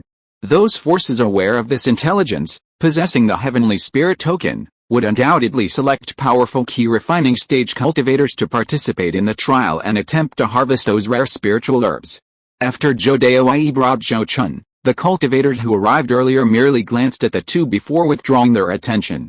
After the destruction of the Heavenly Spirit sect, the Heavenly Spirit trial became a trial open to everyone. No one could turn it into their private domain unless they directly found a way to break the array restrictions of the trial grounds. Therefore, before the trial began, no one dared to clash with anyone outside. After waiting for nearly 4 days at the Heavenly Spirit sect ruins, the number of key refining stage cultivators gathered there had reached over 100. At this moment, the Heavenly Spirit token, which had previously shown no strong reaction, finally exhibited an anomaly once more. One by one, the Heavenly Spirit tokens suddenly detached from their owner's hands and flew into the air, then emitted a bright silver-white light. Seeing this, some key refining stage cultivators immediately flew into the silvery white light on their magical artifacts, grasping the tokens. Zheng Chun, you go too. Zhou Daowei narrowed his eyes and immediately instructed Zhou Chun to do as he was told. None of the cultivators present were fools. Soon, those who didn't understand the significance of this also flew into the air and grasped their own Heavenly Spirit tokens. After a while, a silvery white vortex suddenly appeared in the sky. Then, Zhou Chun felt the Heavenly Spirit token in his hand suddenly exert force, pulling him upwards towards the silvery white vortex. He looked at those who had initially grasped the Heavenly Spirit token and found that none of them resisted the pull. So, he could only grit his teeth and let the token pull him towards the silvery white vortex in the sky. Once his body entered the silvery white vortex, Zhou Chun's vision went black, and he instantly lost consciousness. When he awoke, he was already in a sealed stone chamber. This feeling of being out of control is really unpleasant. Inside the stone chamber, Zhou Chun, after waking up, slightly raised his hand to rub his temples, grumbling somewhat angrily. Then he began to examine the stone chamber. Just like in the intelligence, there was nothing particularly noteworthy about this stone chamber. It was merely the initial shelter for those participating in the trials. Each cultivator participating in the trials would initially appear in such a separate stone chamber. Then it was a matter of waiting for the cultivator ahead of them to pass the individual trial levels first. This wait wouldn't be too long, as there were 5 individual trial levels that could be completed simultaneously. Zhou Chun only waited for about 2 hours before the sealed stone door in front of him suddenly opened automatically. Outside the stone door, instead of a passage, was a white light curtain. Zhou Chun merely glanced at the light curtain out of curiosity before crashing into it. Immediately afterward, in a dizzying spin, he found himself in a closed stone alley. At the end of the 100-zeng-long alley ahead stood a crimson dragon-headed statue, behind which stretched a white light barrier. Beside it stood a stone tablet explaining the rules of this challenge. It stated that this challenge was called Fire Dragon Alley, and the test was simple: simply rush through the light barrier behind the crimson dragon-headed statue amidst its attacks. Any spells and magical artifacts could be used to defend, but second-tier talismans or artifacts were forbidden. If a second-tier spell energy fluctuation was detected, the crimson dragon-headed statue's attack would be amplified to second tier. Seeing this, Zhou Chun hesitated for a moment before deciding not to release his defensively skilled rock tortoise, instead deciding to rely on his own strength. He first cast a spell, using the 5-element spirit armor technique, which wouldn't significantly hinder his movement. Then, he activated his personal, bright cloud pendant, releasing clusters of yellow light to protect himself, and then raised his hand to summon the golden scale shield, to further protect himself. After taking these precautions, he used the wind control technique to quickly rush towards the end of the alley, wielding the Moonblade Meteor Wheel. Almost as soon as Zhou Chun crossed the starting line, the crimson dragon head at the end of the alley automatically activated and released its attack. A flash of fire appeared in the dragon's open mouth, and it first spat out 7 crimson fireballs that blasted towards Zhou Chun. After Zhou Chun, relying on his layers of protection, withstood the explosive impact of these 7 fireballs and emerged from the flames, a crimson pillar of fire spewed from the dragon's mouth, striking him squarely. Boom! The powerful explosion raged in Zhou Chun's ears. He had only managed to advance a dozen or so feet, but was blasted back nearly 10 feet, almost failing the challenge and being forced to retreat from the starting line. This is too monstrous, he gritted his teeth, cursing it as monstrous. The attack power of that crimson pillar of fire was almost at the threshold between a second-tier and a first-tier spell. Calling it a second-tier spell wouldn't be accurate. However, its power was definitely stronger than any high-grade first-tier spell. And this was only the first hurdle. Even so, Zhou Chun still didn't release the Earth Tortoise. He came to participate in the trial with the intention of testing his own strength.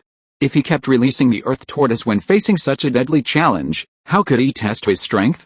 So he quickly activated his magical artifact to protect himself and continued to break through. This time, when the crimson pillar of fire attacked again, Zhou Chun directly unleashed the Moonblade Meteor Wheel to blast it, then dodged to the side.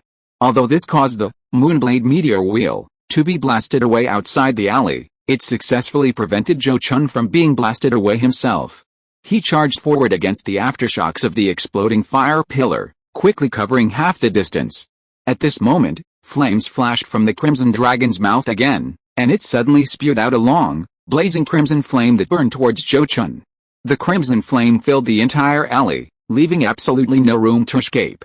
Zhou Chun had to brave the scorching flames and run the remaining few dozen feet. He had to risk it all. In the midst of the flames, Zhou Chun's face was roasted red. He gritted his teeth, poured all his magic power into the bright cloud pendant, and took out a water spirit amulet to bless himself, then charged headlong against the flames. This short journey of a few breaths was the most difficult stretch of road he had ever traveled in his life. When he finally touched the white light barrier, sweat had soaked his entire body. Chapter 118: Conquering 3 Challenges, Encountering Wolves, Bears, and Strange Beasts. Finally, he made it. In a courtyard, Zhou Chun, drenched in sweat, wiped the grime from his face with his sleeve, his eyes filled with emotion. His experience in the Fire Dragon Alley trial had truly been incredibly dangerous. By the time his palms touched the white light barrier, His protective gear was almost completely burned away. Had he been even 2 breaths slower, he would have been severely injured, if not killed. This made him realize that, in terms of individual cultivator strength, he was far inferior to the true experts in the key refining stage. Because in the past, some cultivators who chose to attempt the trial alone could even pass the 3rd level solo. And during the time the Heavenly Spirit Sect still existed, only those who could pass the 3rd level solo were considered their elite disciples. However, being able to pass the 1st level already puts me ahead of many others. Quite a few can't even pass the 1st level. Besides, spirit pets are also part of a cultivator's strength. No one can deny that, so why should I belittle myself? Zhou Chun smiled, his mindset quickly returning to normal. Then he made a hand seal and cast a spell, summoning water vapor to turn into clean water to wash his body, and changed his clothes. After doing this, he began to examine the small courtyard. The courtyard wasn't large, only about 3 zang in length and width, and it was completely empty, without even a single ordinary weed. In the center of the courtyard was a stone well, from which white light flowed. On another wall was a doorway, also filled with flowing white light. This represented 2 different choices. Choosing to jump into the stone well would lead to the next level of the single-player trial. Choosing to enter the doorway would lead to a rest area where one could wait for the multiplayer trial to open, or wait until the trial time ended before leaving. Zhou Chun naturally didn't hesitate and went straight to the stone well. He hadn't used his full strength yet, so naturally he wanted to see where his limits lay. Thus, after leaping into the stone well, and experiencing a dizzying spin, Zhou Chun found himself in an even wider and longer stone alley. This alley was 3 zang wide and 150 zang long, with walls 30 zang high on either side. On each side wall stood 3 statues of different shapes. These were the guardians of this level.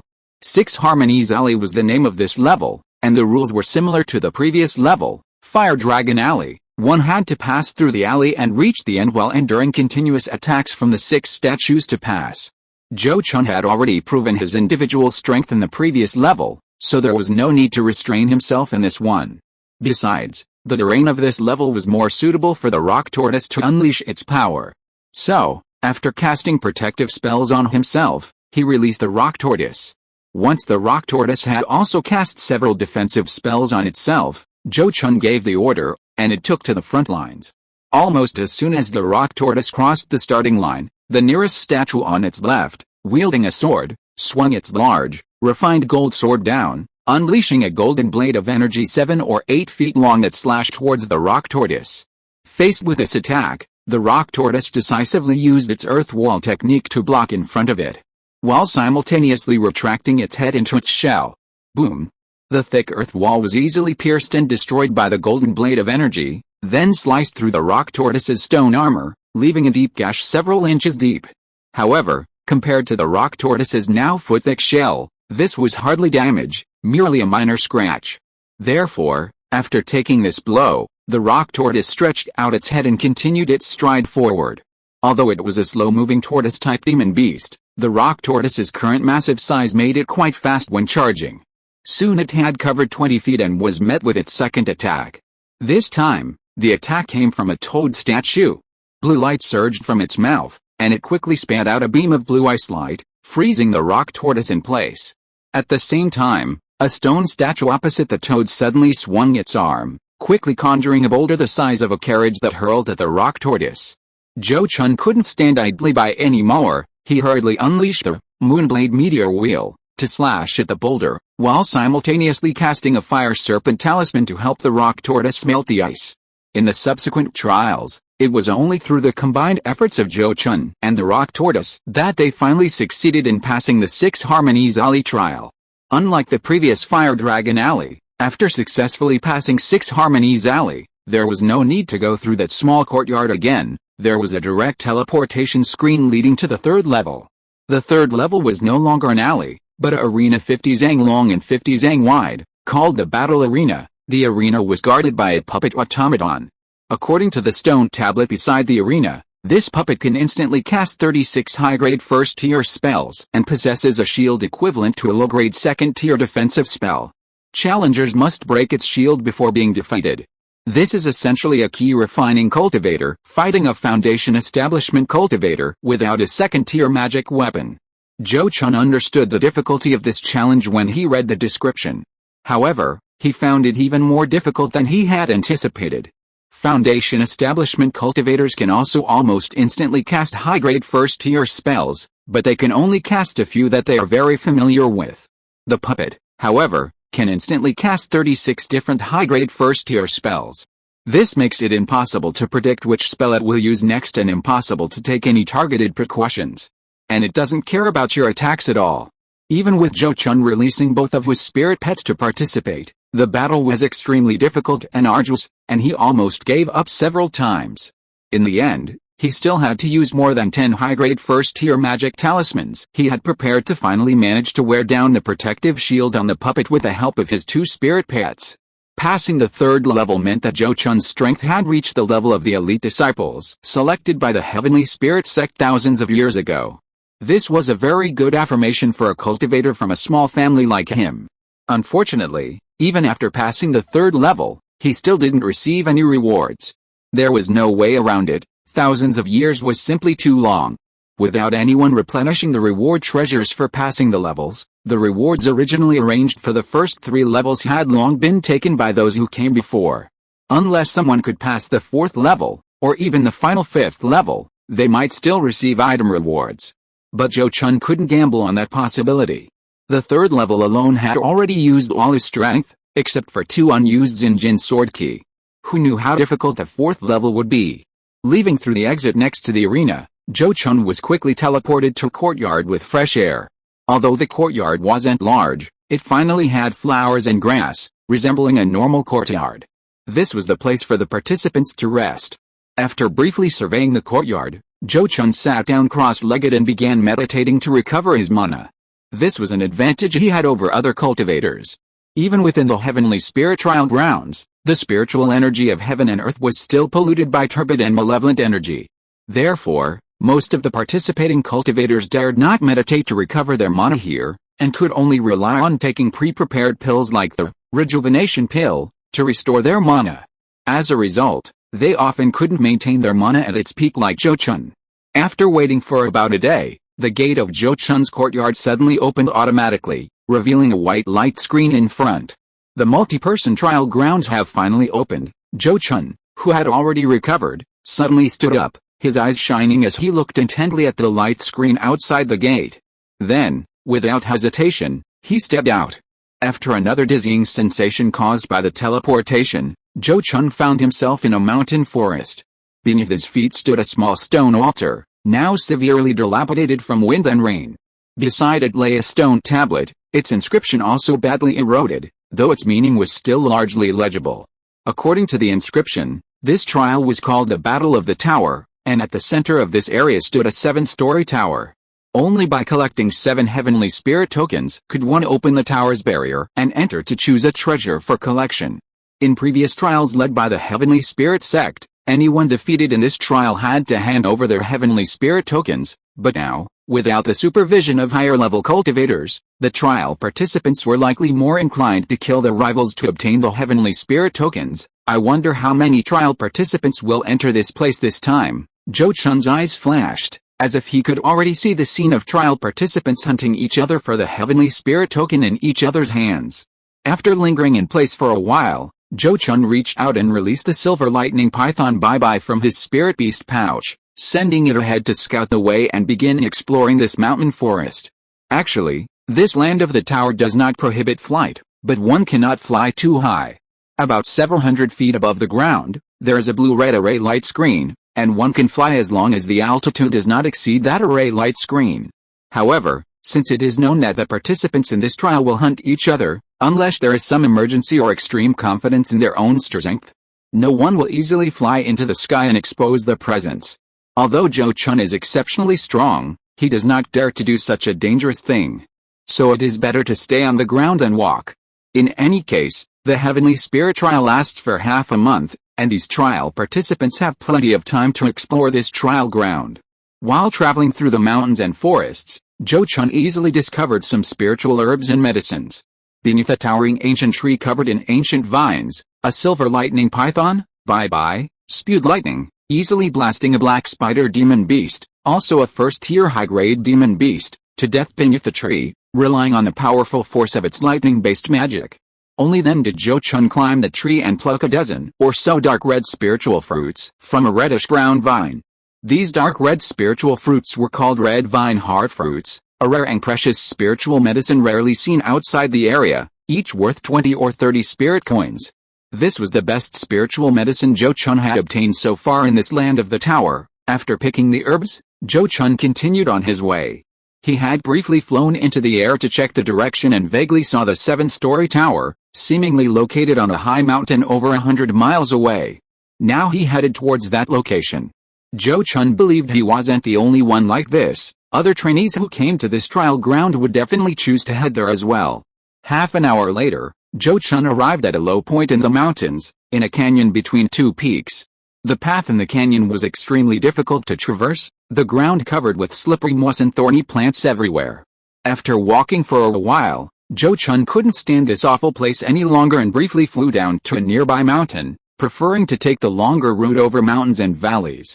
However, after walking for only a short while on the mountain, he heard a digging sound and felt a slight tremor in the ground.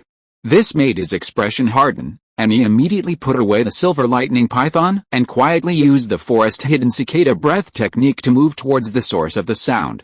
After traveling more than 100 feet, Zhou Chun saw the source of the sound. It was a strange demonic beast with a bear's body and a wolf's head, covered in long black fur. It's a wolf bear, a strange beast. Zhou Chun's eyes flashed with surprise as he recognized the strange beast. Wolf bears are fierce and cruel, preferring to live alone.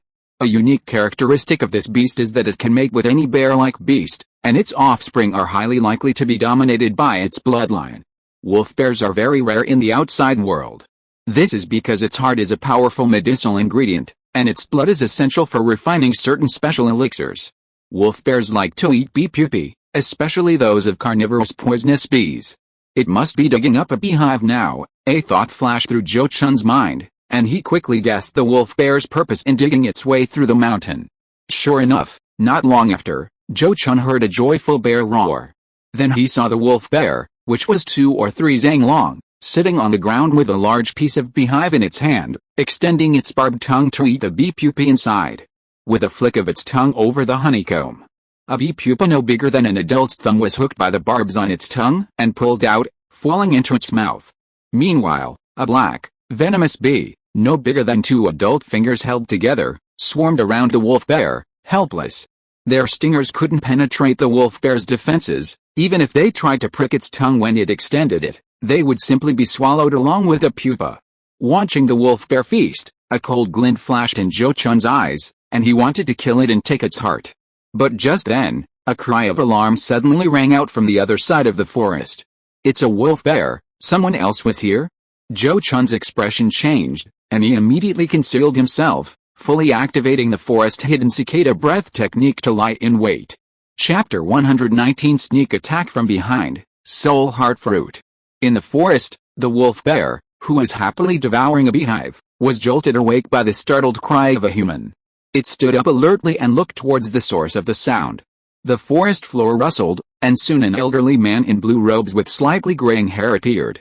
The old man carried a blue-black double-pronged magic weapon and looked at the wolf bear with delight. Roar! Sensing the newcomer's hostility, the wolf bear suddenly dropped the half-eaten beehive and roared angrily. Then, a blue-black spiritual light emanated from its body, and it pounced on the old man in blue robes like a whirlwind.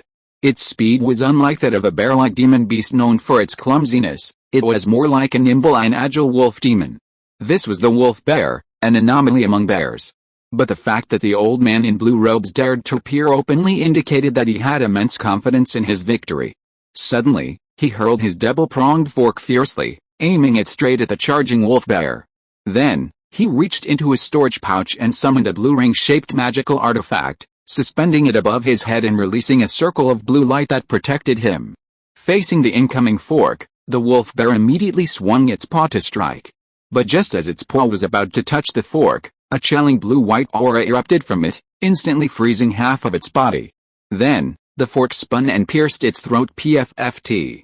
PFFT, 2 streams of bright red blood gushed from the wolf bear's throat wound. With its still functioning paw, it quickly grabbed the fork and pulled it out. But at that moment, An octagonal golden hammer magical artifact appeared above its head, smashing down on its skull roar. At the critical moment, a furious roar erupted from the wolf bear's mouth. Accompanying it was a bluish-black whirlwind. Swirled by the bluish-black whirlwind spewed from the wolf bear's mouth, the octagonal golden hammer magic weapon veered off course and slammed into the nearby mountainside, creating a large mud pit. Having avoided this incredibly dangerous skull-crushing blow, the wolf bear realized the enemy's strength and immediately turned to flee. "Where do you think you're going, you beast?" The old man in blue robes wouldn't let his prey escape. He roared and once again urged the double-pronged flying fork to stab at the wolf bear. This time, the wolf bear knew the danger and dared not make contact with the flying fork. Instead, it released a bluish spiritual light to form a windshield around its body to block the fork's attack. But the flying fork was no ordinary magic weapon. The wolf bear's windshield couldn't withstand even 2 strikes before it was shattered. Coupled with the hammering of the octagonal golden hammer magic weapon, the wolf bear's escape was far from smooth. Ultimately, it didn't even escape 200 zang before being struck on the head by the octagonal golden hammer, dying instantly. Because the wolf bear's heart is best extracted while it's still warm after death, the old man in blue hurriedly went to remove its heart after confirming its demise. Unbeknownst to him, as he opened the wolf bear's chest, Zhou Chun, who had been hiding in the shadows for a long time, finally made up his mind to act. This was the first time Zhou Chun was prepared to attack someone who hadn't harbored any ill will towards him. He had struggled and hesitated beforehand, but ultimately decided to act. His reasoning was simple: by choosing to participate in this competitive multi-person trial, he had essentially signed a death warrant. Therefore, if he were killed in this trial, he couldn't blame anyone but himself for being too greedy. He felt this way, and others should feel the same way. So he acted. Zhou Chun, once he struck, showed no mercy. He simultaneously slapped his storage pouch and spirit beast pouch at his waist, instantly releasing a silver lightning python and summoning the Moonblade meteor wheel. The surge of magical power behind him startled the old man in blue, who was harvesting the wolf bear's heart. He hastily rolled aside, a blue light shield instantly appearing around him. This reaction demonstrated his extensive experience in defending against sneak attacks. Unfortunately, while his reaction was good, his luck was lacking. Zhou Chun's silver-black circular magic weapon flew out, striking the blue light shield around the old man in blue with incredible speed. This strike immediately cracked the blue light shield, bringing it to the brink of shattering.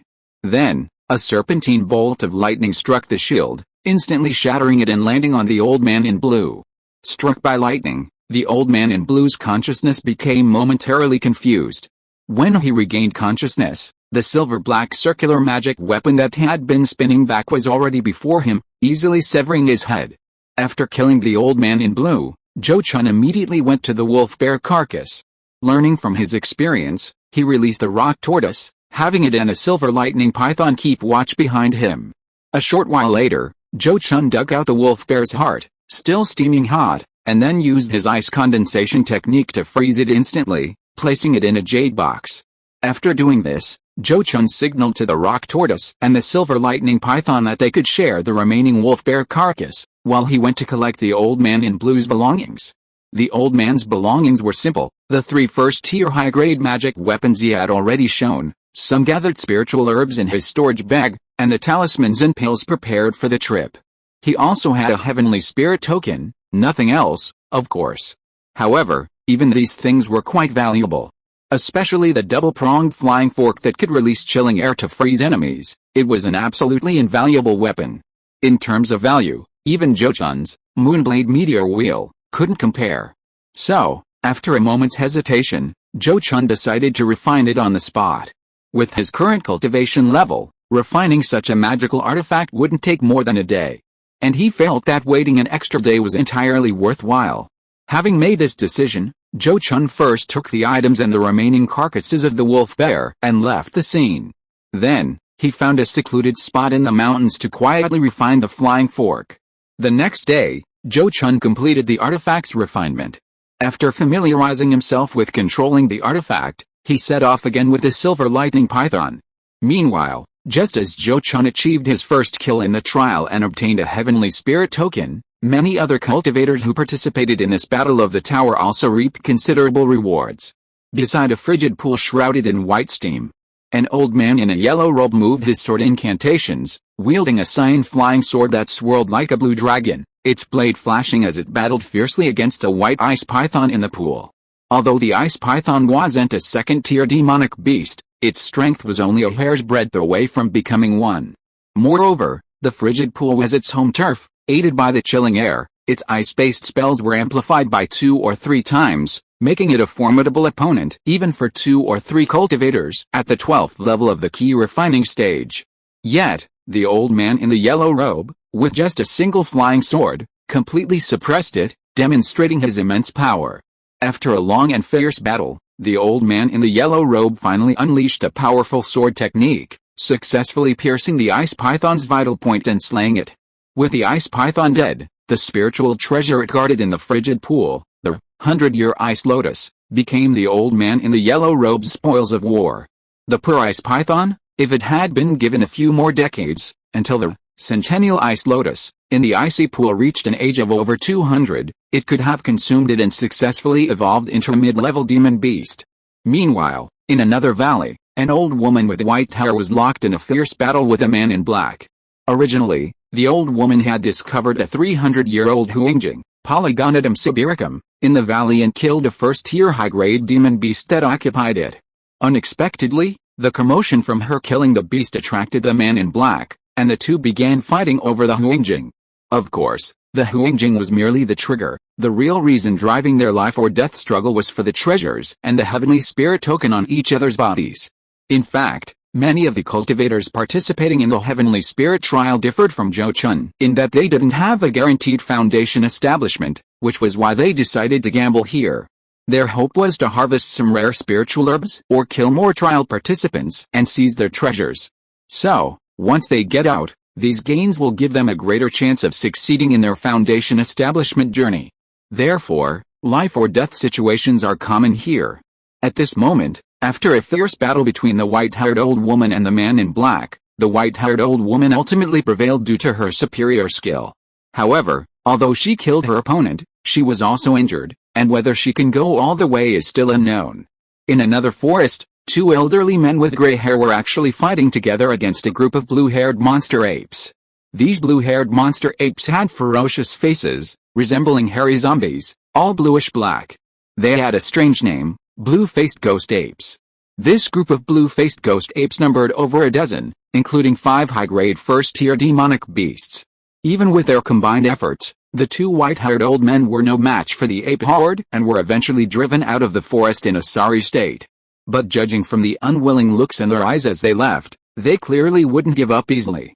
Although Zhou Chun hadn't witnessed these events happening in various parts of the trial grounds, he could roughly guess what they were. After personally ambushing and killing a trial participant, Zhou Chun proceeded with extreme caution, fearing he too might be ambushed and suffer the same fate. Because he also needed to slay demonic beasts and gather spiritual herbs along the way, Zhou Chun's pace was slow, sometimes even taking detours to find herbs. He didn't want to reach the vicinity of the tower too early, as that would make it easy for others to take advantage after a fight. Besides, Zhou Chun wasn't determined to collect all 7 heavenly spirit tokens to enter the tower. He came to this trial grounds mainly to satisfy his curiosity and see if he could gain anything extraordinary.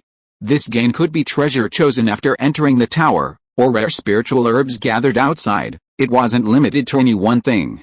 Even on the 4th day after entering the tower grounds, Zhou Chun was still 50 or 60 miles away from the mountain peak where the tower was located. Excluding the day he spent refining his magical artifact, Zhou Chun's gains over these 3 days had been quite substantial. The various spiritual herbs and medicinal materials he had gathered alone were worth 700 or 800 spirit coins. In addition, he had killed an iron-backed centipede demon worm that was laying eggs, obtaining over a dozen centipede eggs, worth another 300 or 400 spirit coins. With these gains in hand, Zhou Chun was even less in a hurry to reach the mountain peak where the tower was located. One day, as Zhou Chun passed through a forest, his divine sense suddenly stirred, and he abruptly looked up at a bluish-black bird flying overhead. The bluish-black bird was about the size of a carrier pigeon, and its body emitted faint fluctuations of spiritual energy, proving that it was not an ordinary bird, but a demonic bird. An ordinary cultivator unaware of its nature might not have thought much of it upon seeing this demonic bird. However, Zhou Chun recognized the bluish-black bird as a azure-tailed wind swallow, A gregarious demonic bird unlikely to travel alone. More importantly, this type of demonic bird was easily tamed by cultivators into reconnaissance and tracking pets. Given this, Zhou Chun felt that the azure-tailed wind swallow he saw was most likely the spirit pet of some cultivator, and that it had probably already discovered him and was returning to report to its master. However, even if it had discovered this, it was too late for Zhou Chun to intercept it now. This trial ground isn't without flying demonic birds. That person dared to send an azure-tailed wind swallow, which isn't good at fighting, out to scout the situation, which means that the person is nearby, probably no more than 10 miles away. With these thoughts running through his mind, Zhou Chun felt that it was better to deal with the situation calmly than to panic and move away to escape. Right now, he seemed to be in the open, while the other party was in the dark. But in reality, he already knew that he had been exposed to the other party's side and was prepared. If the other party really came to hunt him, it would be hard to tell who was hunting whom. After understanding this, he calmed down and continued to advance according to the established plan, not even putting away the silver lightning python that was clearing the way ahead. But what Zhou Chun didn't expect was that the owner of the azure-tailed wind swallow didn't have any intention of ambushing him from the shadows. Soon, it made a commotion to attract his attention.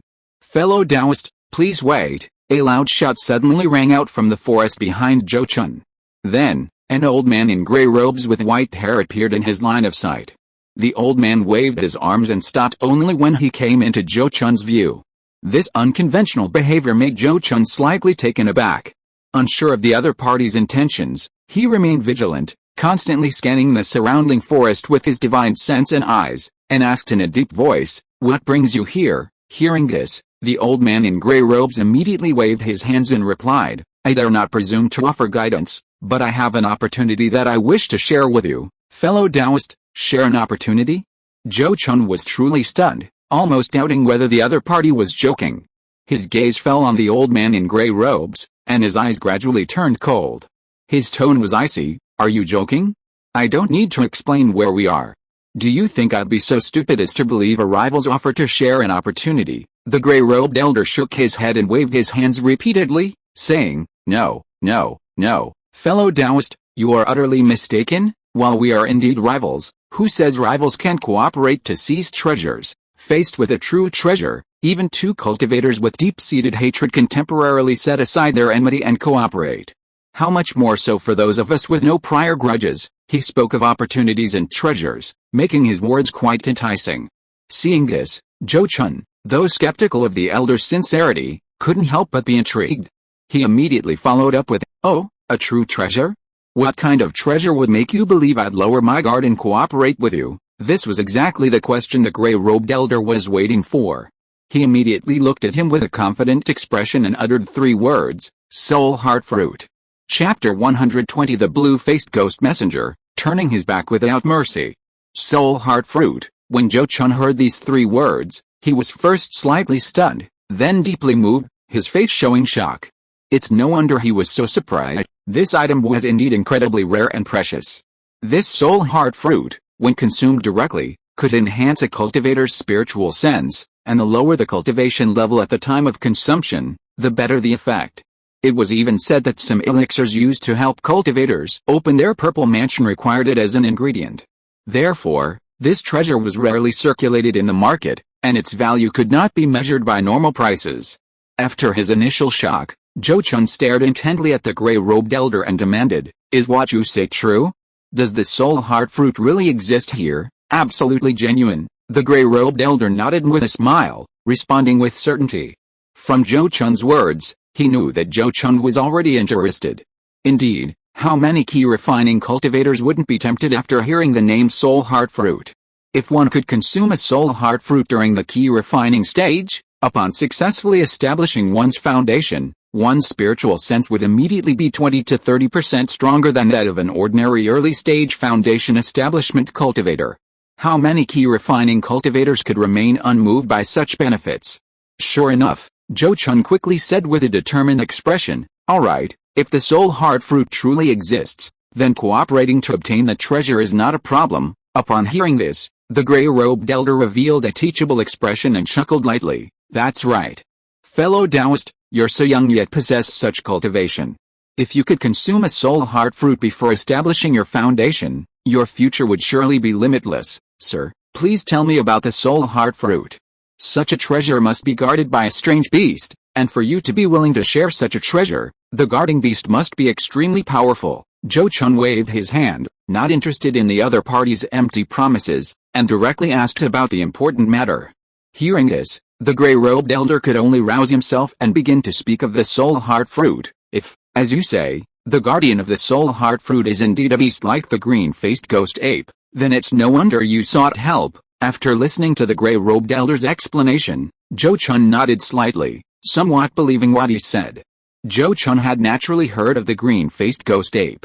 Although this beast was only a low-level demon beast, its strength was considerable, and it became even more powerful when used in groups. Their innate spell, Soul Cry, could shake a cultivator's soul, making it difficult for the cultivator fighting them to concentrate. Especially when multiple green-faced ghost apes used Soul Cry together, it created a resonance effect, greatly amplifying the spell's power. According to the gray-robed elder, when faced with a dozen green-faced ghost apes using Soul Cry together, he couldn't even summon a magical artifact. His divine sense was completely suppressed and disrupted.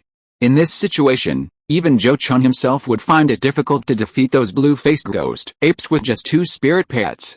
After all, the soul crying technique also works on demonic beasts, although its effect is not as immediate as on human cultivators.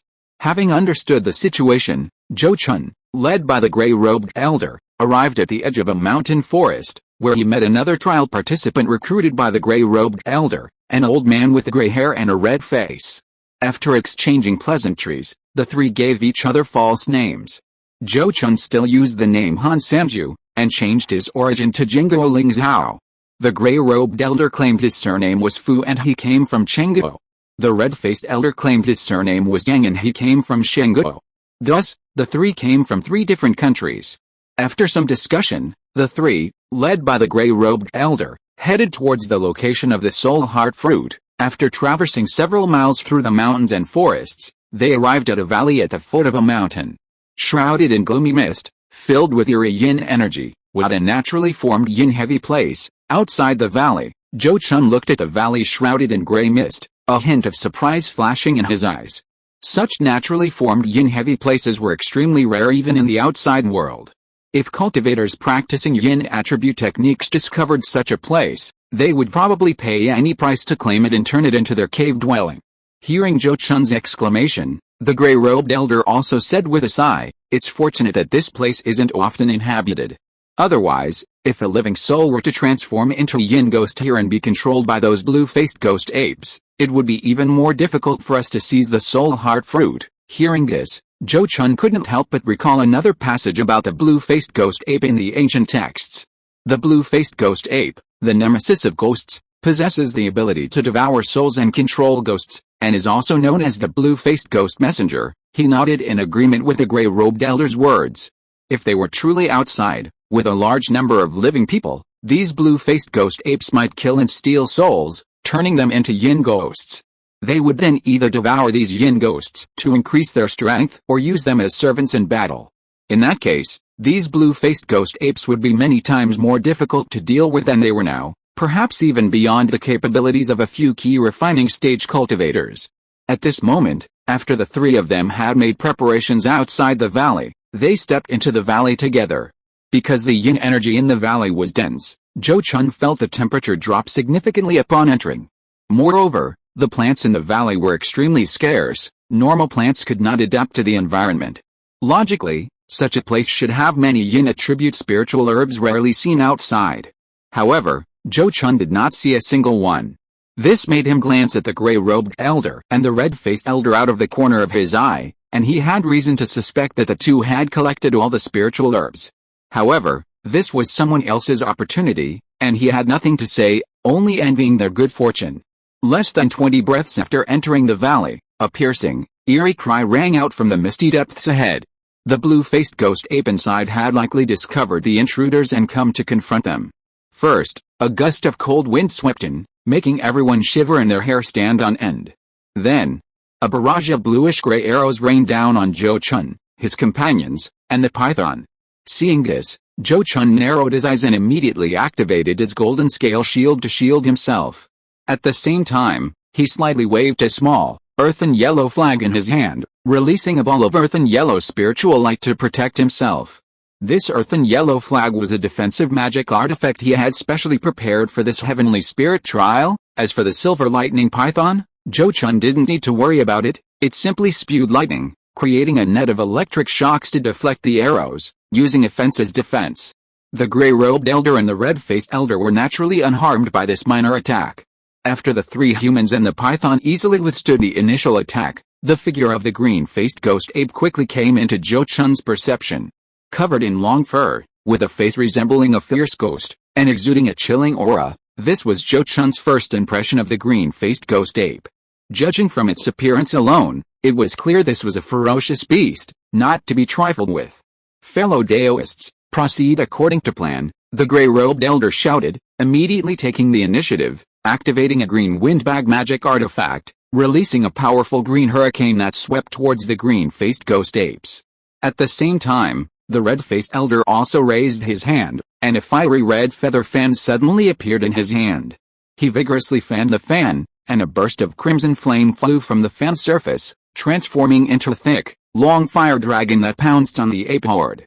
Seeing this, Zhou Chun didn't want the two to underestimate him. He reached into his storage pouch at his waist, and a pale golden treasure bottle appeared in his hand.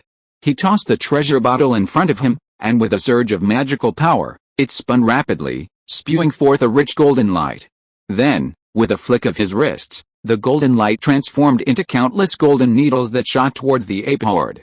This golden treasure bottle, a fine piece he bought from the market, compensated for his lack of area of effect attacks. Simultaneously, the silver lightning python unleashed a ball of silver-white lightning at the apes. The three men and the python attacked in unison, wind, fire, and lightning appearing simultaneously in a spectacular display. The blue-faced apes, caught off guard by this onslaught, were thrown into disarray. Several weaker apes suffered significant injuries, while the rest were wounded to varying degrees. Enraged and shocked, they unleashed their soul-crying technique, roaring in unison. Suddenly, the blue-faced apes brandished their claws and howled towards the sky. Instantly, a disturbing, mind-altering, soul-searching sound haunted Zhou Chun and his companions, rendering them powerless to unleash any attacks with their magical artifacts. Meanwhile, the blue-faced ghost apes, maintaining their howls, viciously lunged at the three with their claws. Just then, the silver lightning python beside Zhou Chun let out a hiss, spitting out a weak bolt of lightning that struck him. The sudden lightning strike jolted Zhou Chun, clearing his mind considerably. He quickly channeled his magic into the golden bottle, causing it to spew forth a large burst of golden spiritual light, which split into three golden long swords that slashed at the three attacking blue-faced ghost apes. The silver lightning python, meanwhile, spat out serpentine lightning bolts at one of the first-tier high-grade blue-faced ghost apes and then actively snaked its way to another. This interruption by its master and servant instantly shattered the enhanced soul-crying technique, formed by the combined power of the ape horde. The gray-robed elder and the red-faced elder quickly regained their senses and hurriedly activated their magical artifacts and spells to defend against the attack of the blue-faced demon apes that had come at them. The claws of the blue-faced demon apes were highly poisonous, the toxins capable of damaging the soul and difficult to cure. Therefore, neither dared to allow themselves to be scratched. Both elders possessed extraordinary skills. Even with several blue-faced demon apes attacking simultaneously, they failed to break through their defenses. Their subsequent counterattack, however, injured several blue-faced demon apes.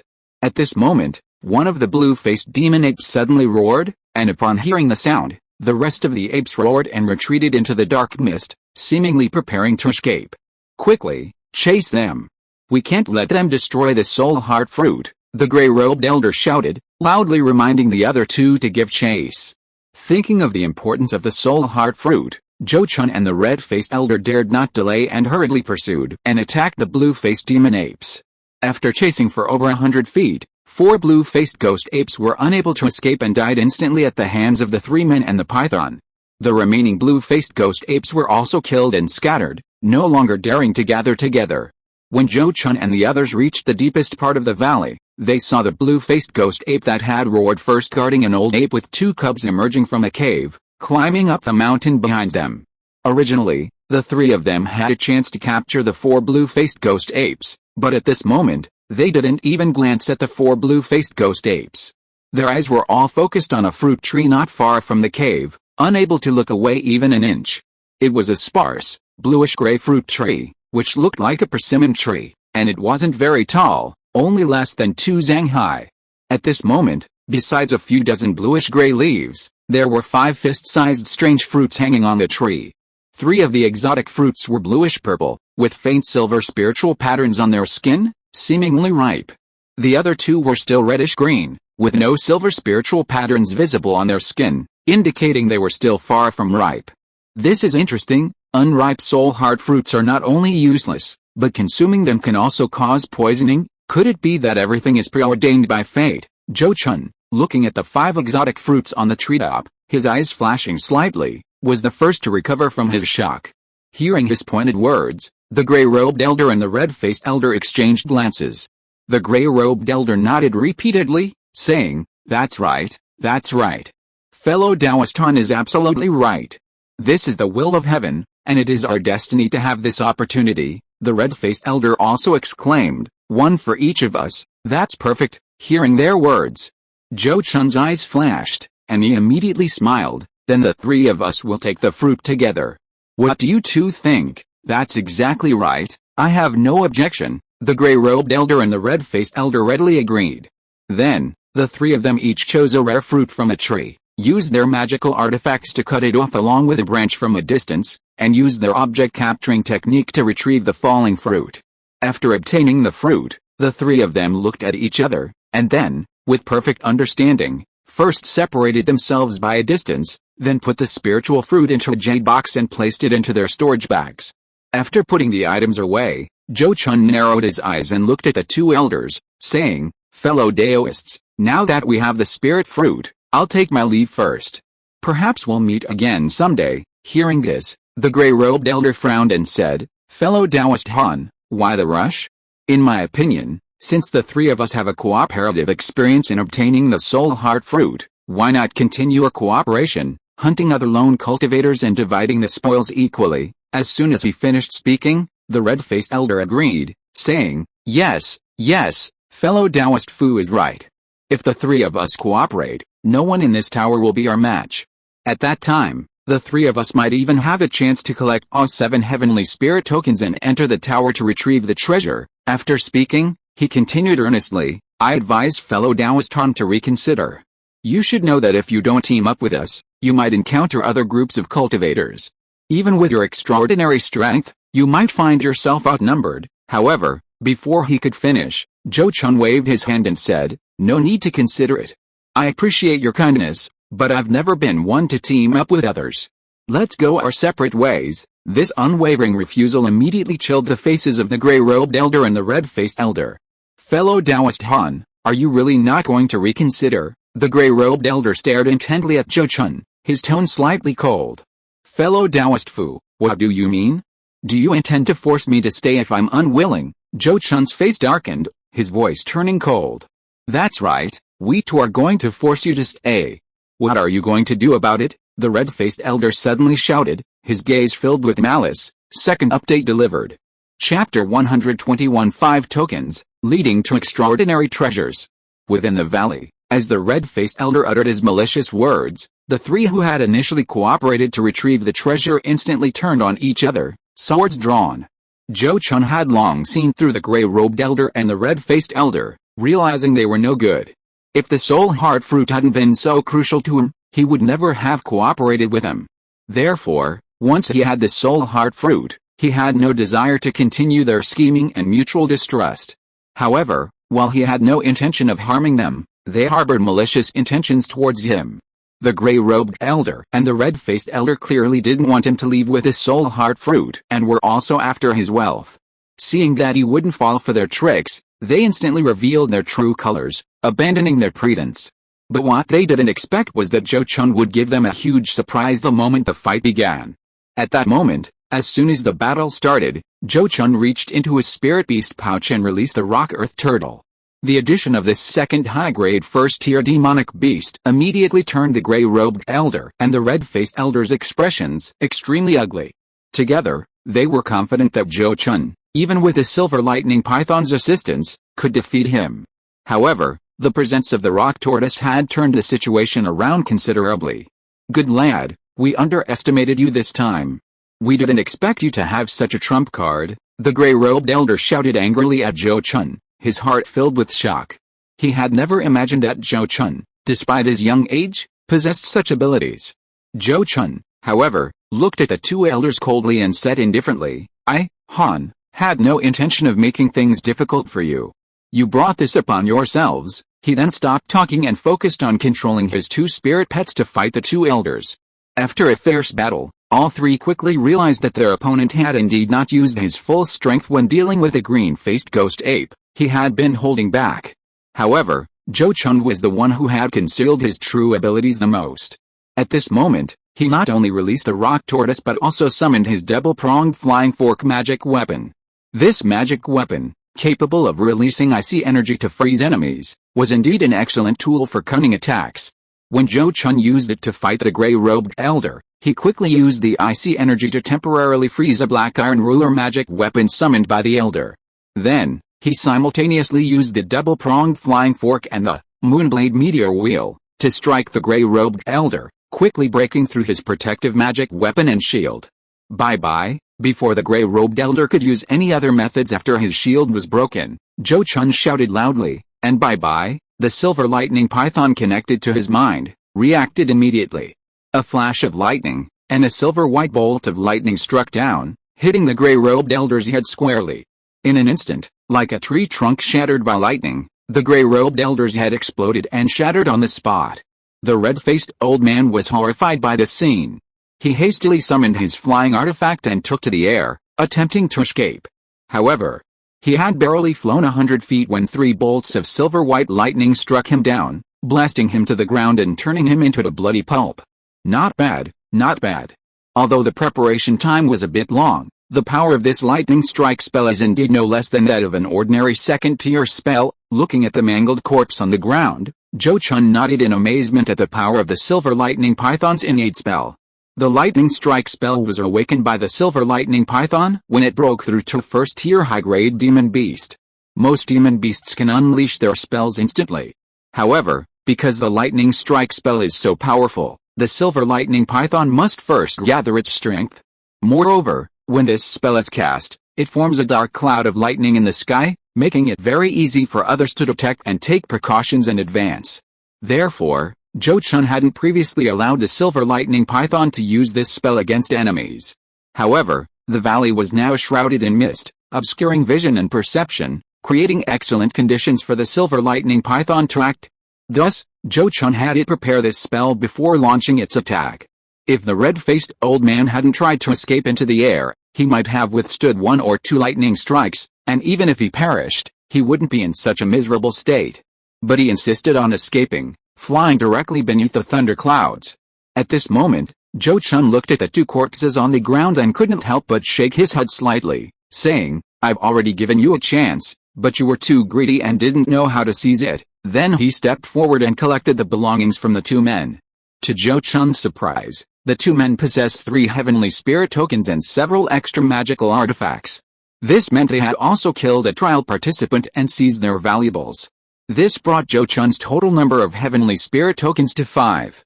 Based on this calculation, if he's lucky, he only needs to kill 1 more person to collect 7 heavenly spirit tokens. Indeed, no one gets rich without unexpected wealth. Zhou Chun sighed deeply after tallying his spoils. Having obtained the belongings of the gray-robed elder and the red-faced elder, and including the 3 soul heart fruits, even without considering the value of the heavenly spirit tokens, his gains from this heavenly spirit trial were probably close to 10,000 spirit coins. Such a large harvest in just a few days was something he hadn't expected. Such a harvest would likely make even some late-stage foundation establishment cultivators envious. After all, even for them, earning 10,000 spirit coins would require 6 or 7 years of hard work, even with good luck, and without any major expenses. However, gains and risks are relative. Now, Zhou Chun is the victor, so his size are irrelevant. But if he were the loser, others would be gossiping about his corpse. So, far from being blinded by this enormous gain, he was more clear-headed and vigilant than ever before. The red-faced old man was right earlier. Zhou Chun's reluctance to risk teaming up with others didn't mean other trial participants wouldn't team up to hunt others. Although Zhou Chun was exceptionally strong, if he encountered a team of more than 3 trial participants, the outcome was uncertain. It seems I need to change my strategy. The best course of action is to first gather all 7 heavenly spirit tokens, then wander around outside waiting until the trial is down to its final day before heading to the 7-story tower to select treasures. Zhou Chun stroked his chin, quickly coming up with a new idea. Then, he looked at the remaining 2 unripe soul heart fruits, shook his head slightly, and left the valley without damaging them. Heavenly fruits like the soul heart fruit have strict requirements for their growing environment, only growing in places like this Zhuan Yin land with its dense yin energy. Furthermore, to flower and bear fruit, they require the nourishment of exotic beasts like the green-faced ghost ape. So even if Zhou Chun had a way to take the fruit trees out, he wouldn't have anywhere to plant them. It was better to note this place down and see if a younger member of his family could have the opportunity to come back and seize the spiritual fruits later. After leaving the valley, Zhou Chun cautiously continued wandering the mountains. Half a day later, Zhou Chun suddenly heard the sounds of fierce fighting. When he quietly arrived at the vicinity, he only saw a burnt-out wasteland. For the next 2 days, although he didn't encounter any other trial participants, Zhou Chun repeatedly heard the sounds of cultivators fighting. Clearly, as time passed, the cultivators approaching the 7-story tower were more likely to encounter each other. Under the special rules of this place, cultivators who met face-to-face were bound to engage in life-or-death battles. One day, Zhou Chun discovered a very rare male fragrant musk deer in the forest. To chase after this frightened and fleeing musk deer, he even risked flying a considerable distance using his magical artifact. It's no wonder he took such a risk. The fragrance of the fragrant musk deer is incredibly rare. This type of demonic beast is extremely difficult to find in the outside world. Once discovered, it's often hunted down for its fragrance. The fragrance of the fragrant musk deer is a priceless treasure. It has many uses, but for cultivators, its most effective effect is removing turbid and malevolent energy. That's right, removing the turbid and malevolent energy that cultivators inadvertently accumulate within their bodies. This single effect alone multiplies the value of the fragrant musk deer's fragrance, making it even rarer and more precious than foundation establishment pills. You see, turbid and malevolent energy, when one's cultivation is low, isn't a major concern if one gets a little bit. However, at the Purple Mansion stage and above, especially for those preparing to open their Purple Mansion, it becomes something extremely unpleasant and repulsive. A vivid analogy is someone with a blocked nose locked outside a latrine, because their nose is blocked and they can't see. Even if they know the latrine smells terrible, they probably won't feel much discomfort. However, locking someone with a sense of smell far more acute than normal in such a place, even if the stench of excrement and urine doesn't kill them, could potentially cause mental problems in the long run. Furthermore, for cultivators preparing to open their Purple Mansion, the presence of turbid and malevolent energy within their bodies could lead to failure at crucial moments, or even demonic possession. Based on this, any cultivator aspiring to open their Purple Mansion, if they haven't eliminated turbid and malevolent energy from their bodies, will be determined to obtain the spiritual fragrance produced by the fragrant musk deer. Therefore, Zhou Chun now also harbors a strong desire to possess that fragrant musk deer. He himself has a purification jar and doesn't need the spiritual fragrance produced by the fragrant musk deer. The problem is that he dares not reveal the spiritual water produced by the purification jar to anyone else, making it impossible to exchange for anything. But the spiritual fragrance produced by the fragrant musk deer is different. It can not only be openly sold, but it's also extremely expensive, worth thousands of spirit coins, or even more, for just 1 ounce. So today, he was determined to capture this fragrant spirit musk deer. No one could stop him. 2 legs can't outrun 4 legs, and 4 legs can't outrun wings. After Zhou Chun used his flying magic weapon, the silver rainbow ruler, even if the fragrant spirit musk deer was incredibly fast, it couldn't escape his grasp. Got it. In the sky, Zhou Chun swung his hand and threw the golden lock ring, which landed perfectly on the head of the running fragrant spirit musk deer. This thing was about the size of a sika deer, and it didn't have antlers, making it very easy to catch. Then, with Zhou Chun's magic power activated, The fragrant spirit musk deer was quickly strangled and collapsed to the ground, only its forelegs still stubbornly kicking the ground. Bye-bye, you calm it down. In the forest, after landing, Zhou Chun reached out and patted his spirit beast pouch, releasing the silver lightning python. Bye-bye. Upon hearing his command, the silver lightning python immediately spat out more a bolt of silver-white lightning that struck the fragrant spirit musk deer. The electric shock caused the musk deer to convulse, urinate, and defecate, and it quickly lost consciousness. Bye-bye had become quite skilled at this violent method of stunning the musk deer through repeated use on them. After stunning the musk deer, Zhou Chun had Bye-bye stand guard while he went forward to retrieve the fragrant scent from the musk deer's abdominal sac. This sac was located under the skin in front of the musk deer's bell, and before it was opened, no fragrance was emitted. However, as Zhou Chun pried open the sac with his fingernail, a captivating fragrance wafted out. While the fragrance was invigorating to humans, it was like the smell of excrement to Bye-bye, who felt extremely uncomfortable and immediately twisted away. Not only it, but all snakes and insects within 100 feet of the musk deer avoided it, fleeing at lightning speed. It turns out that the fragrant spirit musk deer feeds on snakes and insects, and its fragrance is brewed from the essence of these creatures, making it a natural snake-repelling remedy. Even demonic snakes and insects would flee at the mere scent of it. Truly a natural fragrance, extraordinary indeed, Zhou Chun exclaimed in admiration, quickly inserting 3 fingers into the sachet and extracting all the fragrance he had accumulated over the years. The final amount of fragrance he obtained weighed a full half-pound. Hiss.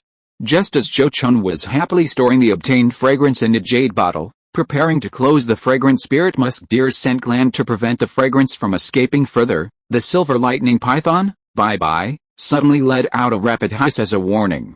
This caused his expression to change drastically. He hurriedly got up, took out his magical artifact to prepare for battle, and simultaneously summoned Bye-bye back. After a moment's thought, he used the spirit beast pouch he had obtained from the gray-robed elder to put the unconscious fragrant spirit musk deer inside. Just as he finished doing all this, an ugly, hunchbacked old man in black robes suddenly emerged from the forest, leaning on a cane.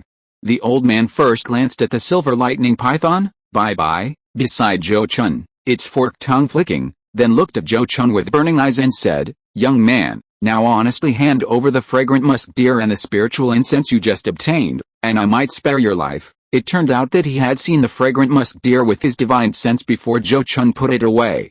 Combined with the lingering fragrance, this was enough for him to deduce what kind of demon beast the musk deer was.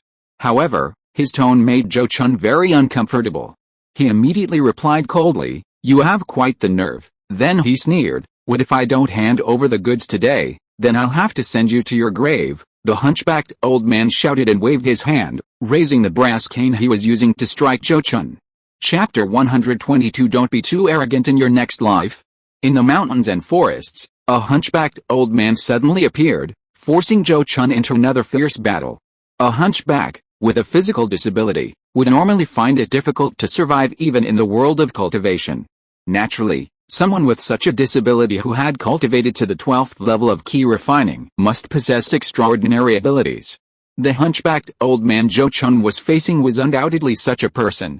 His arrogant and boastful tone stemmed from his truly formidable strength. At that moment, he flung his brass-colored cane, which shone brightly, striking towards Zhou Chun like a venomous snake. Seeing this, Zhou Chun intended to use the same tactic, immediately summoning his double-pronged flying fork magic weapon to meet the attack. However, just as he activated the weapon to release its chilling energy and freeze the brass-colored cane, a powerful shockwave suddenly erupted from the cane, instantly shattering and peeling away the ice that had encased it. The silver-white lightning orbs spewed by the silver lightning python were easily absorbed by a green-bronze cauldron summoned by the hunchbacked old man, failing to achieve any offensive effect. Having so easily parried the attack from Zhou Chun and his servant, the hunchbacked old man patted his storage bag, summoning another crimson bronze sphere magic weapon. With a surge of his magic power, the fist-sized crimson bronze sphere magic weapon transformed into a massive fireball the size of a wheel with a boom. Like a celestial meteor, it crashed down upon Zhou Chun. Seeing this, Zhou Chun hurriedly activated the Moonblade meteor wheel to slash at the fireball. However, the silver-black wheel magic weapon only lightly collided with the fireball before being sent flying backward, even its blade curling up. Zhou Chun, whose divine sense was imbued with a magic weapon, was also struck hard, his face instantly turning pale, having suffered minor internal injuries. He had no time to worry about this minor injury, because after knocking away the Moonblade meteor wheel, the fireball hurtled towards him again. Without thinking, Zhou Chun hurriedly took out the small, earthen yellow flag, poured his magic power into it, and shook it vigorously. A thick barrier of earthen yellow spiritual light formed in front of him. Still feeling unsafe, he also used some of his magic power to create a golden scale shield, placing it at the very front. Boom! A deafening roar erupted. The raging fireball, directly impacting the golden scale shield, slammed into the barrier in front of Zhou Chun, causing the flames to explode and engulf him in a sea of fire. Seeing this, the silver lightning python, Bye-Bye, was also extremely angry. It immediately spat out a silver-white forked lightning bolt at the old man and pounced on him. However, the green-bronze cauldron floating above the old man's head surged with light again, sucking in the lightning bolt spewed by the silver lightning python once more. As the silver lightning python Bye-Bye approached, the hunchbacked old man suddenly reached into his storage pouch, took out several talismans, and activated them, transforming them into over a dozen fireballs that hovered in front of him. Then, he rapidly formed hand seals, and the fireballs merged into one, transforming into a raging fire dragon that lunged at Bye-Bye. Hiss. Perhaps sensing the fire dragon's power, Bye-Bye let out a long hiss. And a ball of silver-white lightning suddenly shot from its body, quickly forming a lightning-infused shield to block the fire dragon. However, with a deafening roar, Bye-Bye's lightning shield shattered instantly, and the python itself was blasted several meters away by the aftershocks, its scales shattering in pieces. This was the first time it had suffered such damage since its debut. Fortunately, its injury was not in vain. While it had distracted the hunchbacked old man, Zhou Chun finally recovered. At this moment, Zhou Chun was filled with both shock and anger. All this shock and anger stemmed from the hunchbacked old man's attack. That single blow had crippled one of his first-tier high-grade magic artifacts, destroyed another, and nearly injured him. The power of that copper ball magic artifact was no less than the small thousand mountain seal, after it had been fully charged, yet it didn't have the disadvantage of needing to be charged. If Zhou Chun hadn't always focused on his defense, taking that attack head-on would have left him either dead or crippled. Having suffered such a great loss, and seeing the hunchbacked old man's skillful fire control against the silver lightning python, Zhou Chun's vigilance increased significantly. He realized he had truly encountered a powerful opponent. Therefore, he dared not hold back any longer and immediately released the rock-earth turtle. Another first-tier high-grade demonic beast, seeing the suddenly appearing enormous tortoise, the hunchbacked old man's eyelids twitched, extremely surprised. But that was all he was surprised about. Confident in his own strength, he still didn't think there would be any surprises in this battle. He simply flicked his sleeve, summoning a greenish-blue magical artifact resembling a banana leaf fan, stepped onto it, and was quickly carried to a height of 20 or 30 feet in the air. This height was quite low, yet it rendered many of the rock turtle's spells ineffective. This demonstrated the hunchbacked old man's rich combat experience and profound understanding of demonic beasts. Even so, the defensive buff provided by the rock turtle to Zhou Chun was enough to give him a headache. Zhou Chun stood behind the rock turtle, simultaneously wielding his double-pronged flying fork magical artifact and his brass-colored cane in combat, while also summoning his pale gold treasure bottle magical artifact, condensing golden light swords that slashed towards the hunchbacked old man in the air. The silver lightning python beside him, however, had quieted down, focusing on gathering power for its lightning strike spell.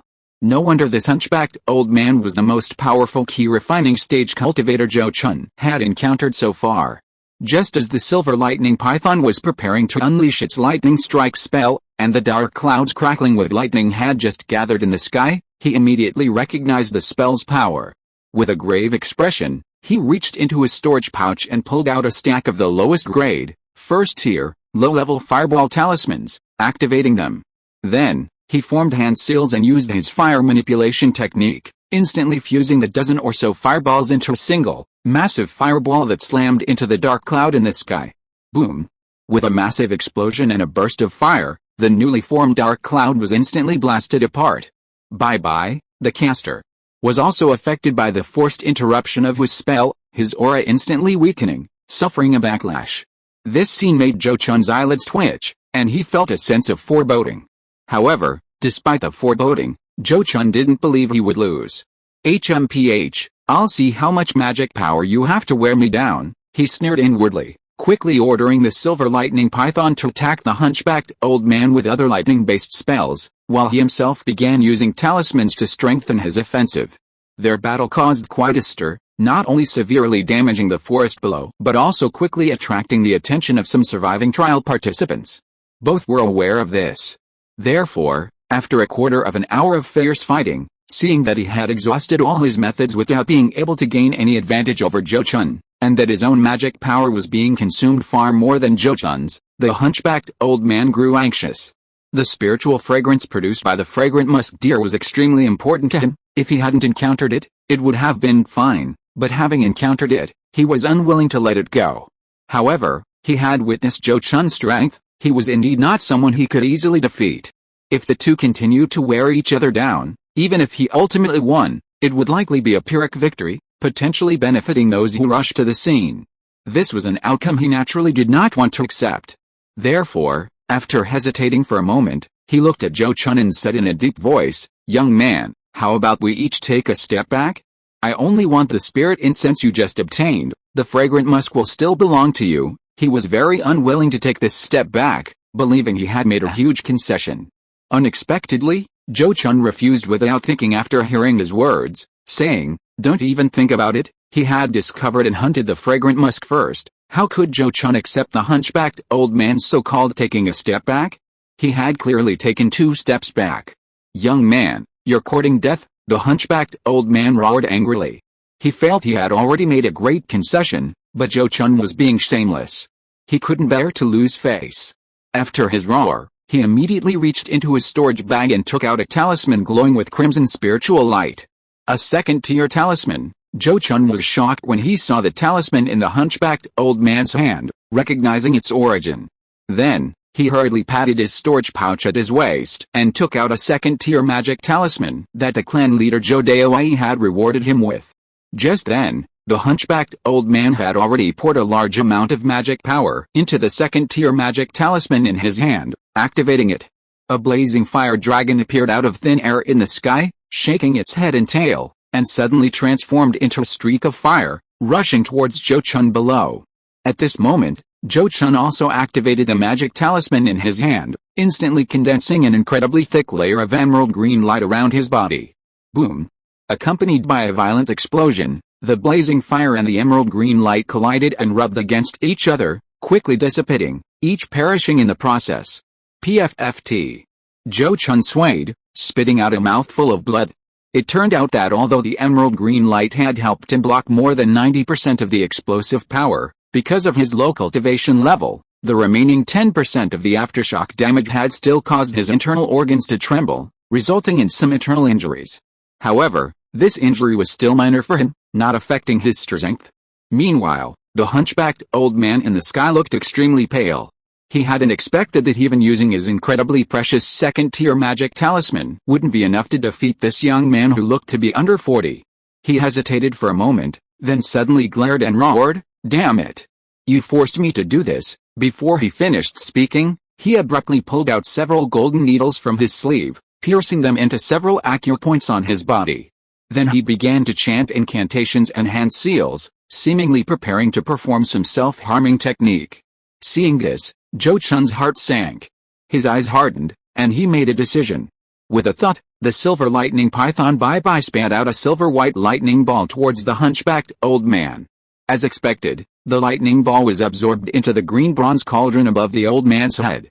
The green bronze cauldron, which appeared to be only a few feet long, seemed to contain another world within it. No matter how many spells it absorbed, it could never be filled.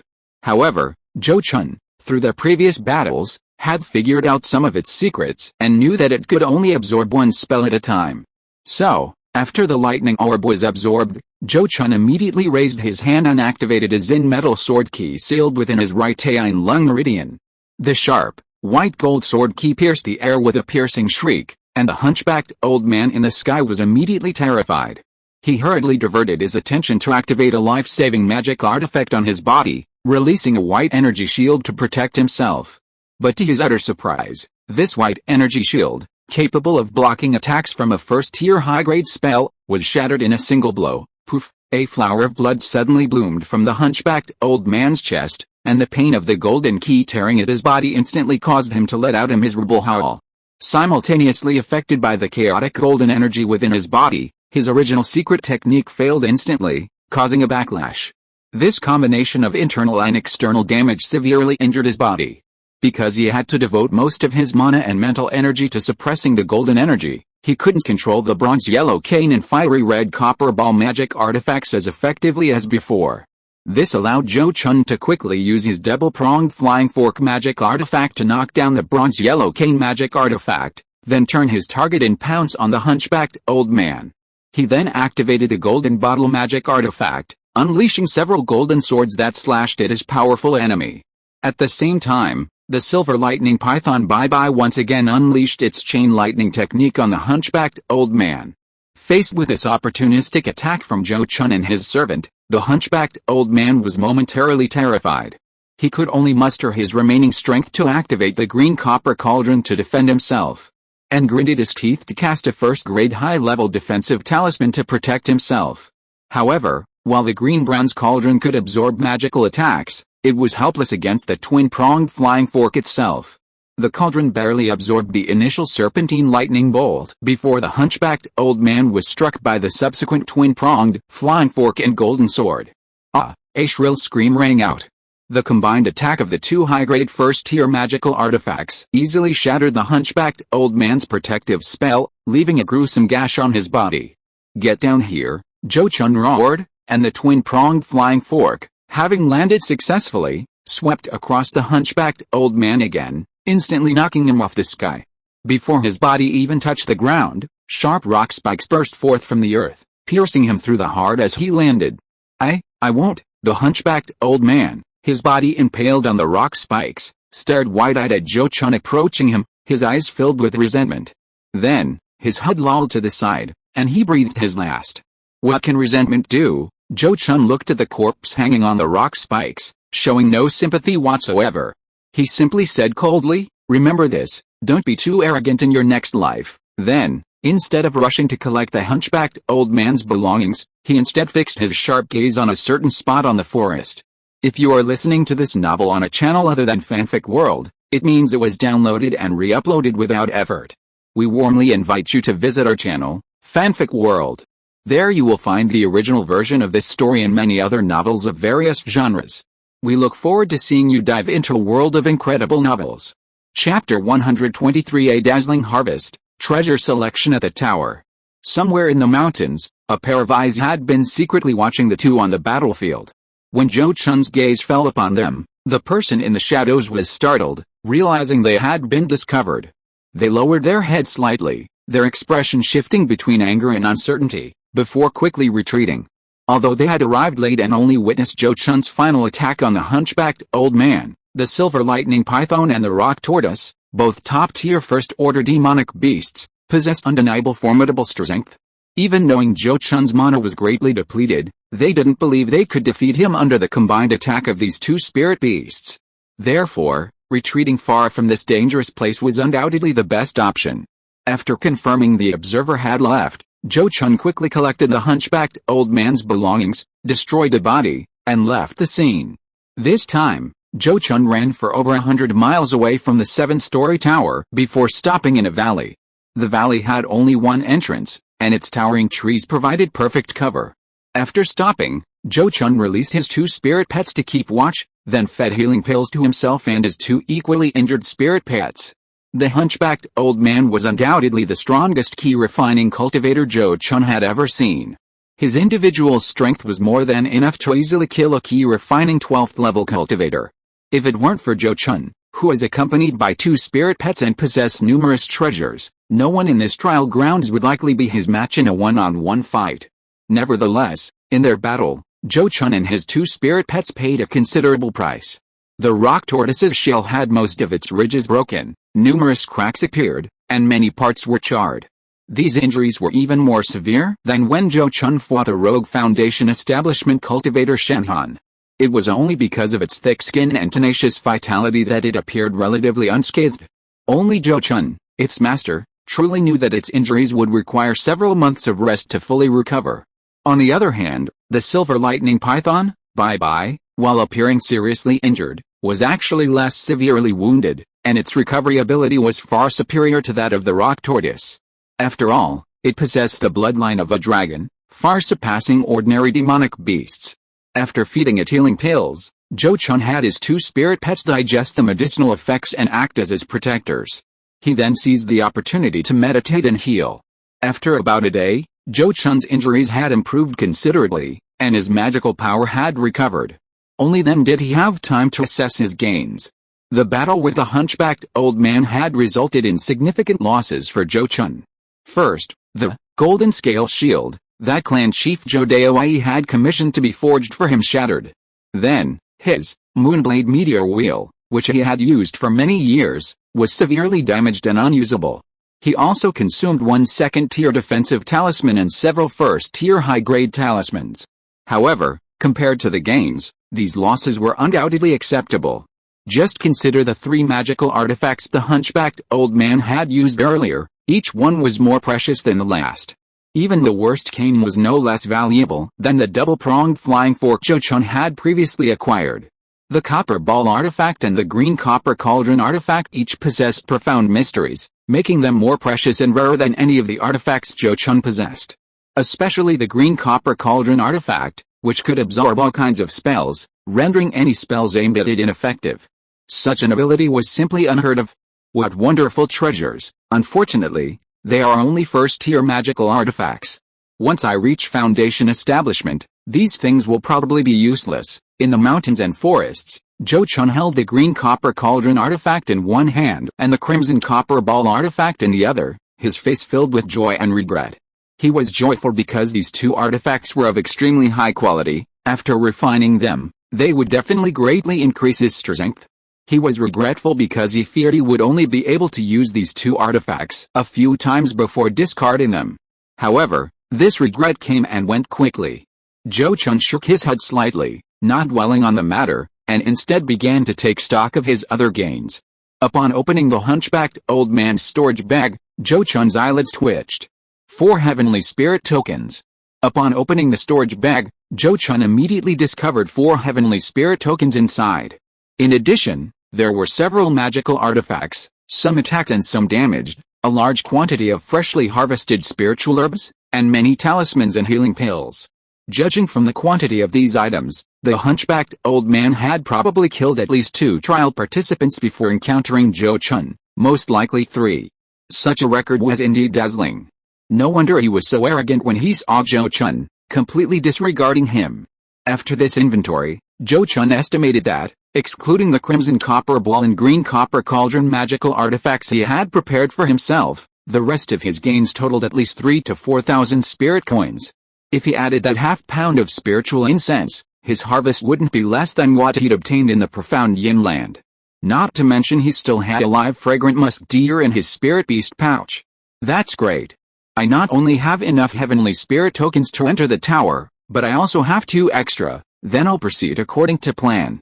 On the final day, I'll go into the tower to retrieve the treasure. A glint flashed in his eyes. Zhou Chun glanced at the several storage bags hanging from his waist and quickly decided to stop while he was ahead. Greed is the worst thing one can do. His gains from this heavenly spirit trial had far exceeded his initial expectations. Now, his task wasn't to greedily continue killing and robbing, but to secure his gains and return safely to his family. A hunchbacked old man had already forced him to use almost all his strength, injuring himself and his 2 spirit pets. Who knew if there were other such individuals among the remaining trial participants? Who knew if such individuals would team up with others to hunt down other trial participants? Having already gained enough, Zhou Chun had no intention of gambling on such odds. Having made this decision, he spent the next few days focusing on refining his newly acquired magical artifact and meditating to heal his injuries. As the trial's end drew nearer, the surviving trial participants fought increasingly fiercely for the 7 heavenly spirit tokens needed to enter the tower. Even from 100 miles away, Zhou Chun could sometimes hear the distant booming explosions. This continued until the final day. Zhou Chun then had the silver lightning python knock out Xiangling Shi and put her in his spirit beast pouch before setting off for the 7-story tower. Several trial participants had already successfully entered the tower and chosen their rewards.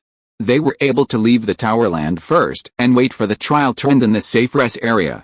Those who hadn't yet obtained the 7 heavenly spirit tokens lay in wait on the outer perimeter of the tower, still not giving up. At this moment, Zhou Chun arrived. He had already donned the concealing hat, a magical artifact that hid his face, to prevent anyone from knowing he had entered the tower to retrieve the treasure. Relying on the wondrous effects of the forest-hidden cicada breath technique, he was only discovered by those lurking outside when he reached the stone plaza near the tower. But by then, it was too late for anyone to stop him. Despite not being attacked, Zhou Chun still felt a malicious gaze emanating from the forest. He quickly strode to the edge of the invisible barrier protecting the tower. Then, with his back to the real yet invisible array behind him, he patted his storage pouch at his waist, instantly retrieving 9 heavenly spirit tokens. It was clear that when he took out these heavenly spirit tokens, the malicious gazes from the forest diminished considerably. They were probably frightened. After all, they couldn't even gather 7 heavenly spirit tokens, while Zhou Chun could produce 9. This clearly demonstrated Zhou Chun's immense strength. Faced with a powerful opponent, who would dare to easily reveal their malice? Zhou Chun, however, spoke in a hoarse voice, "As you can see, I have 2 more heavenly spirit tokens here.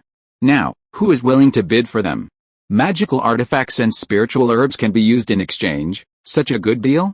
Those in the forest who heard Zhou Chun's words were awe-stunned, some unable to believe it was true. But considering that each person could only enter the tower once, they knew Zhou Chun had no reason to lie about this. Soon, a voice shouted, "How about 2 intact, high-grade first-tier magical artifacts?" As soon as that was said, another voice shouted, "I offer 2 high-grade first-tier magical artifacts, plus a 200-year-old spiritual ginseng." However, these 2 voices were only shouting from within the forest. But one person appeared directly from the forest after Zhou Chun finished speaking. A yellow-robed old man with a long sword at his waist, his sleeves fluttering, leaped out of the forest and landed gracefully on the Bluestone Plaza. Then, with a wave of his sleeve, he said to Zhou Chun, "I offer 4 high-grade first-tier magic artifacts and 400-year-old spiritual herbs." Upon hearing this, the many cultivators in the forest were startled, and for a moment, no one raised the price.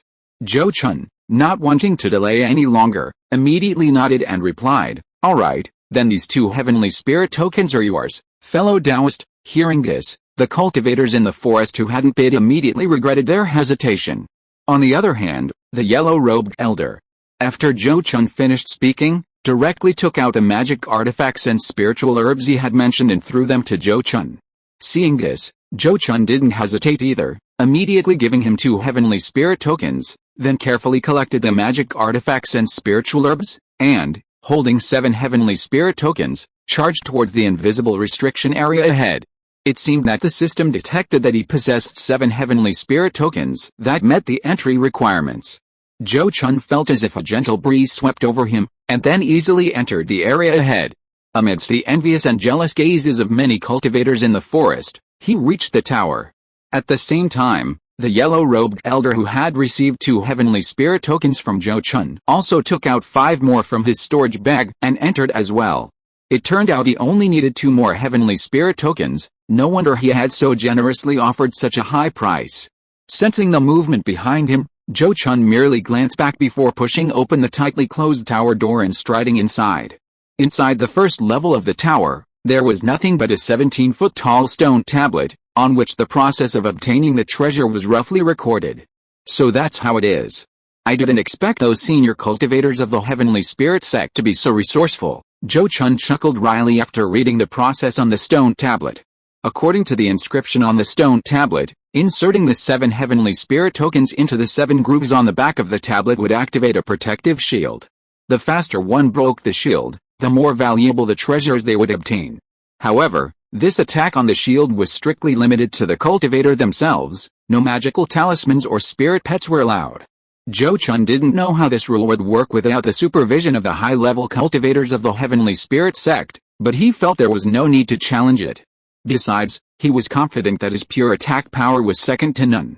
Following the procedure, he inserted the 7 heavenly spirit tokens into the grooves on the back of the stone tablet. Instantly, a burst of 7 colored spiritual light erupted from the stone tablet, quickly forming a shield that protected it. Upon seeing this, Zhou Chun immediately summoned his crimson copper ball magic weapon, transforming it into a giant fireball that crashed into the shield. With a deafening roar, the 7-colored protective shield shook violently, but showed no signs of shattering. Zhou Chun, ignoring the exhausted crimson copper ball magic weapon, immediately activated a little thousand mountain seal, and slammed it down on the shield again. This time, fine cracks appeared on the shield, but it was still far from breaking. Zhou Chun didn't waste time charging the little thousand mountain seal any further, and instead unleashed his double-pronged flying fork at the shield, simultaneously unleashing his remaining Xinjin sword key. Bang! Under the final attack of the white gold sword key, the 7-colored shield finally shattered. Zhou Chun calculated that he had used less than 7 breaths. Perhaps someone could have done better, but Zhou Chun believed that his speed was at least among the top few of the cultivators participating in this trial. Therefore, he was somewhat anticipating what treasure he would obtain. He didn't wait long. Not long after the 7-colored protective shield shattered, a large jade box, 3 feet wide and 7 feet long, appeared before him. The jade box was inscribed with many exquisite runes, shimmering with a faint spiritual light, as if the box itself were an extraordinary treasure. But what could be inside such a large jade box? Filled with intense curiosity, Zhou Chun gently pushed open the clasp on the jade box and opened the lid. Chapter 124 The Treasure in the Jade Box, Disposing of the Harvest. Outside the ruins of the Heavenly Spirit Gate in Lingzhou. Since Zhou Chun and his group entered the ruins, the Foundation establishment cultivators outside, including Zhou Daoyi, had been patiently waiting for their juniors to return. On this day, the silver-white vortex above the ruins suddenly reappeared, and then countless heavenly spirit tokens gushed out, scattering in all directions. Seeing this, the Foundation establishment cultivators hurriedly used their various methods to collect the tokens. Ultimately, except for a few who were too slow, most cultivators, including Zhou Daoyi, collected a token. Just as they finished collecting their tokens, the survivors of the trial were successively spat out by the silver-white vortex. Fortunately, the Foundation establishment cultivators were extremely familiar with the aura of their juniors. Although startled, they remained calm and quickly caught their juniors who were dizzy from the teleportation and unable to fly on their own. Otherwise, it would have been ridiculous for them to have survived the trial only to fall to their deaths. After being caught by clan chief Zhou Daoyi, Zhou Chun, though still feeling dizzy, quickly grabbed Zhou Daoyi's arm and whispered, "A great harvest, leave quickly." Hearing this, Zhou Daoyi immediately understood.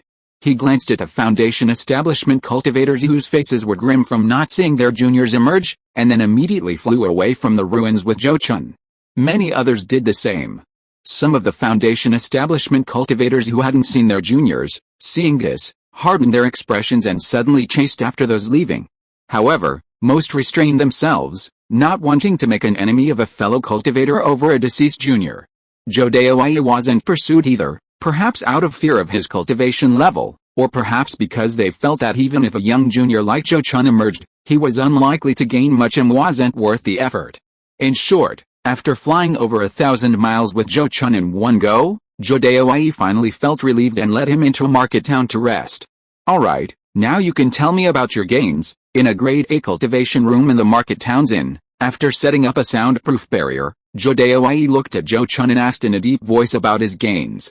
Unlike the grade B cultivation rooms that Zhou Chun usually used, grade A cultivation rooms were much more expensive. One spirit coin could stay in a grade B cultivation room for 12 hours. But in a grade A cultivation room, one spirit coin could only stay for 4 hours, a difference of 3 times the price. But for Foundation establishment cultivators, only grade A cultivation rooms could meet their cultivation needs, so they had to grit their teeth and use them no matter how expensive they were. This is also an important reason why many independent cultivators, after successfully establishing their foundation, would unite to open their own settlements. Otherwise, if they used the grade A cultivation rooms in the market town and various cultivation families every day, most of the spirit coins they earned in a year would be spent on these rooms. Faced with Zhou Daoyi's question, Zhou Chun didn't hide anything and immediately revealed his most valuable acquisitions from this trial. This heavenly spirit trial had been very fruitful for Zhou Chun. However, his greatest gains were undoubtedly the soul heart fruit, the fragrant musk deer, and the treasure he finally chose from the tower. It's actually a soul heart fruit. What a treasure.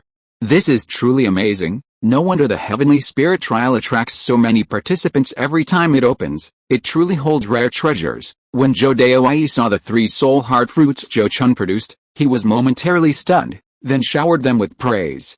However, while the soul heart fruit was rare, it was only something he could praise. What truly moved him was the fragrant musk deer and the spiritual incense Zhou Chun had brought out. No wonder. No wonder you were in such a hurry to urge me to leave. You really have given me a wonderful surprise. With Zhou Daowei's cultivation and temperament, he was so excited upon seeing a live male fragrant spirit musk deer that he lost his composure. A live male fragrant spirit musk deer could not only continuously produce spiritual fragrance in the future, but it could also be used as a breeding steed to try and cultivate a population of fragrant spirit musk deer. Although it was difficult to achieve, it was not hopeless. And if a population of fragrant spirit musk deer could really be cultivated, and several male fragrant spirit musk deer could be produced, then based on this achievement alone, Zhou Chun would be qualified to have a place on the merit wall in the ancestral hall. In terms of value, the fragrant spirit musk deer population would only surpass the value of the jade spirit bee. After all, the spiritual honey produced by the jade spirit bee was just a delicious drink for cultivators above the foundation establishment stage. Having it was certainly best, but not having it was not unacceptable.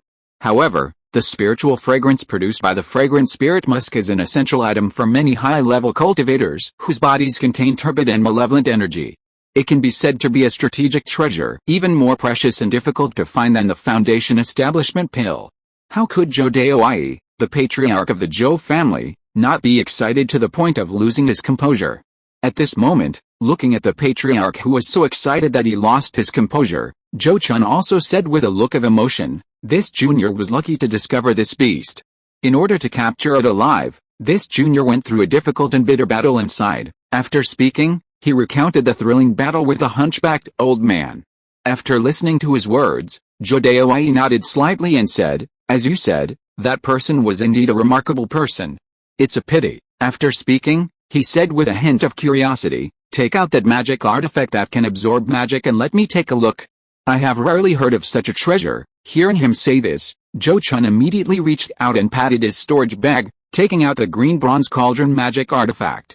After taking the magical artifact from his hand and examining it, Zhou Daowei nodded slightly, seemingly understanding, and said, I see, I understand. He then explained to the curious Zhou Chun, this item is made from a very special spiritual metal called corrosion copper. Corrosion copper itself is a type of magic-resistant spiritual metal, possessing strong resistance to magical energy. It's usually used as an auxiliary material added to magical artifacts to increase their magical resistance. And the craftsman who refined this item is also a master. He somehow managed to use corrosion copper as the main material to forge the artifact, giving it the ability to absorb and neutralize magical attacks. So that's how it is? It's due to the special properties of the material itself that it achieves this? Zhou Chun understood Zhou Daowei's meaning, then put away the green bronze cauldron artifact and took out another treasure. Clan Chief, please take a look at this. This is the treasure I obtained after winning the trial against many. He opened the exquisite jade box, revealing its contents to Zhou Daowei. Inside the jade box was a white longbow. The bow was made of some kind of spirit bamboo and animal bone, and was engraved with exquisite and profound runes. The bowstring was made of a silver-white silk tanned into shape. Also stored in the jade box with the longbow was a 3-foot-long arrow. The arrowhead was metal, and the shaft was made of bamboo and wood, also covered with exquisite and profound runes. Oh, a rare bow-type magical artifact, and a complete set. Zhou Daowei's expression showed surprise. He immediately reached out and took out the longbow, slightly infusing it with his magical power to activate it. Because he hadn't refined the artifact, this activation couldn't truly unleash its power. But even so, under his magical power, streaks of white electricity suddenly appeared on the longbow. Seeing this, Zhou Daowei quickly stopped channeling his magic power, allowing the strange phenomenon to dissipate.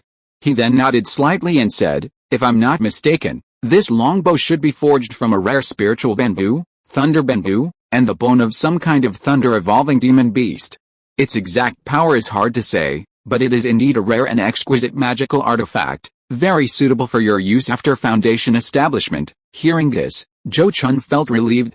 To be honest, when he opened the jade box and found only a magical artifact inside, Zhou Chun was somewhat disappointed.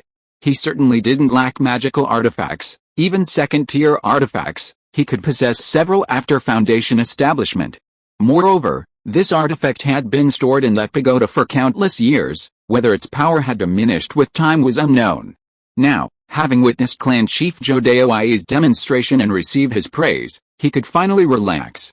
After examining the longbow artifact inside the jade box, Zhou Daoi, seeing that Zhou Chun had no intention of taking out any other treasures, waved his hand and said, "All right, you should rest too. We'll discuss your other gains after we return to the clan." "Yes, I understand," Zhou Chun replied, then sat down to meditate and regulate his breathing, while Zhou Daoi also began meditating to recover his magical power. Several days later, the two returned safely to Nine Peaks Ridge. Back at the clan, Zhou Daoi and Zhou Chun began to carefully inventory his gains.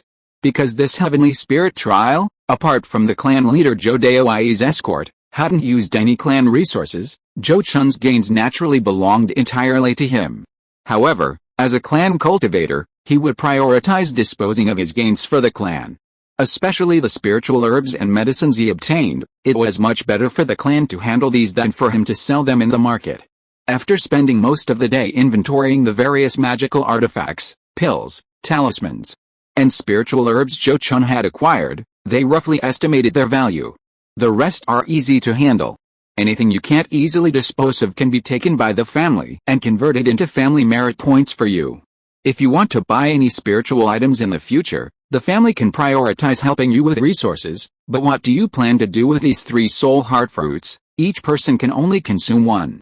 You wouldn't sell them for spirit coins, would you? Inside this haunting hall, after Zhou Daoi and Zhou Chun finished inventorying Zhou Chun's storage bag, they discussed their plans for these items, directly pointing out a key issue.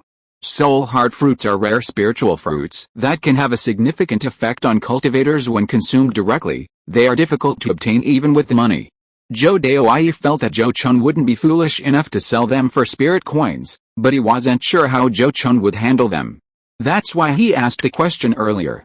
Zhou Chun, however, had already decided how to deal with them. Upon hearing Zhou Daoi's words, Zhou Chun immediately replied without hesitation, "This junior intends to consume 1 myself, and the remaining 2 will be given to you, clan chief, and the 3rd elder, respectively, to express my gratitude for your continued support and care. Give them to me and the 3rd elder." Zhou Daoi was slightly taken aback, not expecting Zhou Chun to say such a thing. Yes, the soul heart fruit can strengthen the soul and enhance divine sense, and it also has an effect on Foundation establishment cultivators. If you and the 3rd elder consume this, it should be easier for you to break through to the Purple Mansion realm in the future. Zhou Chun nodded, revealing his true intention. "All right, since you have such a kind intention, I will accept your gift. As for the 3rd elders, you can personally deliver it to him later." After staring at Zhou Chun for a while, confirming his sincerity, Zhou Daoi smiled and nodded, accepting Zhou Chun's gift. Zhou Chun was right. Consuming the soul heart fruit would indeed be beneficial for opening the Purple Mansion realm in the future. Zhou Daoi, now aspiring to reach a higher realm, naturally wouldn't refuse such treasures. He then discussed the matter with Zhou Chun, taking most of Zhou Chun's unmanageable possessions into the family, converting them into over 7,800 merit points. Only some magical artifacts, talismans, and pills like the rejuvenation pill remain with Zhou Chun for future use. Finally, there was the matter of the fragrant musk deer and the half-pound of spirit incense. After pondering for a considerable time, Zhou Daoi offered his advice to Zhou Chun. "My suggestion is that you keep the spirit incense for now. Once you successfully establish your foundation, it will be an excellent choice if you encounter any rare items or want to give gifts to high-level cultivators. As for the fragrant musk deer, let's keep it in the family for now. Half of its produced spirit incense will be yours to manage. What do you think?" Zhou Chun currently had no shortage of spirit coins, and his family's merit points were more than he could ever use. Zhou Daoi knew that exchanging family merits for these 2 items would be too disadvantageous for Zhou Chun, hence his suggestion. His suggestion was indeed a win-win situation for Zhou Chun. Therefore, Zhou Chun agreed almost without hesitation. Nodding in agreement, this junior has no objection, then let's settle on this for now.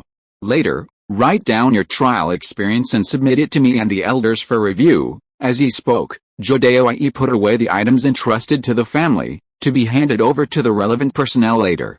Afterwards, the two split up. He went alone to the mountaintop to report Zhou Chun's gains to the Supreme Elder Zhou Ming, while Zhou Chun took the Soul Heart Fruit to Flying Stone Peak to visit the third Elder Zhou Daoquan. Chapter 125 The Elder's Sentiment, the Righteousness of Courage. Fishy Peak. When Zhou Daoquan learned that Zhou Chun had come to visit him, he assumed Zhou Chun needed his help. However, to his surprise, after Zhou Chun bowed, he took out a Soul Heart Fruit in a jade box and presented it to him.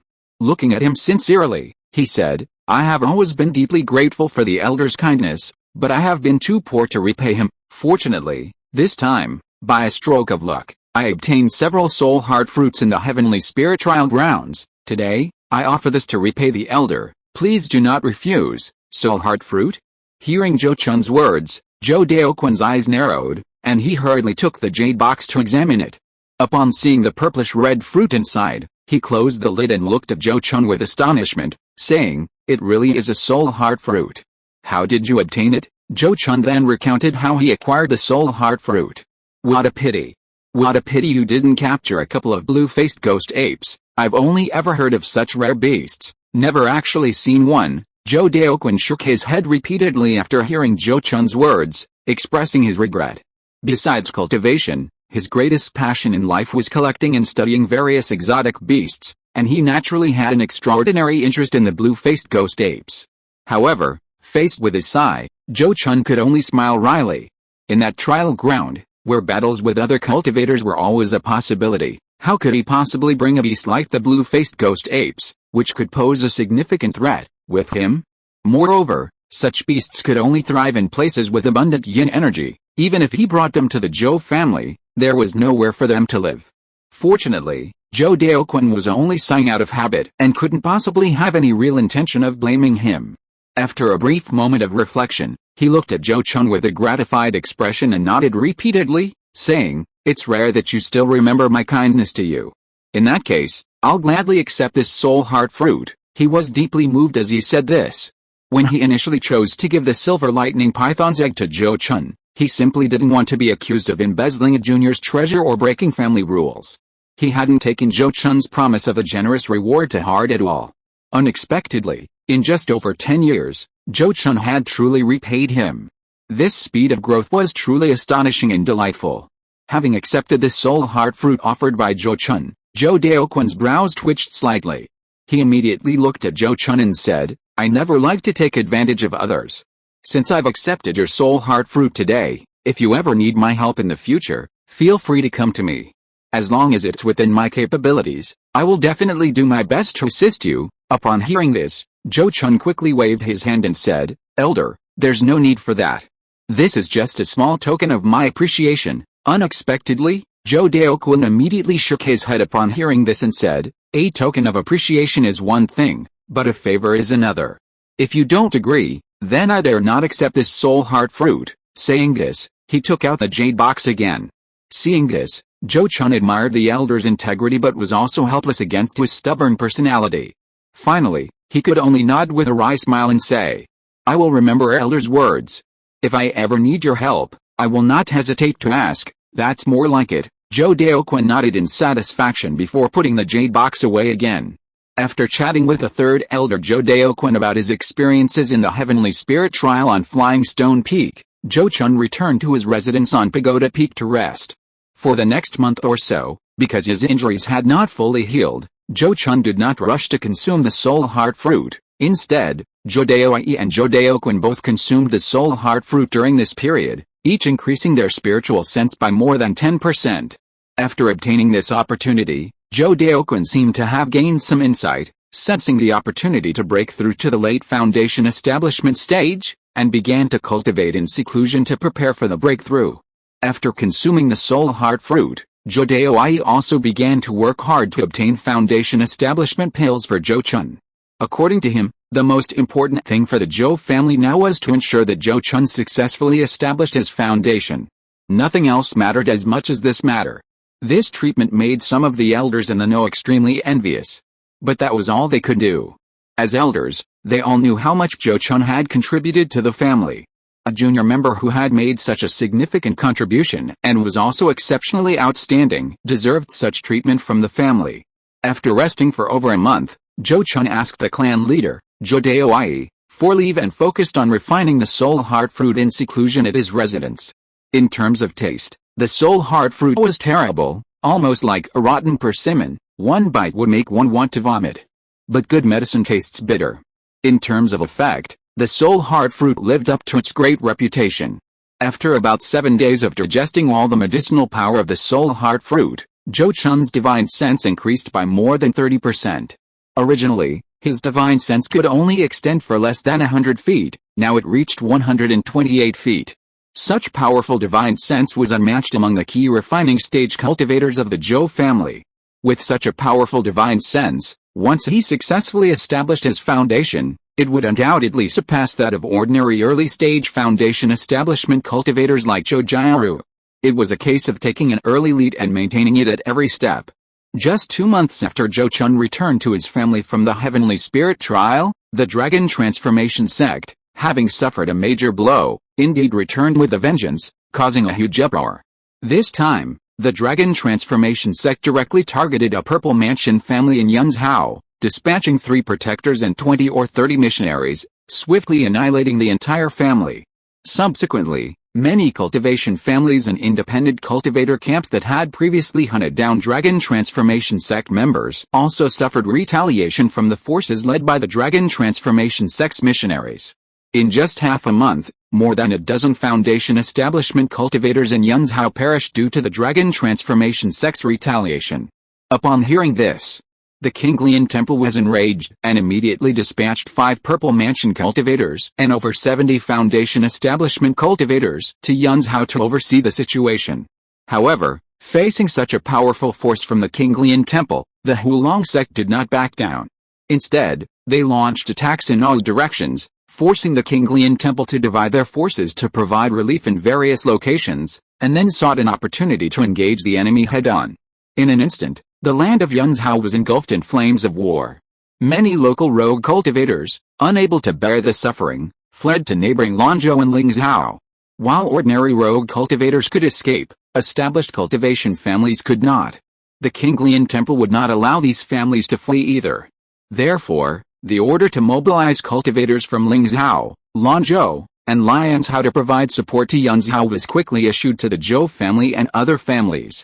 According to this order, 1 out of every 5 foundation establishment cultivators will be selected. If there are fewer than 5, they will be counted as 5. If there are more than 7, they will be counted as 10. My Zhou family currently has 5 foundation establishment cultivators, so we only need to send 1. However, for key refining cultivators, 1 out of every 10 will be selected, which means the family will need to send 14 cultivators to Yunzhou this time. Elders, which of these 14 clansmen do you think should be sent? Inside this haunting hall, after receiving the order from the Qinglian Temple, Zhou Daoyi summoned all the elders except Zhou Daokun to a meeting to discuss the matter.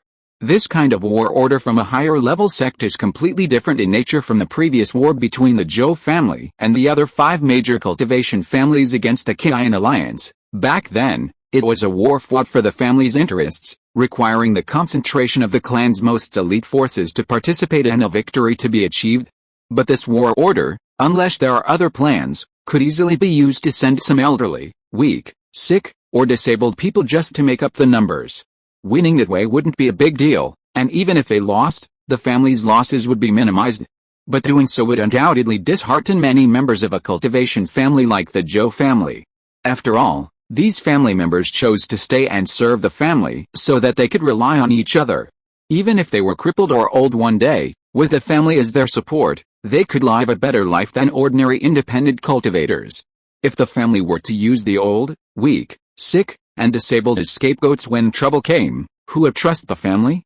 Who would rely on the family? These are the thoughts that all the Zhou family elders present understood.